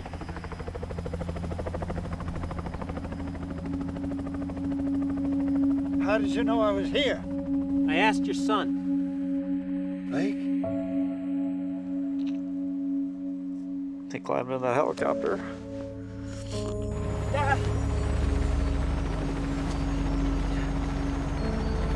I'm so sorry, Dad. So sorry. Hell, all I could say was, man, you look like hell. Well, you don't look that cute yourself. I was very happy to see him. Very, very happy. Can we get the hell home now? Let's get out of here. And then we took off. Together again. The men later learned that their initial camp was not on the flight path of any local aircraft. If Blake hadn't tried to hike out to Bettles, he and his father would almost certainly have died. After the accident, Blake moved his family back from Alaska to Oklahoma City to be closer to his mum and dad.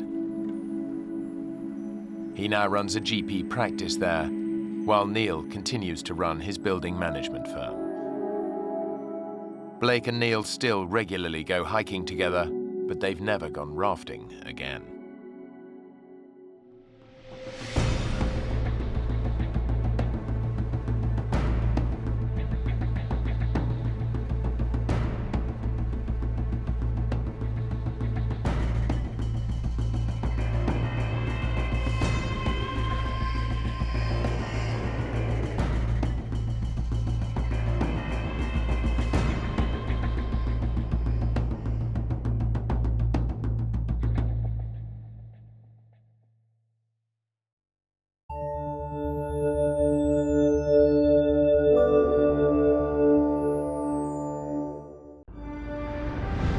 When two former college lovers set off on a trip of a lifetime, they have no idea they'll end up fighting for their lives.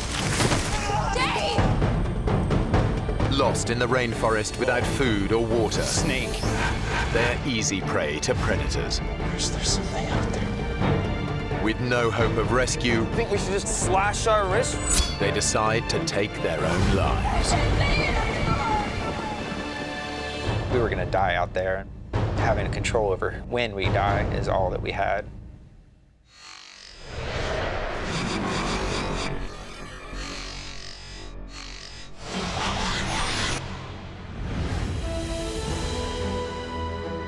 The Amazon rainforest in Brazil. It's one of the last great wilderness areas, home to the largest variety of insects, birds, and mammals in the world.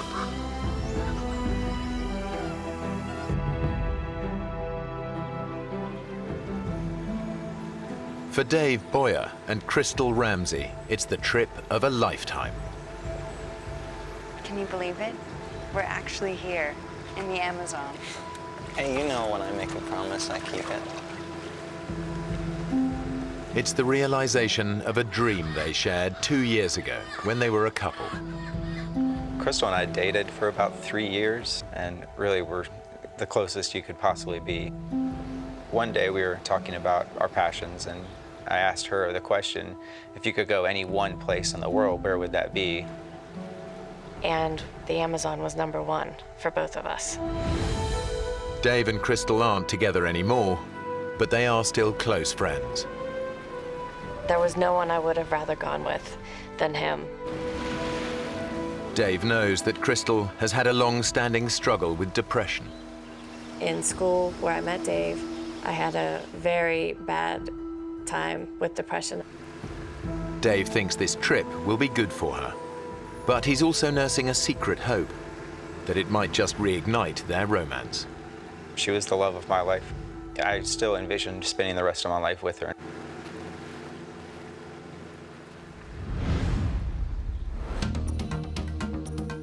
They've traveled almost 200 miles south from the Brazilian city of Manaus to one of the Amazon's remotest backwaters. They plan to spend 2 months exploring the region.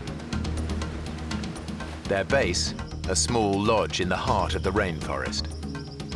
Around it is a network of clearly marked forest trails. Dave and Crystal spend their first 2 days checking out the shorter ones. Then they decide they're ready to take on the longest. It's known as the White Trail, and it stretches 3 miles deep into virgin rainforest.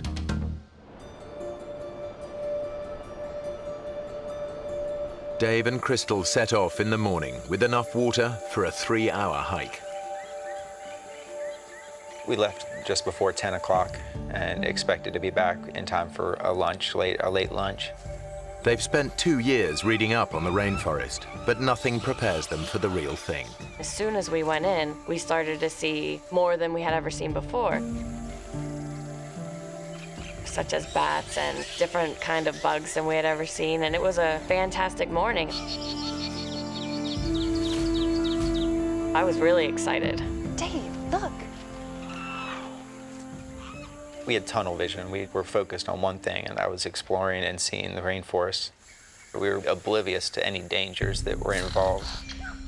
They are so absorbed by the sights and sounds of the forest, they don't notice that they've stepped off the marked trail. Our awareness was elsewhere. It was on the trees, on the animals, on the sounds. They are now following paths made by animals. As we got further along, the jungle seemed to creep in on each side. We now had to walk in a single file line.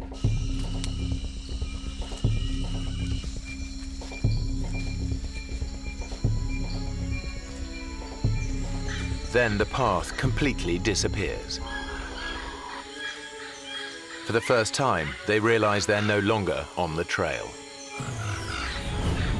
That's when I didn't know what to do. I was really worried. Let's see the map. I think I forgot the map at the lodge. I had left the map sitting on the dresser in our cabin.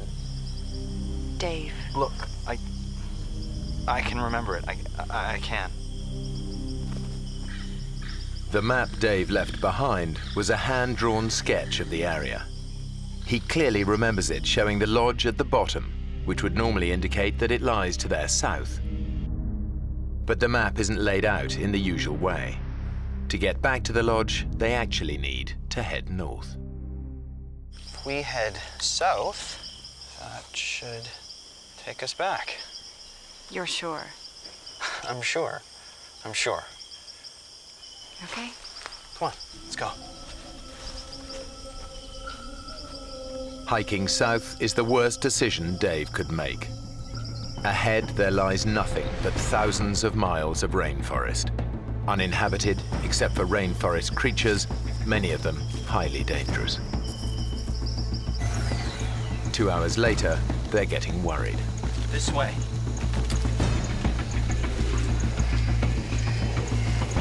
We had been walking far longer than we should have been. We should have been back by then. There's not much daylight left. It will soon be nightfall. I'm not going to stay out in the forest. I can't let this happen. We have to find our way back before it gets dark. I knew that once it got dark, we weren't going to be able to continue.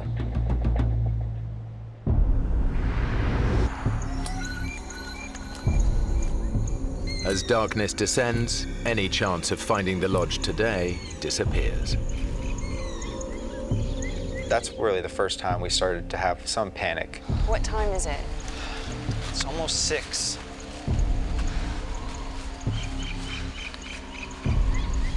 We should be back by now. If we'd been walking in the right direction for this long, we would have... I know. I don't think he wanted to deal with it. He didn't want to deal with even having to think about sleeping out there. I was frustrated at myself. I felt responsible for getting us lost and felt responsible for finding the way back. Crystal, you know what I'm thinking? We're gonna have to spend the night here. Yeah. We just picked a spot to stay, a cleared area, and we just sat down to wait out the night. Chris, I am so sorry about this. It's okay. You buy me a beer when we get back, and we'll call it even. Okay? Okay. But they both know how vulnerable they really are. The rainforest is teeming with nocturnal predators. A lot of the poisonous snakes, they wander through the forest at night. The jaguar comes out at night. You don't have a lot of choices of protection. Dave and Crystal share a single thought. Can they make it through the night alive? Chris, there's something out there.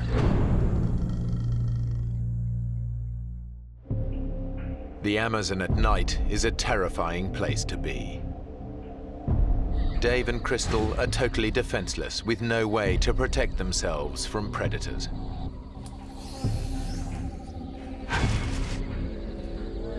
49 bottles of beer on the wall. We weren't going to try to sleep at all. We were going to stay up, and that way if something stumbled upon us, we would be ready.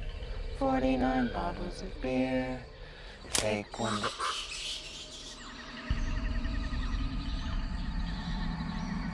Jeez, did you hear that?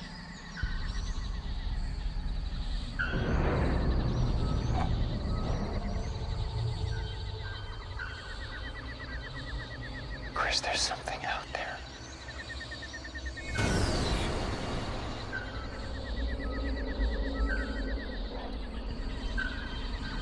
Do you think it could be a jaguar?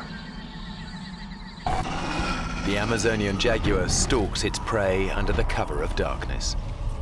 It can kill with a single crushing bite to the head.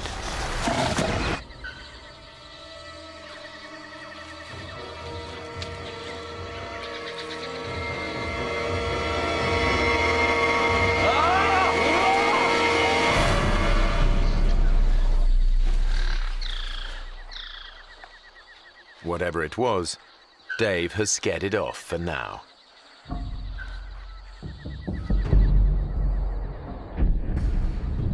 They spend a sleepless night, alert to every tiny sound.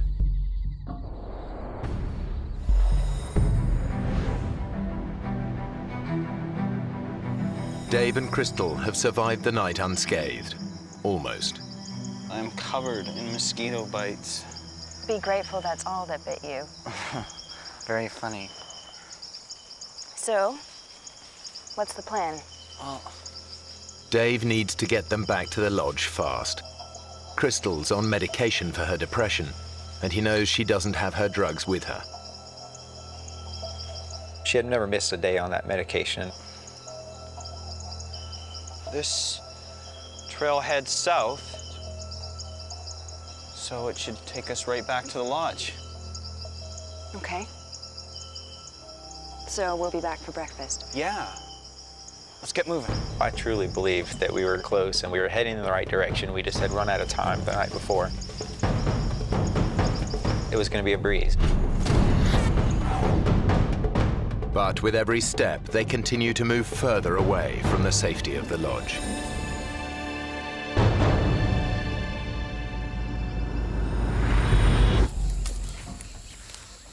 Four hours later, the temperature in the forest has soared. The heat and the way they're pushing themselves mean that Dave and Crystal are sweating out almost 4 pints of fluid an hour. We were starting to get depressed about our situation. We were starting to get frustrated.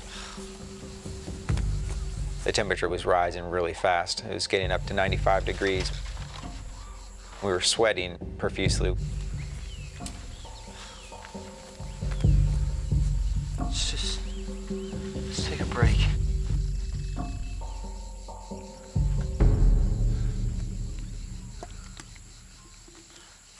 Dave, I'm out of water. When I realized that we were out of water and it was hot and it was 10 o'clock, I really started to realize things weren't just going to be okay. We knew that we were losing water so quickly and things were not going to function right. Our brain was going to start to trick us and our body was going to give out eventually. There's got to be something around here. The irony is that the Amazon basin is one of the wettest places on Earth. Over 9 inches of rain can fall in a single month, leaving puddles of water everywhere. But they face an agonizing dilemma. I didn't know what to do. Should we drink water and possibly get very sick, or risk getting very sick from dehydration? I have an idea.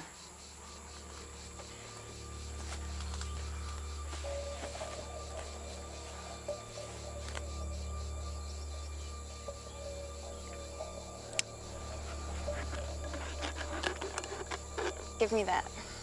My plan was to use my sports bra as a filter.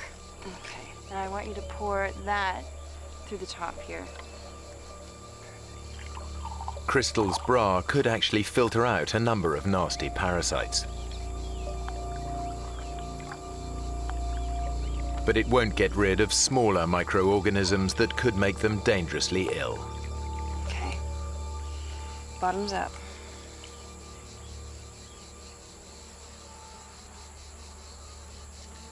I don't know about this. We don't have a choice. Oh.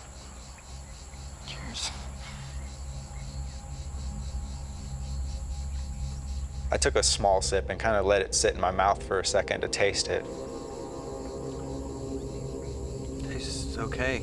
Kind of chalky.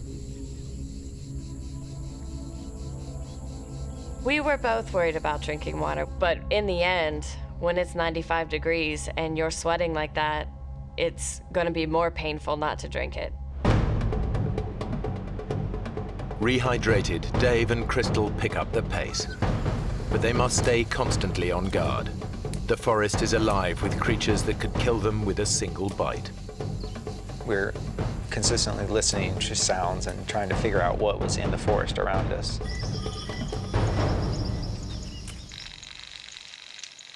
I didn't want to touch a branch that we didn't know what was on that branch. We wanted to watch our steps.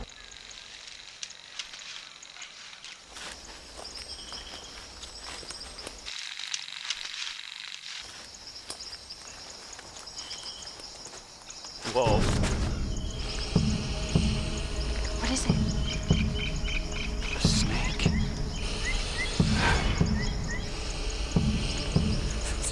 Let's go another way. They're lucky. A few more steps and they could have trodden on the snake. The Amazon basin is home to some of the most poisonous snakes in the world. One bite could mean a slow and agonizing death.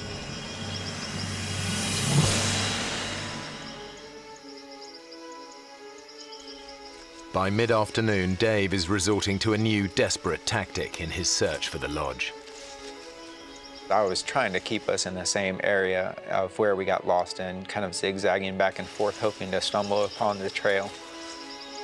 Let's try over there. Crystal was starting to get a little bit frustrated with that strategy.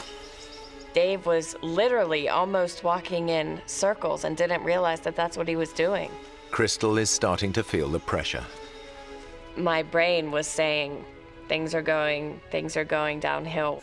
Now, which way are we going? East. East.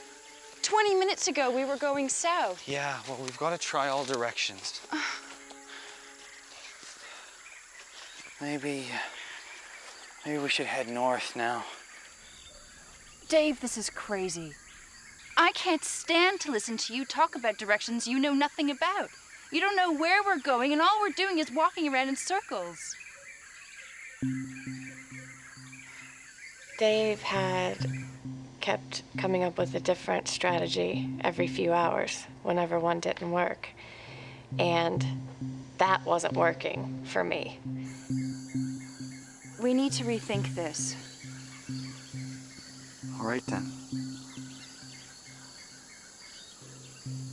Well, what do you think? I thought we needed to come up with a strategy and continue using it until the end. That way. Okay. What neither of them realize is the only direction that can help them is north. We chose southeast. We will walk in this one direction for as long as it takes. If it takes us 40 days to get out of here, we're gonna walk southeast. Hours later, and the jungle is just getting denser. We were getting down. We were getting scared and worried.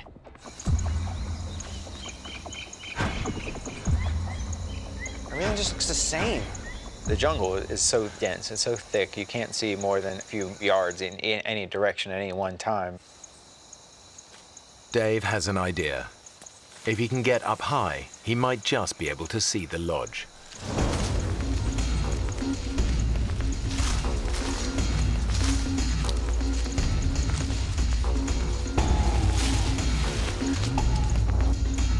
The knots in the vine were ripping at my hands and it was hurting me. My arms were tired, I was exhausted. And I looked up and I saw that I had not made any progress. It was still 150 feet up to the top. He is weak from 2 days without sleep or food.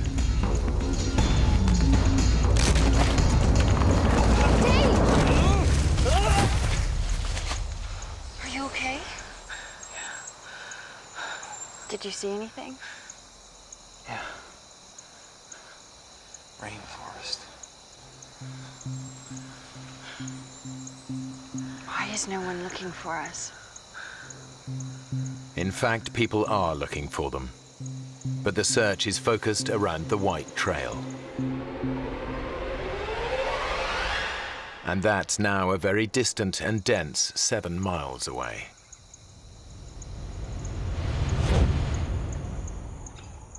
As darkness falls, they realize they must endure another night. I was tired. I had not slept on the previous night. I was being driven insane by the mosquitoes. They were constantly biting me, making our bodies itch, and we would scratch it to the point where our bodies would start bleeding.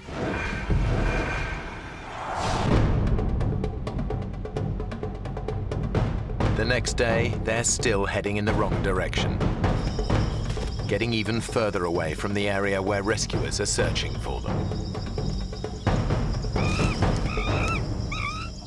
And now they start to notice an ominous change in the behavior of the wildlife. If we were anywhere near civilization, these monkeys would be running away from us. They would be fearful of us, that we would hunt them. But these maybe had never seen a human before in their life and were just curious. And that was terrifying, that we were getting deeper and deeper.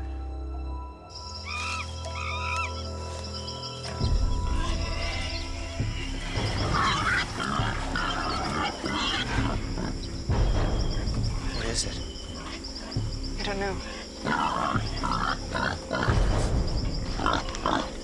Jaguar? No, there's more than one.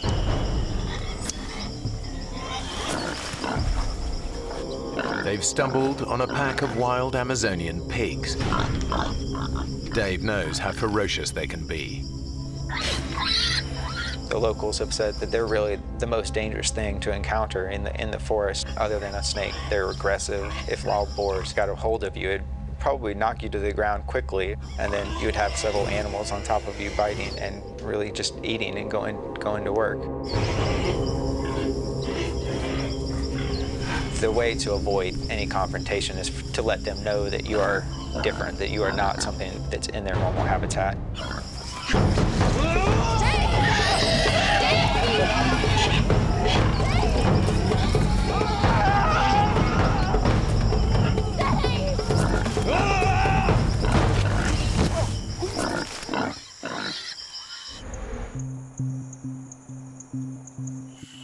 Their encounter with the pigs leaves them jumpy and exhausted. Crystal's feet are badly blistered, and she's been without her antidepressants for 3 days now. Her depression could return at any time. I can't go on much further, Dave. I'm tired. And my foot. We'll get out of this ravine and we can make camp. I thought that it would be nice, it might even be comforting if we had some type of shelter. So we came up with the idea of making a teepee.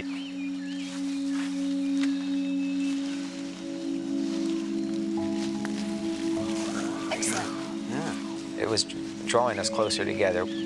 She told me that if I was as I was while we were lost, if we had always had that relationship in that past year, that we would still be together, that she saw all the things that she had fallen in love with in the first place.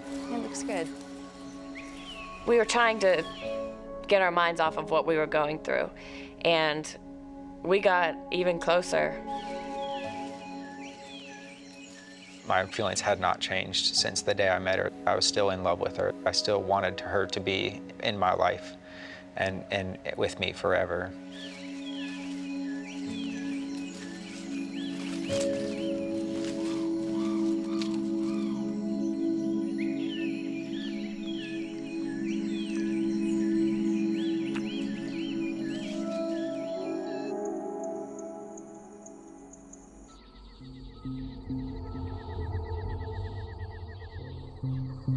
Night falls, and with it comes the nocturnal predator their shelter can't protect them from. Mosquitoes. Thousands of them. The worst of it was the sounds. It's just this loud buzzing throughout the night, and you feel like they're everywhere. They would give me mosquito bites on my eyelids if I had my eyes closed, or on my forehead that were just driving me insane. Sleep was increasingly becoming more and more of an issue, and I knew that eventually I'm going to have sleep. I can't go multiple days without sleep. It's going to drive me insane. In a bid to escape the mosquito onslaught, they come up with a bizarre plan.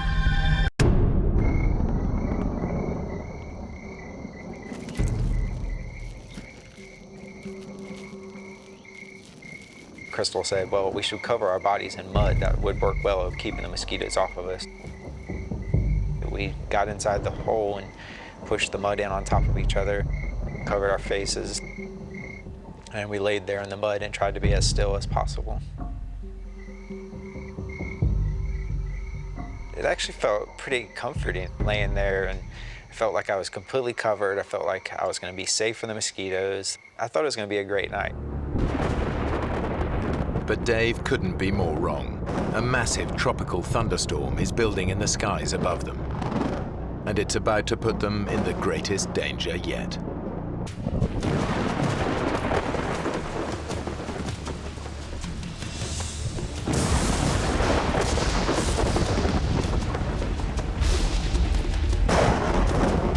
Within a few minutes, we were forced out of our hole. We would have drowned there. They've never experienced anything like it.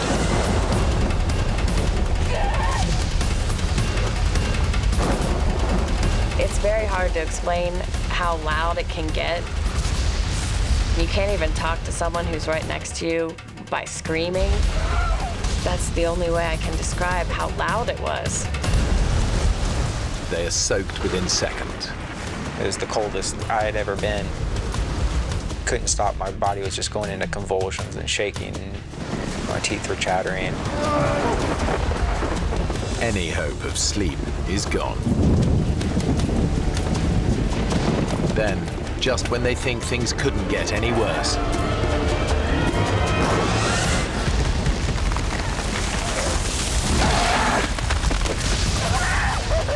lightning brings down a huge tree dangerously close to them.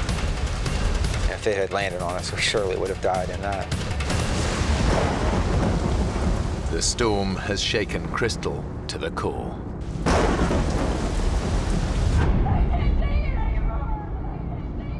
There's never been a worse night in my life than that night.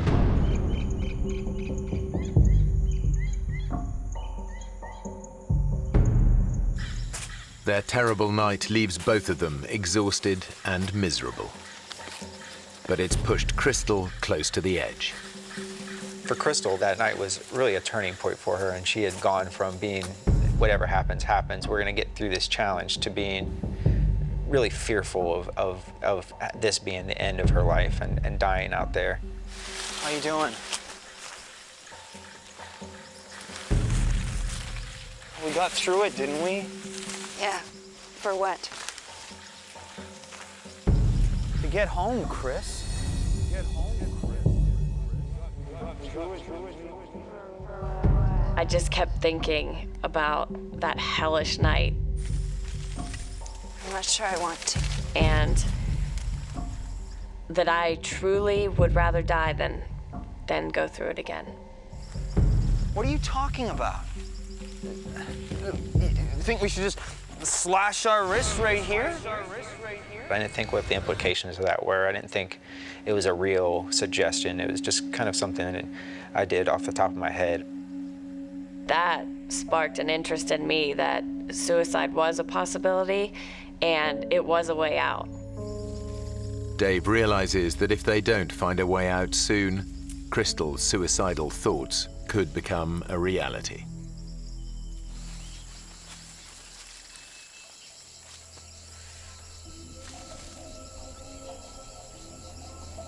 Chris. Her brain was going through some nasty stuff, and she was feeling the effects of that physically and emotionally.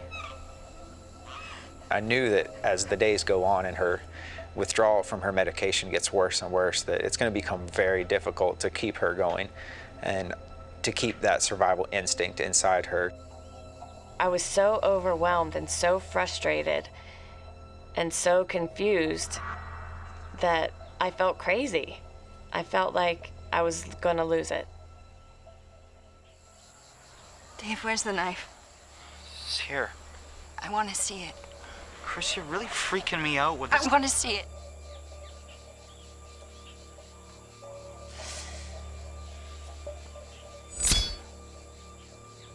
The knife really became almost a game that I never would let her hold.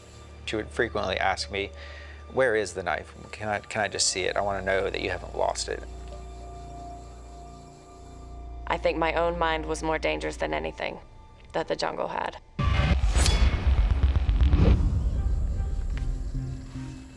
All I had was a companion, and she was what kept me going. I needed her as much as she needed me to make it through this, and I could not drag her the entire time.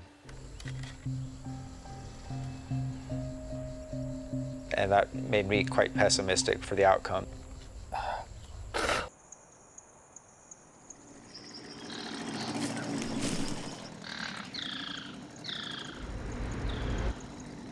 Then, after days of hearing nothing but the sounds of the rainforest. Do you hear that?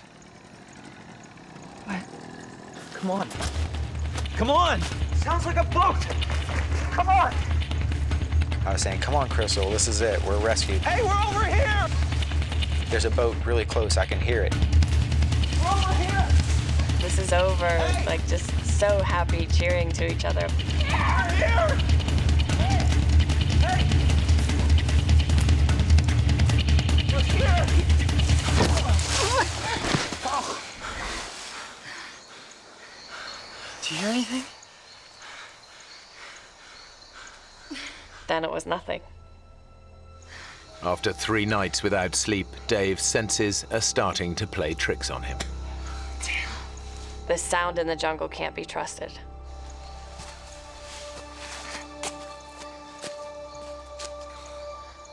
We thought that we were rescued. To have that taken away from us and our hopes just ripped from our hearts, it just killed us.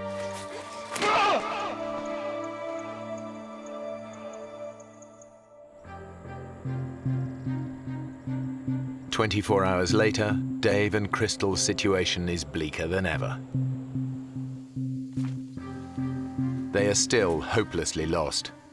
And as their 5th night approaches, it's Dave who's struggling. Drained by lack of sleep and the effort of keeping Crystal going, he desperately needs rest.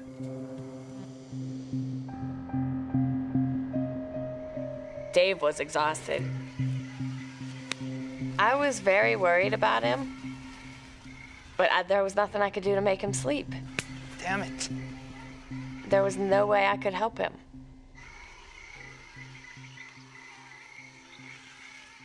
As Crystal sleeps, Dave is once again tormented by mosquitoes.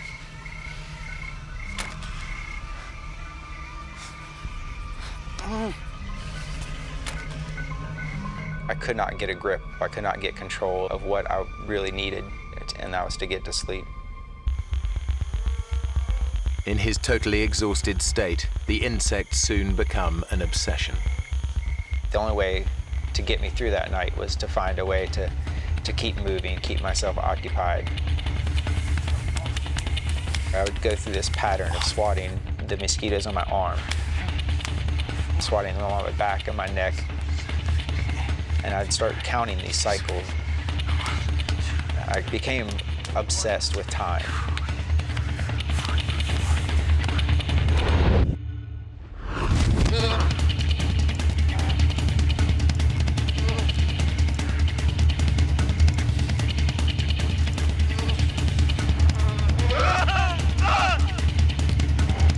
Sleep deprivation is taking its toll. Dave is beginning to lose his grip on reality.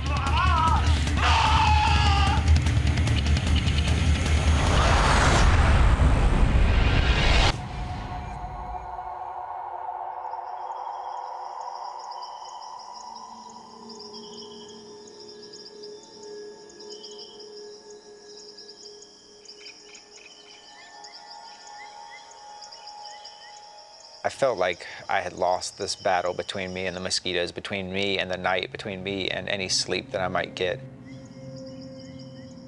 For the first time, Dave thinks they might not make it out of the Amazon alive.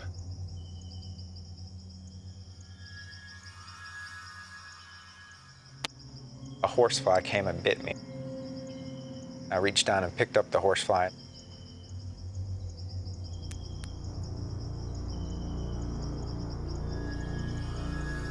I started to pull off each of its legs.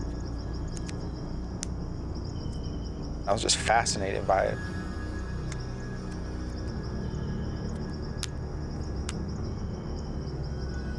And it kind of led me to look over at Crystal and imagine our bodies laying there dead, and all the things that would come, take our bodies apart, eat from our flesh and drink from our blood.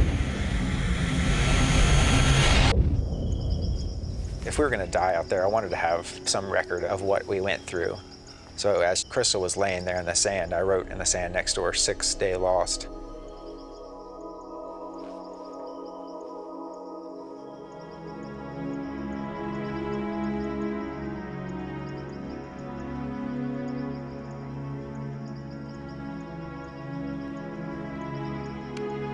I wanted to document it as well as I could, so I'd snap that picture,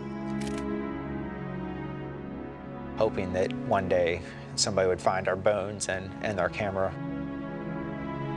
and see that we had been there on the 6th day.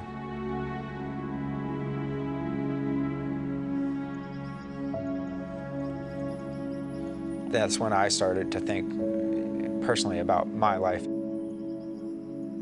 I did not have a close relationship with my family. I had never told my mother that I loved her. I had never told my family how much they meant to me. It was killing me, and I wasn't going to have that opportunity if I died out there.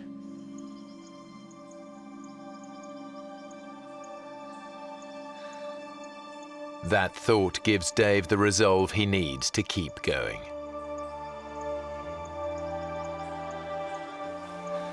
Come on. Wake up, it's time. I don't want to leave. I don't want to move. I don't either, but we have to. My feet were deteriorating unbelievably. And the pain was unbearable. It felt like 10 wasps were biting me at the same time. If we stay here, we die. It's as simple as that. Crystal finds the strength to give it one more try.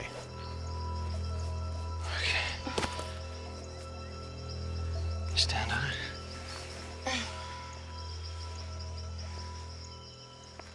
It's my girl.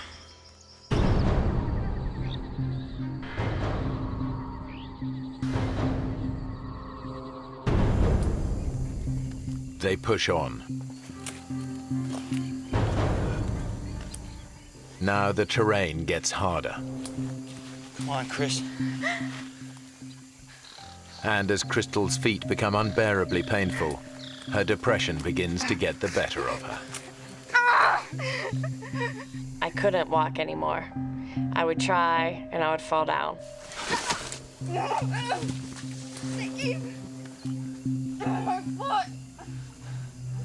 I felt like that was telling me it was time to just end it myself. I don't want to go. Crystal's depression is back. Now she can see only one way out of the nightmare. You can! Come on! I decided this is it. I can't keep going.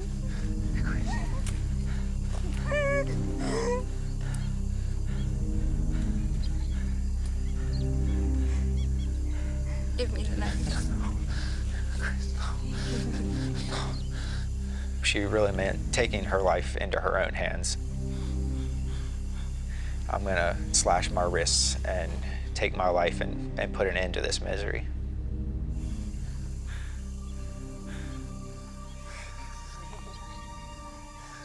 This was the woman I was in love with. This was the person I wanted to spend the rest of my life with. I had no thoughts of ever abandoning her. I'll make you a deal, okay? I'll make you a deal. I told her You don't want to go through another night, I know that. And if it gets to be tonight and we have not made our way out, I will give you the knife. Give me everything you got today. Crystal accepts Dave's deal. Everything you got today. If they aren't out of the forest by dusk, they will both kill themselves. We'll do it together. I put a specific time frame on the rest of our life. We were either going to get out and live the rest of our life really happily, or that was going to be the end. Crystal can now see an end to her ordeal. Sit down here. On here. Come on. She was like, what time is it? Is it nighttime? Is it getting close enough?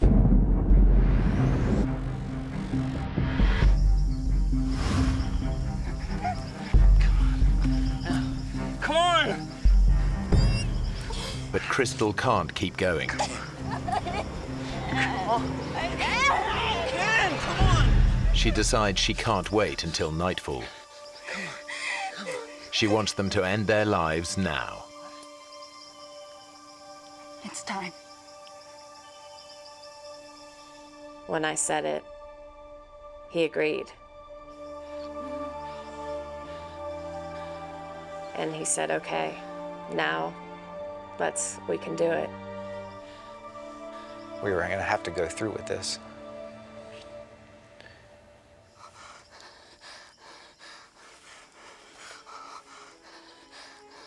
Dave's resigned to dying, but there's a bizarre thought he can't get out of his head. I wanted to wash the mud that was on my arms. I wanted to wash my face and have a clean body, a clean approach. If I was going to face a judgment, I needed to do it with a clean spirit as well as a clean body.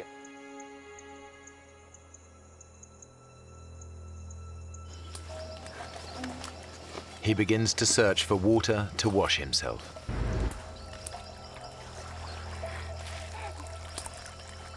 As we fought through some of the underbrush, when we got down there, there wasn't a creek, there wasn't a puddle. There was a flooded forest. Everywhere that we could see, there was water. It's a glimmer of hope, just enough to keep them going. This water's gotta lead somewhere. In the Amazon, rivers are like roads. If this water leads to a river, they might just spot a boat. They put aside thoughts of suicide.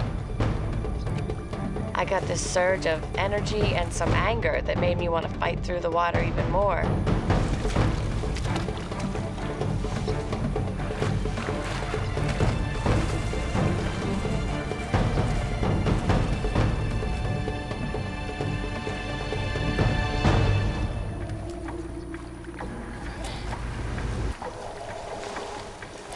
As we were going through the flooded forest, we kept telling each other, don't talk about any hopes, just go, and go as fast as you can.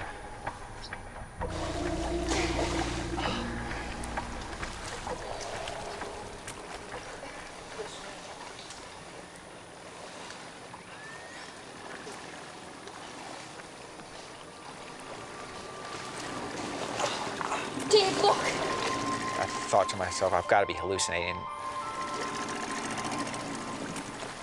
I said, David, am I really seeing that? You know, is that really real? And he said it was. Hey! Hey! Hey! Hey! He didn't wave back at us. It seemed like he was miles away. We immediately just started screaming, help, help, help, help me, please.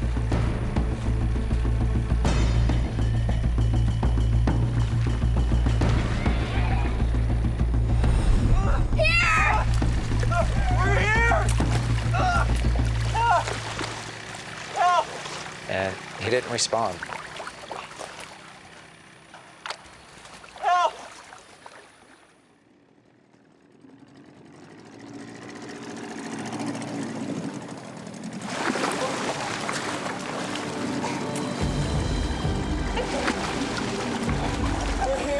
We learned in one split second that we were going to live.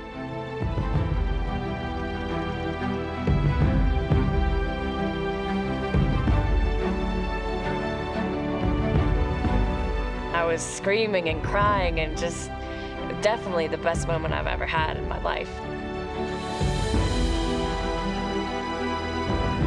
The sun's setting, the whole sky is bright pink, and Dave and I are just looking at each other, and the tears are just running down both of our faces. And inexplainable joy, and we just looked at each other and looked up at the sky, essentially, and we're just so thankful to be alive. Dave and Crystal are incredibly lucky. Their rescuer chanced on them in a waterway that local boats hardly ever use. They find out later that search parties spent 4 days looking for them. But they never even came close to the remote spot where Dave and Crystal ended up.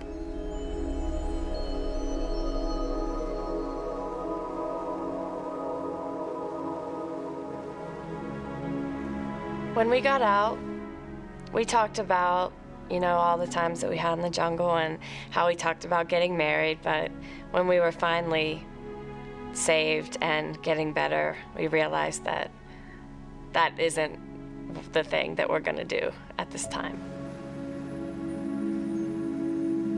In the forest, we kind of had said, if we get out of this, we're gonna live the rest of our lives together. And when the reality of being out was there, she did not feel that way. That was not what she wanted. And that was a bit of a disappointment to me. And that continued to be a disappointment for quite some time.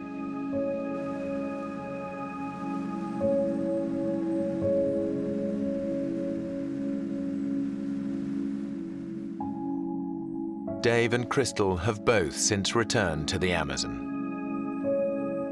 They never did restart their relationship, but after their 6-day death-defying ordeal, they became closer friends than ever.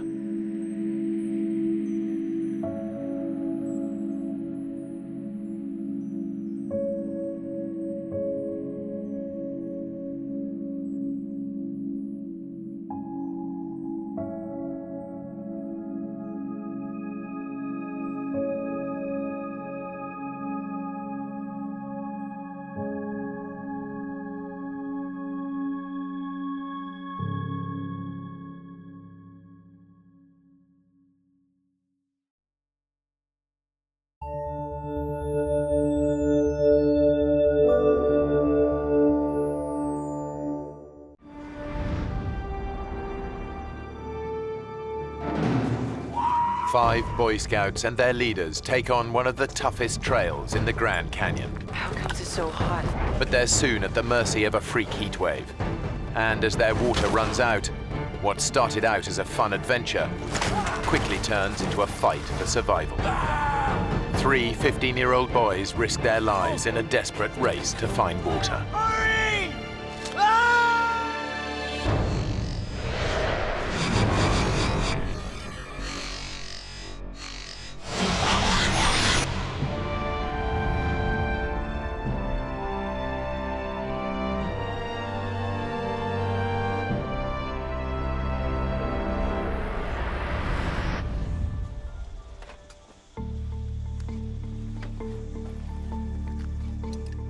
After camping out for a night close to the Grand Canyon's north rim, 5 Boy Scouts from Utah are about to make their very first descent to the bottom of the canyon.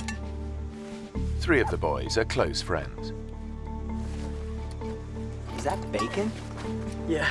15-year-old Mark Coons has been a scout for 4 years. Could have done with some of that this morning. I was saving it for big breakfast tomorrow. Scouting was really a big thing for me. I'm an Eagle Scout, which is the highest rank in the Boy Scouting program, and so, you know, it's meant a lot in my life. Mark is friends with Jordan Weiniger, who goes to the same high school in Bountiful, Utah. Every one of us boys, we'd grown up in the same neighborhood, gone to school together, and so we were excited to spend some time to bond and to have fun with each other. It's still kind of heavy with all this water. Nah, it's all that bacon I'm hearing about. First rule of hiking, always be nice to the guy carrying the breakfast. It's a good point, Mark. Maybe I should take that back. Dream on. Making up the trio of friends is David Phillips. Check his roll. He's the most experienced hiker of the 3.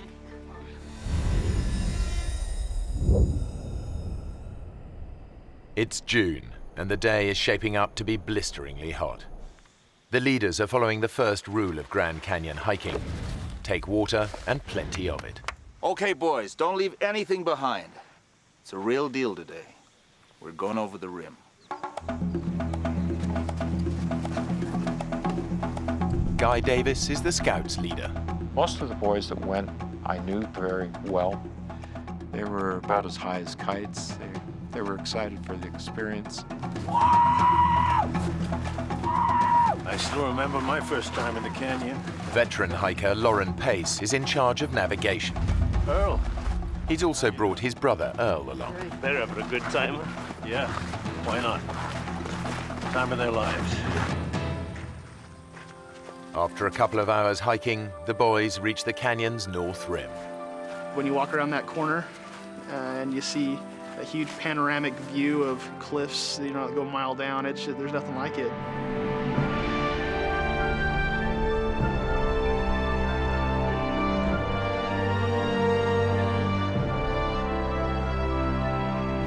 It's the biggest canyon on Earth, 18 miles wide and nearly a mile deep in parts.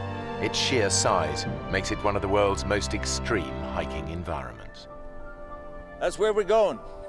All the way. Whoa. It's amazing. This place is incredible. The scale of what they're taking on hits home. We're going all the way down there. If you get bored of hiking, there's always the fast way down.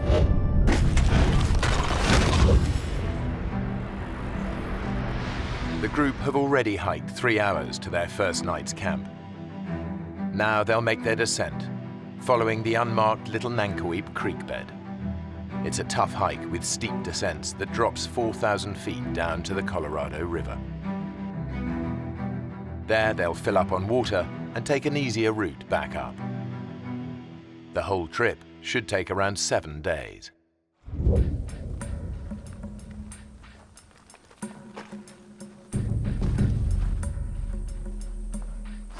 An hour on from the canyon rim, the group reaches the end of the official route.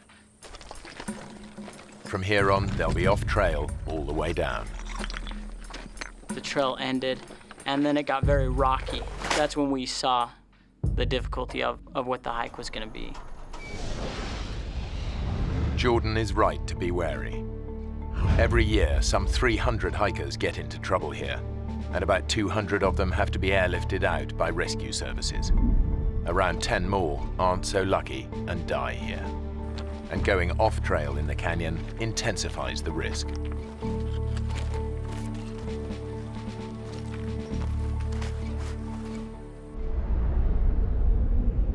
Yep, this is it, fellas. The big chute. The chute is a rocky gully over a mile long, an extreme descent over boulders, loose rock, and gravel. Jordan immediately sees how tough this will be. It was turning into a hike that, was getting a little more dangerous. They have no radio, and they're out of mobile phone range. If anyone gets hurt, they're on their own. It was really steep.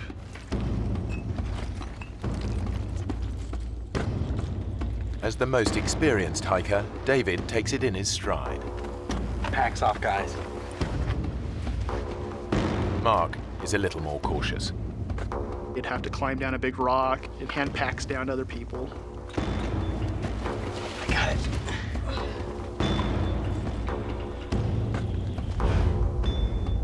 So at that point, it wasn't just a hike, it was more of a climb.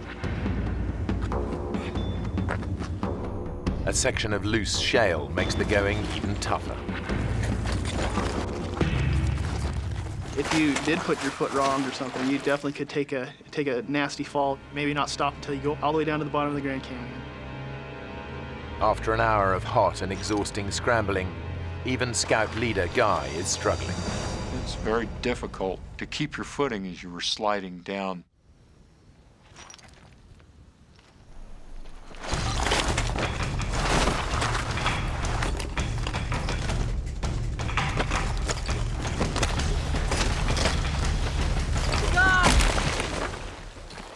God, you okay? I hit a log straight on, and it just, I managed to catch it with the part of the body you should never hit a log with, and literally knocked the wind out of me considerably. You okay to stand? Come on, let me take this pack. On 3, 2, 3. Careful. It's a lucky escape. It could have been much worse. 2 hours after starting down the chute, the exhausted group reaches the bottom. They've descended over 1,000 feet. Now, there's no going back.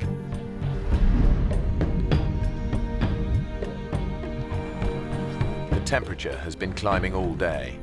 It's touching 100 degrees Fahrenheit.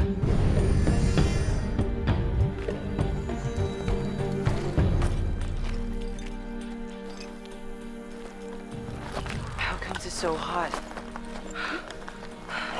It's gotta be a freak thing. It'll be cooler tomorrow. In fact, a freak heat wave has hit the canyon. The temperature's heading for 108 degrees, much hotter than anyone expected. Lauren had been the year before, and it was hot, but not 110 degrees hot, you know, not cook you alive hot. We had anticipated that the temperature would be in the 90s. 90-degree weather would have been bad enough.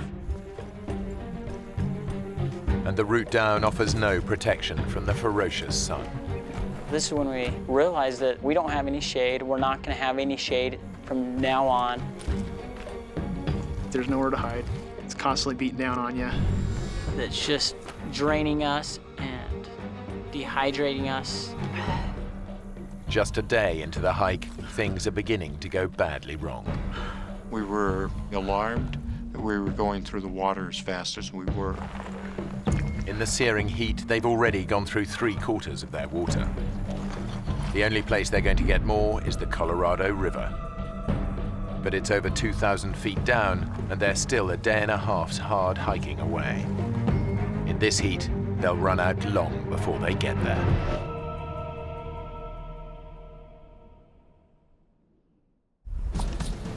As we were hiking, that's all we could think about was the river, of getting to the river. But the boys are about to find out that blistering heat isn't the only hazard they face. Dave, don't move.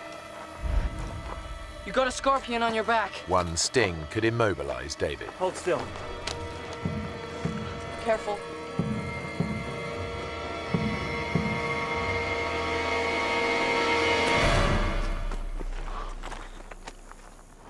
You think it could kill you? I don't know. I don't really want to find out. It's a reminder of just how hostile the canyon is. As well as scorpions, there are thousands of rattlesnakes. Stepping on one would be all too easy. And getting bitten out here miles from medical help could be fatal. Come on, let's go.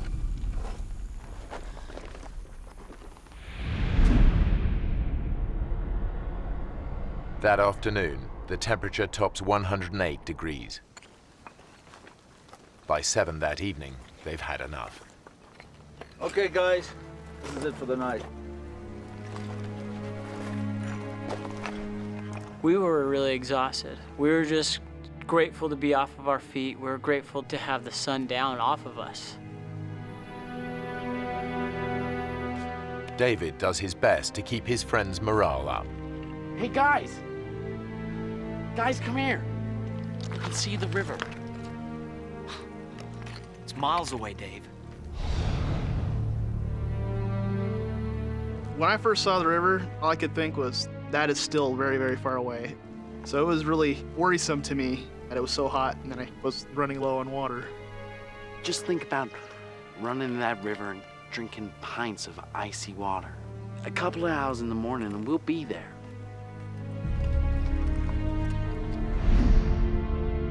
In fact, they're still a tough day's hike from the river, and their water is almost gone. We begin to say, gee whiz, am I going to be able to make it down to the river tomorrow? Have I got enough water?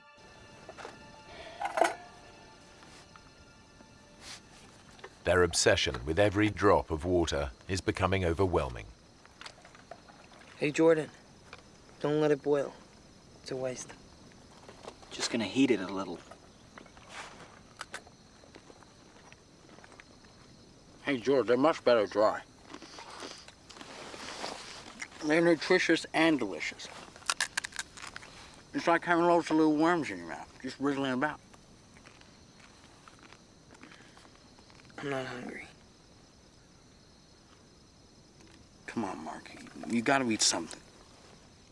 I thought it was odd that I wasn't hungry after all that work all day. I don't know if that's some kind of side effect of dehydration or not.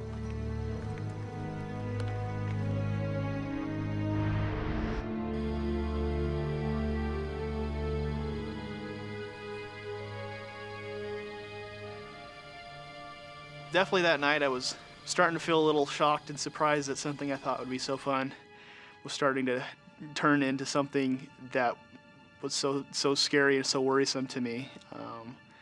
And I felt like I had started to lose control of the situation that I was in. Dave? Yeah? Are we gonna get through this? Come on. We'll get up early before the sun gets down on us. And by the afternoon, we'll be at the river.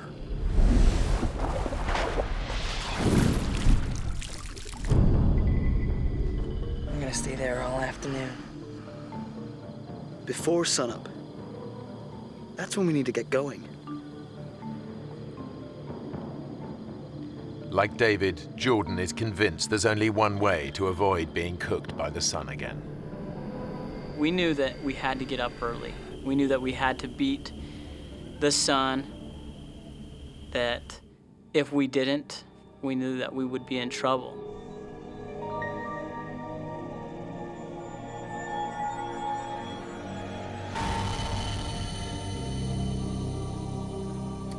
But by the time the exhausted group is ready to go, the day is already blisteringly hot. I know that when we did begin hiking, I don't remember what time it was, but the sun was on us. It was hot.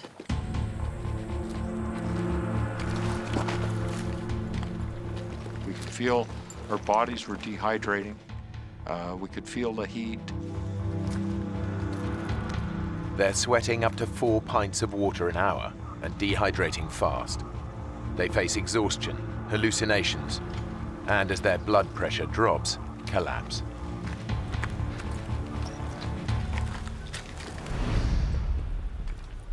Just before noon, they face yet another ordeal. A grueling descent down a steep, rocky chute.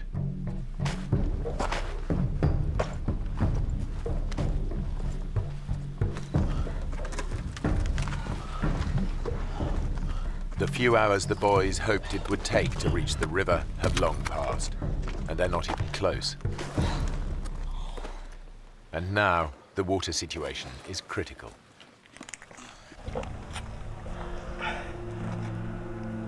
Is that it? You? Not a drop. David shared a lot of his water. Who wants it? He gave the most of his water to anybody. Go on, Jordan.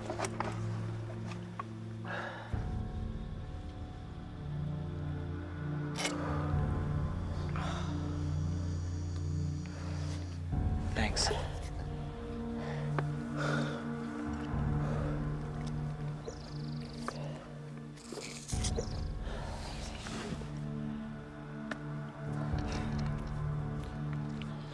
That's it. Their life-saving water has gone, and they're still a good half day from the river. I knew that we were out of water. I knew that, if we fooled around or wasted our time, I knew that we would run into trouble. Come on. Let's get to the river.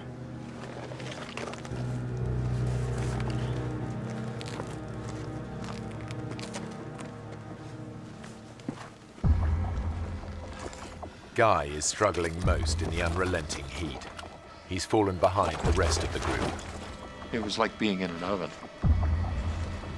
I was physically exhausted. Severe dehydration is putting Guy's body under intolerable pressure. Finally, it just gives out.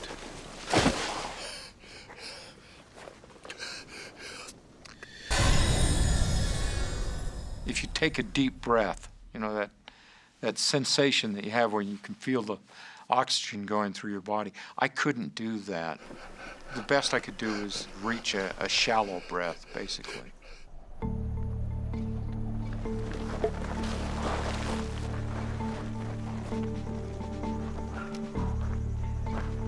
Hey, where's Guy? By the time the group realize he's not with them, they're hundreds of feet further down the chute. Guy!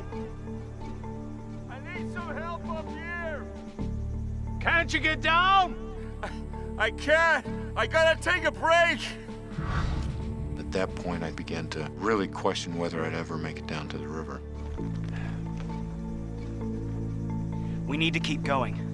Look, we can't just leave him. There's some shade here. We'll sit in the shade and wait for him to catch up. We can't leave him behind. But Jordan thinks that waiting for Guy could be a fatal mistake. If we don't go now, we're all gonna die.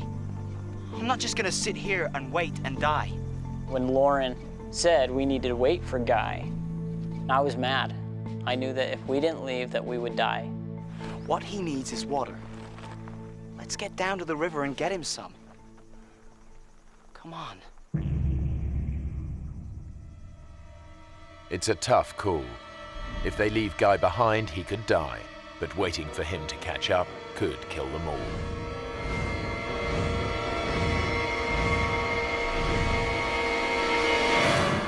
Okay. Guy! We gotta get down! Get some water! We're coming back! We're coming back with water! I'll look after the boys! I had never heard a tone like that in anyone's voice before. That kind of fear or anything like that ever in my life. Just, it changes you when you hear something like that. It's difficult to leave somebody behind, but when it's your own life, you need to do what you need to do.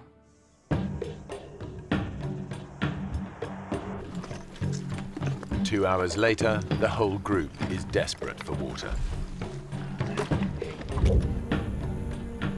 Anybody got any water left? No, I'm out. Then Lauren remembers something that might just save their lives. Hey, wait a minute. Wait a minute. There's a creek runs up there. Half a mile along the ridge. There was water in that creek last June. I'll go. Give me some canister. See trees along the creek bank, okay? In these conditions, the extra hour of hiking puts a huge strain on David's dehydrated body. But if he finds water, it'll be worth it.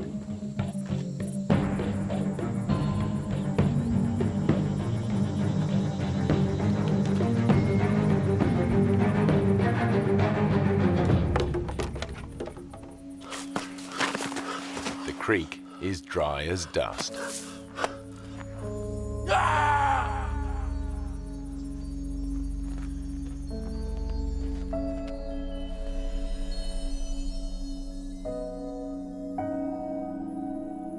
Hey, Mark. Mark, wake up. Wake up. There was nothing there. Just an empty riverbed. It was very difficult. We had no idea where water was, how we were going to get there, when we'd get there, or how much longer we'd last.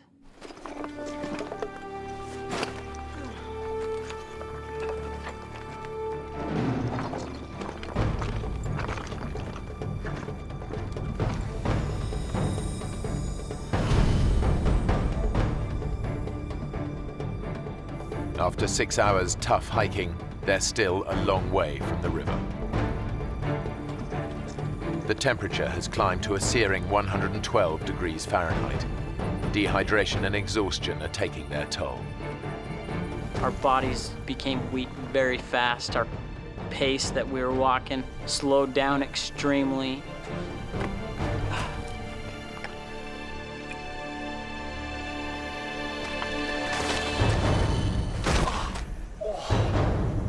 For 71-year-old Lauren Pace, enough is enough. Lauren, you okay? Don't fuss. I'm okay. I'm okay. Listen, guys. The sun is a killer. There's some shade here. We should wait till it's dark.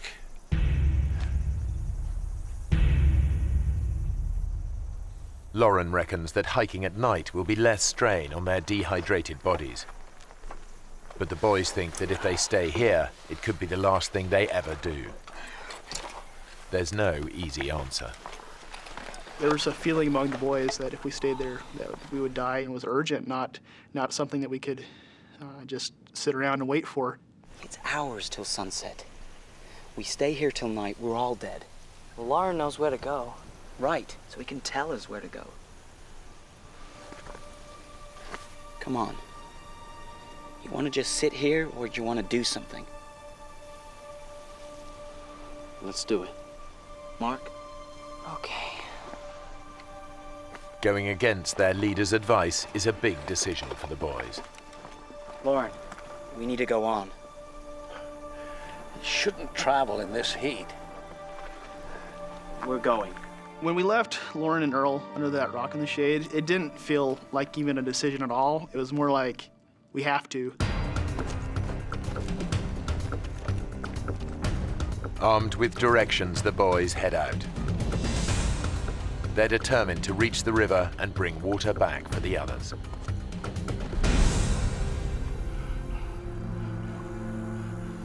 Back up the canyon, Guy is deteriorating. His fluid levels are so low that his body has cut off the supply to his sweat glands. I can't believe a time in my life when I wanted to sweat.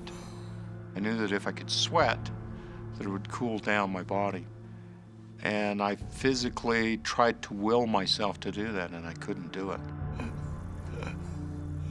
Without cooling sweat, any physical exertion could send his temperature spiraling out of control. If it reaches 108 degrees Fahrenheit, his brain will begin to die. Guy is trapped. If he tries to hike out, it could kill him. Come on, guys. Let's go. Further down the canyon, Lauren is worried about the three boys hiking alone and sends his brother and the other scouts after them. But the three boys are making good progress, and they're now way ahead. They're less than a mile from the river. They just need to make the final descent.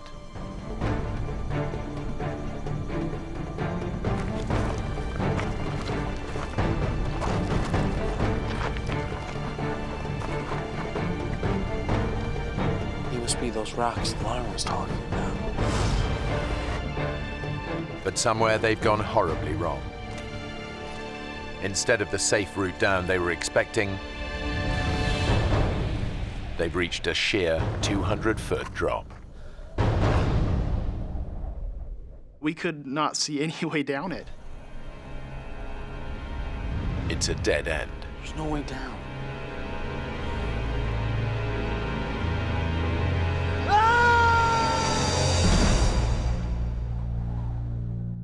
Their water has run out, their leader has collapsed, and the three 15-year-old boys are on their own. Their desperate bid to reach the Colorado River is over. It's the final straw. They've run into a dead end, a sheer 200-foot drop. What do we do? I don't know, Mark. Nothing, I guess.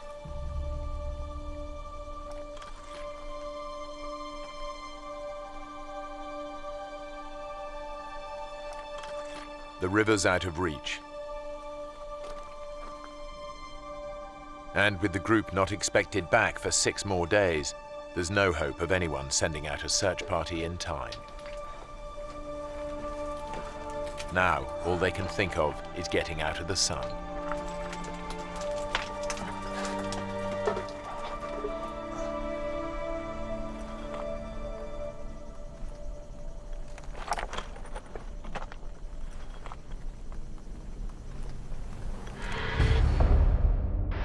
Back up the canyon, Scout leader Guy is also losing hope.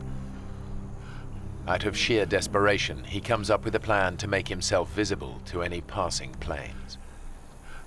As I laid there, I knew that it would be hard for someone to see me because I was down below the level. I took out a emergency blanket.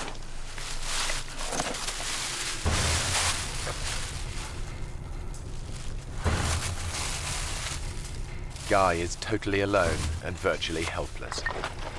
It's his darkest hour. When I realized how much of my strength it took just to do that, I was absolutely certain that there was no way out without help from somebody else. Sheltering under cliff-top boulders, the boys realize they face a slow and painful death from dehydration. In my mind, I knew we were gonna die.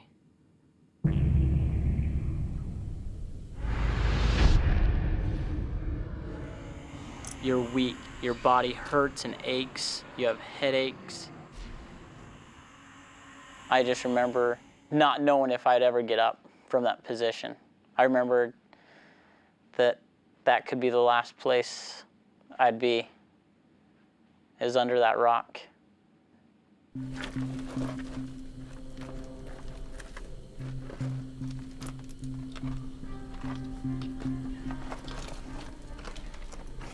It was a pretty sad situation there, you know. And I was almost turned 16. I wasn't gonna get to drive or anything.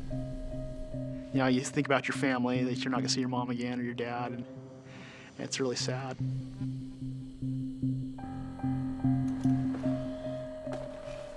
Even David, the optimist of the group, is struggling to see a way out. I'd asked David a couple times by now, David, do you think that we're gonna make it? Are we gonna die? We are gonna make it, aren't we? And most of the time he'd be like, oh, Mark, of course we're gonna make it. You're fine, don't worry about it, okay? I think we might die here. This was the first time I heard David say, you know, Mark, I think we might. I think we might die.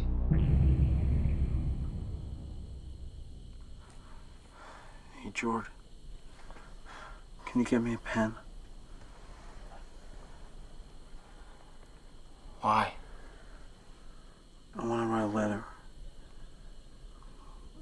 to my mom and dad, you know. Say goodbye.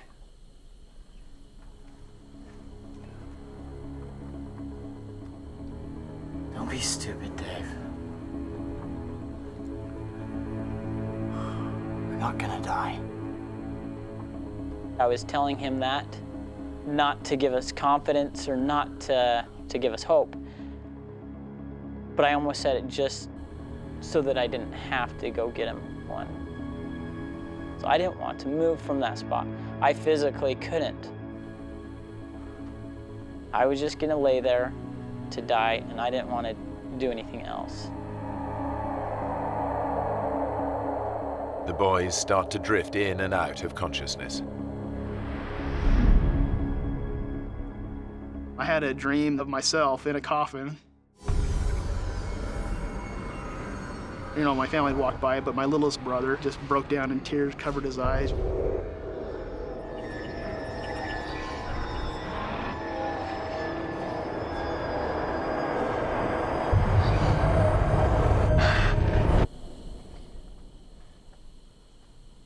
I woke up, and I was like, I don't want to die.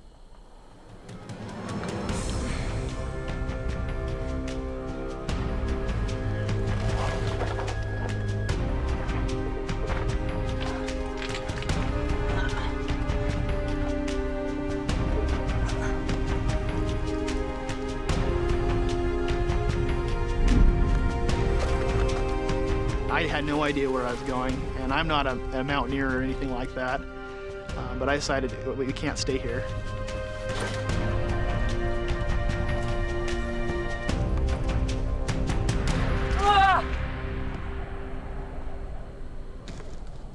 I took my backpack, and I chucked it off the cliff, you know, so I'd hope that I was going to make it down to pick it up again.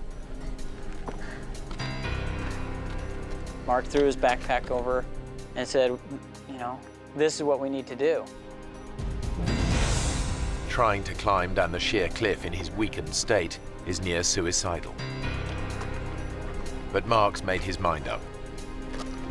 He's going to get down or die trying. Come on, guys. We gotta do it.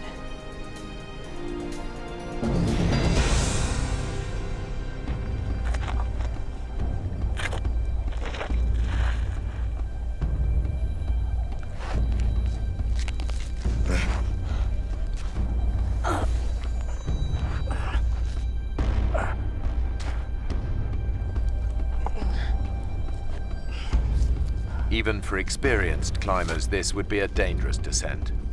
But Mark has no ropes and has never rock climbed in his life.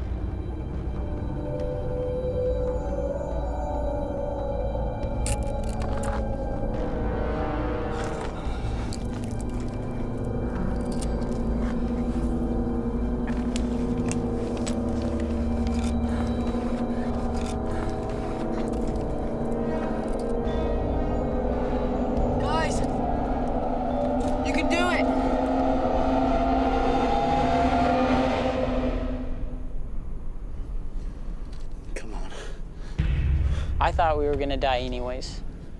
To me, death was gonna happen. And so it seemed like anything would be better, even if it was a ridiculous plan.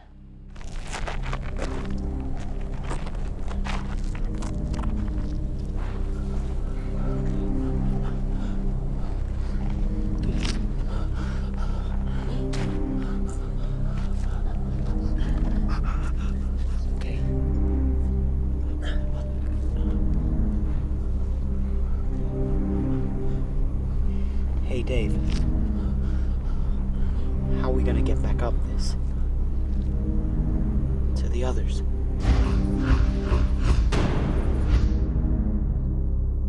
We knew that it would be too difficult to get back to the top of that. And at that time we knew that there's no way we'd be able to make it back to them with water.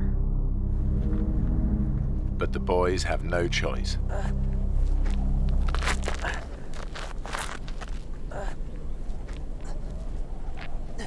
We climbed down that cliff, which was very frightening to me, because I knew that if any of us fell, we would die.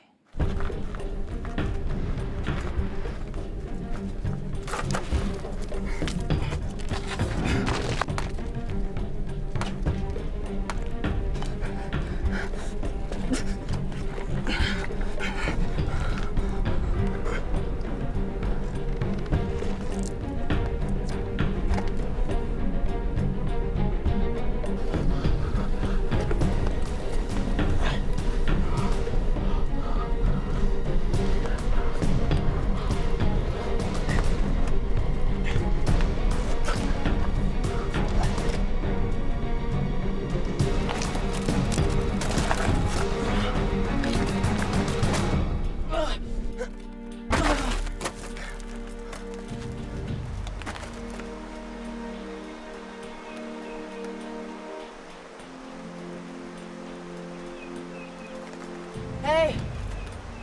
I can hear it! The river!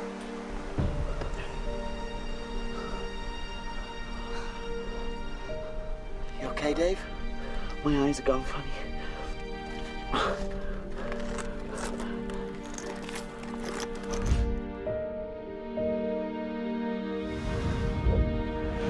It's a terrifying climb, but David and Jordan finally make it down as well.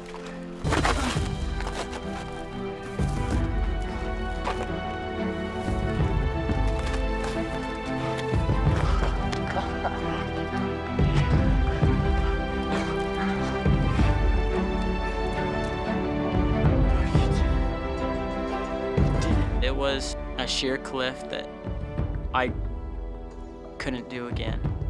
I think we were all amazed that we were still alive, I guess.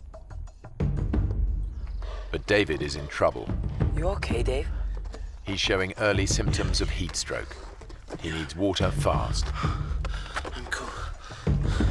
Come on. Back up the chute, Guy is so dehydrated he can barely move. He's now at the mercy of the canyon and its inhabitants. There was a rather large rattlesnake that was a few feet away from me. The western diamondback rattlesnake is one of the most aggressive snakes in the US. A bite from an adult can deliver enough venom to kill in as little as 6 hours. I remember experiencing the fear that that snake would turn and sense my body heat. Guy is so weak he can't move out of striking range. And that experience lasted for about an hour while that snake was there.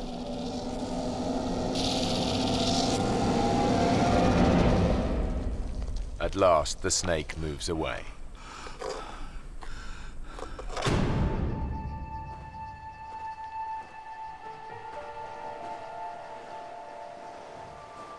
Since making it down the cliff, the boys have walked for over an hour, but they still hadn't reached the river. We could hear the water, and it seemed so close. But as we go around one corner, and then the next corner, and then the next corner, each corner we thought it was the next one, and it wasn't.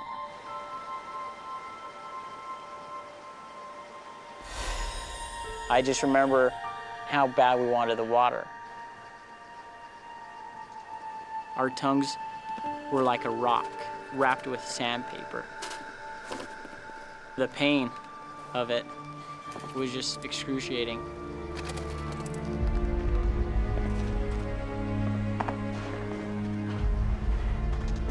I remember Dave complaining about his vision.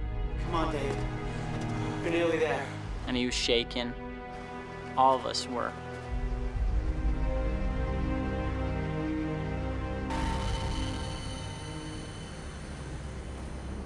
We got to an area where there was a tree that had fallen.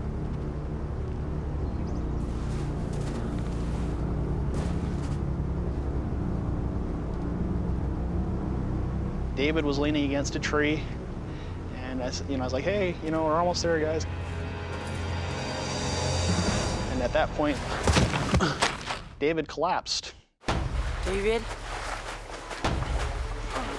Dave? You okay? Me and Mark went over to him. Dave.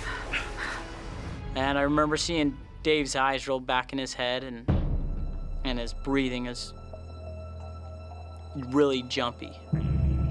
Hear us.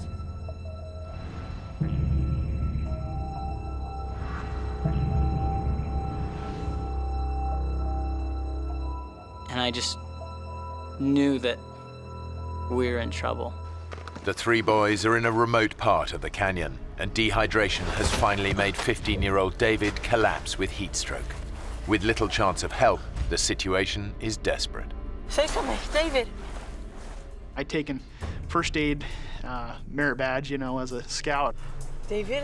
They train you for extreme situations like this. I knew it was very serious. Hey, Jordan. You guys get to the river. Bring back water. We're gonna get you some water, all right?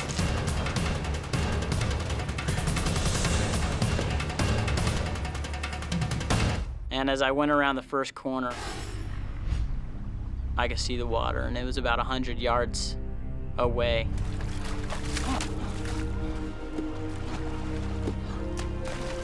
And I remember getting to the water and just being so grateful. I just knew I needed a drink. I wanted it so bad. And so I took a drink out of the water, but I knew that there was a higher priority, that Dave needed the water.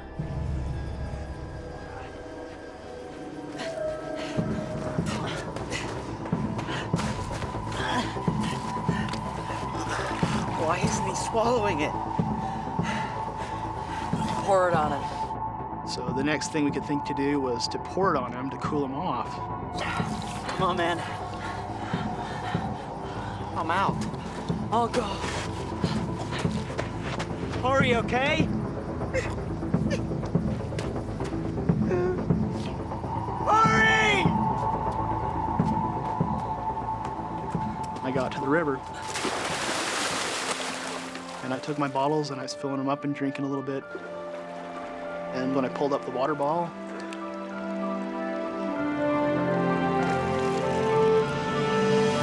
I could not believe it. I saw 2 big yellow rafts coming around the corner.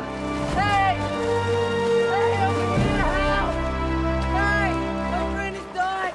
Help me! The next thing I knew is I hear Mark yelling help from the distance, and I was just hoping for something. It's an incredible stroke of luck. A minute earlier or later, and the rafters would have passed by without finding the boys.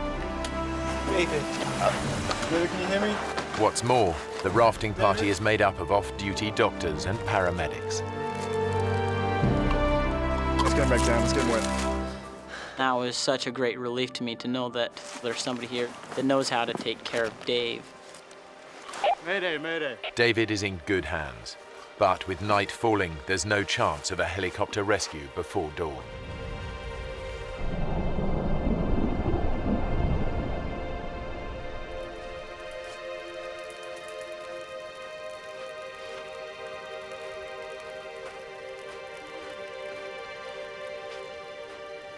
Seemed forever that they were working on him, not knowing if he's gonna make it, not knowing if he'll die. He's still hypothermic.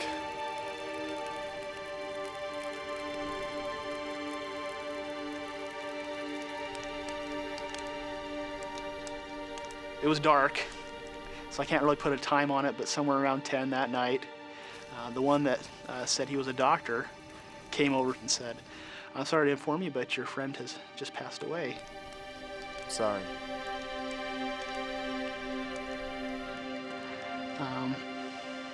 And it was a hard experience.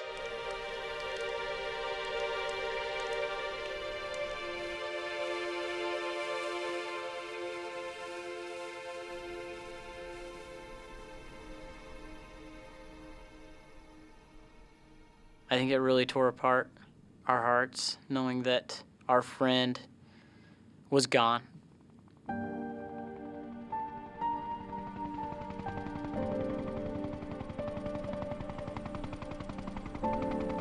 By the time rescue helicopters arrive the next morning, Earl and the other boys have made it down to the river. Thanks to his emergency blanket, Guy was quickly located, while Lauren was finally found wandering alone in the canyon. They're all devastated by the news of David's death. It's so weird, and it changes your perspective on death when someone you know and someone you've seen and been with an hour before, or a couple hours before, and it was vibrant and wonderful and happy, and then he's gone. 10 years on, Jordan is a policeman in Utah, and Mark is training to be a dentist. They're still good friends.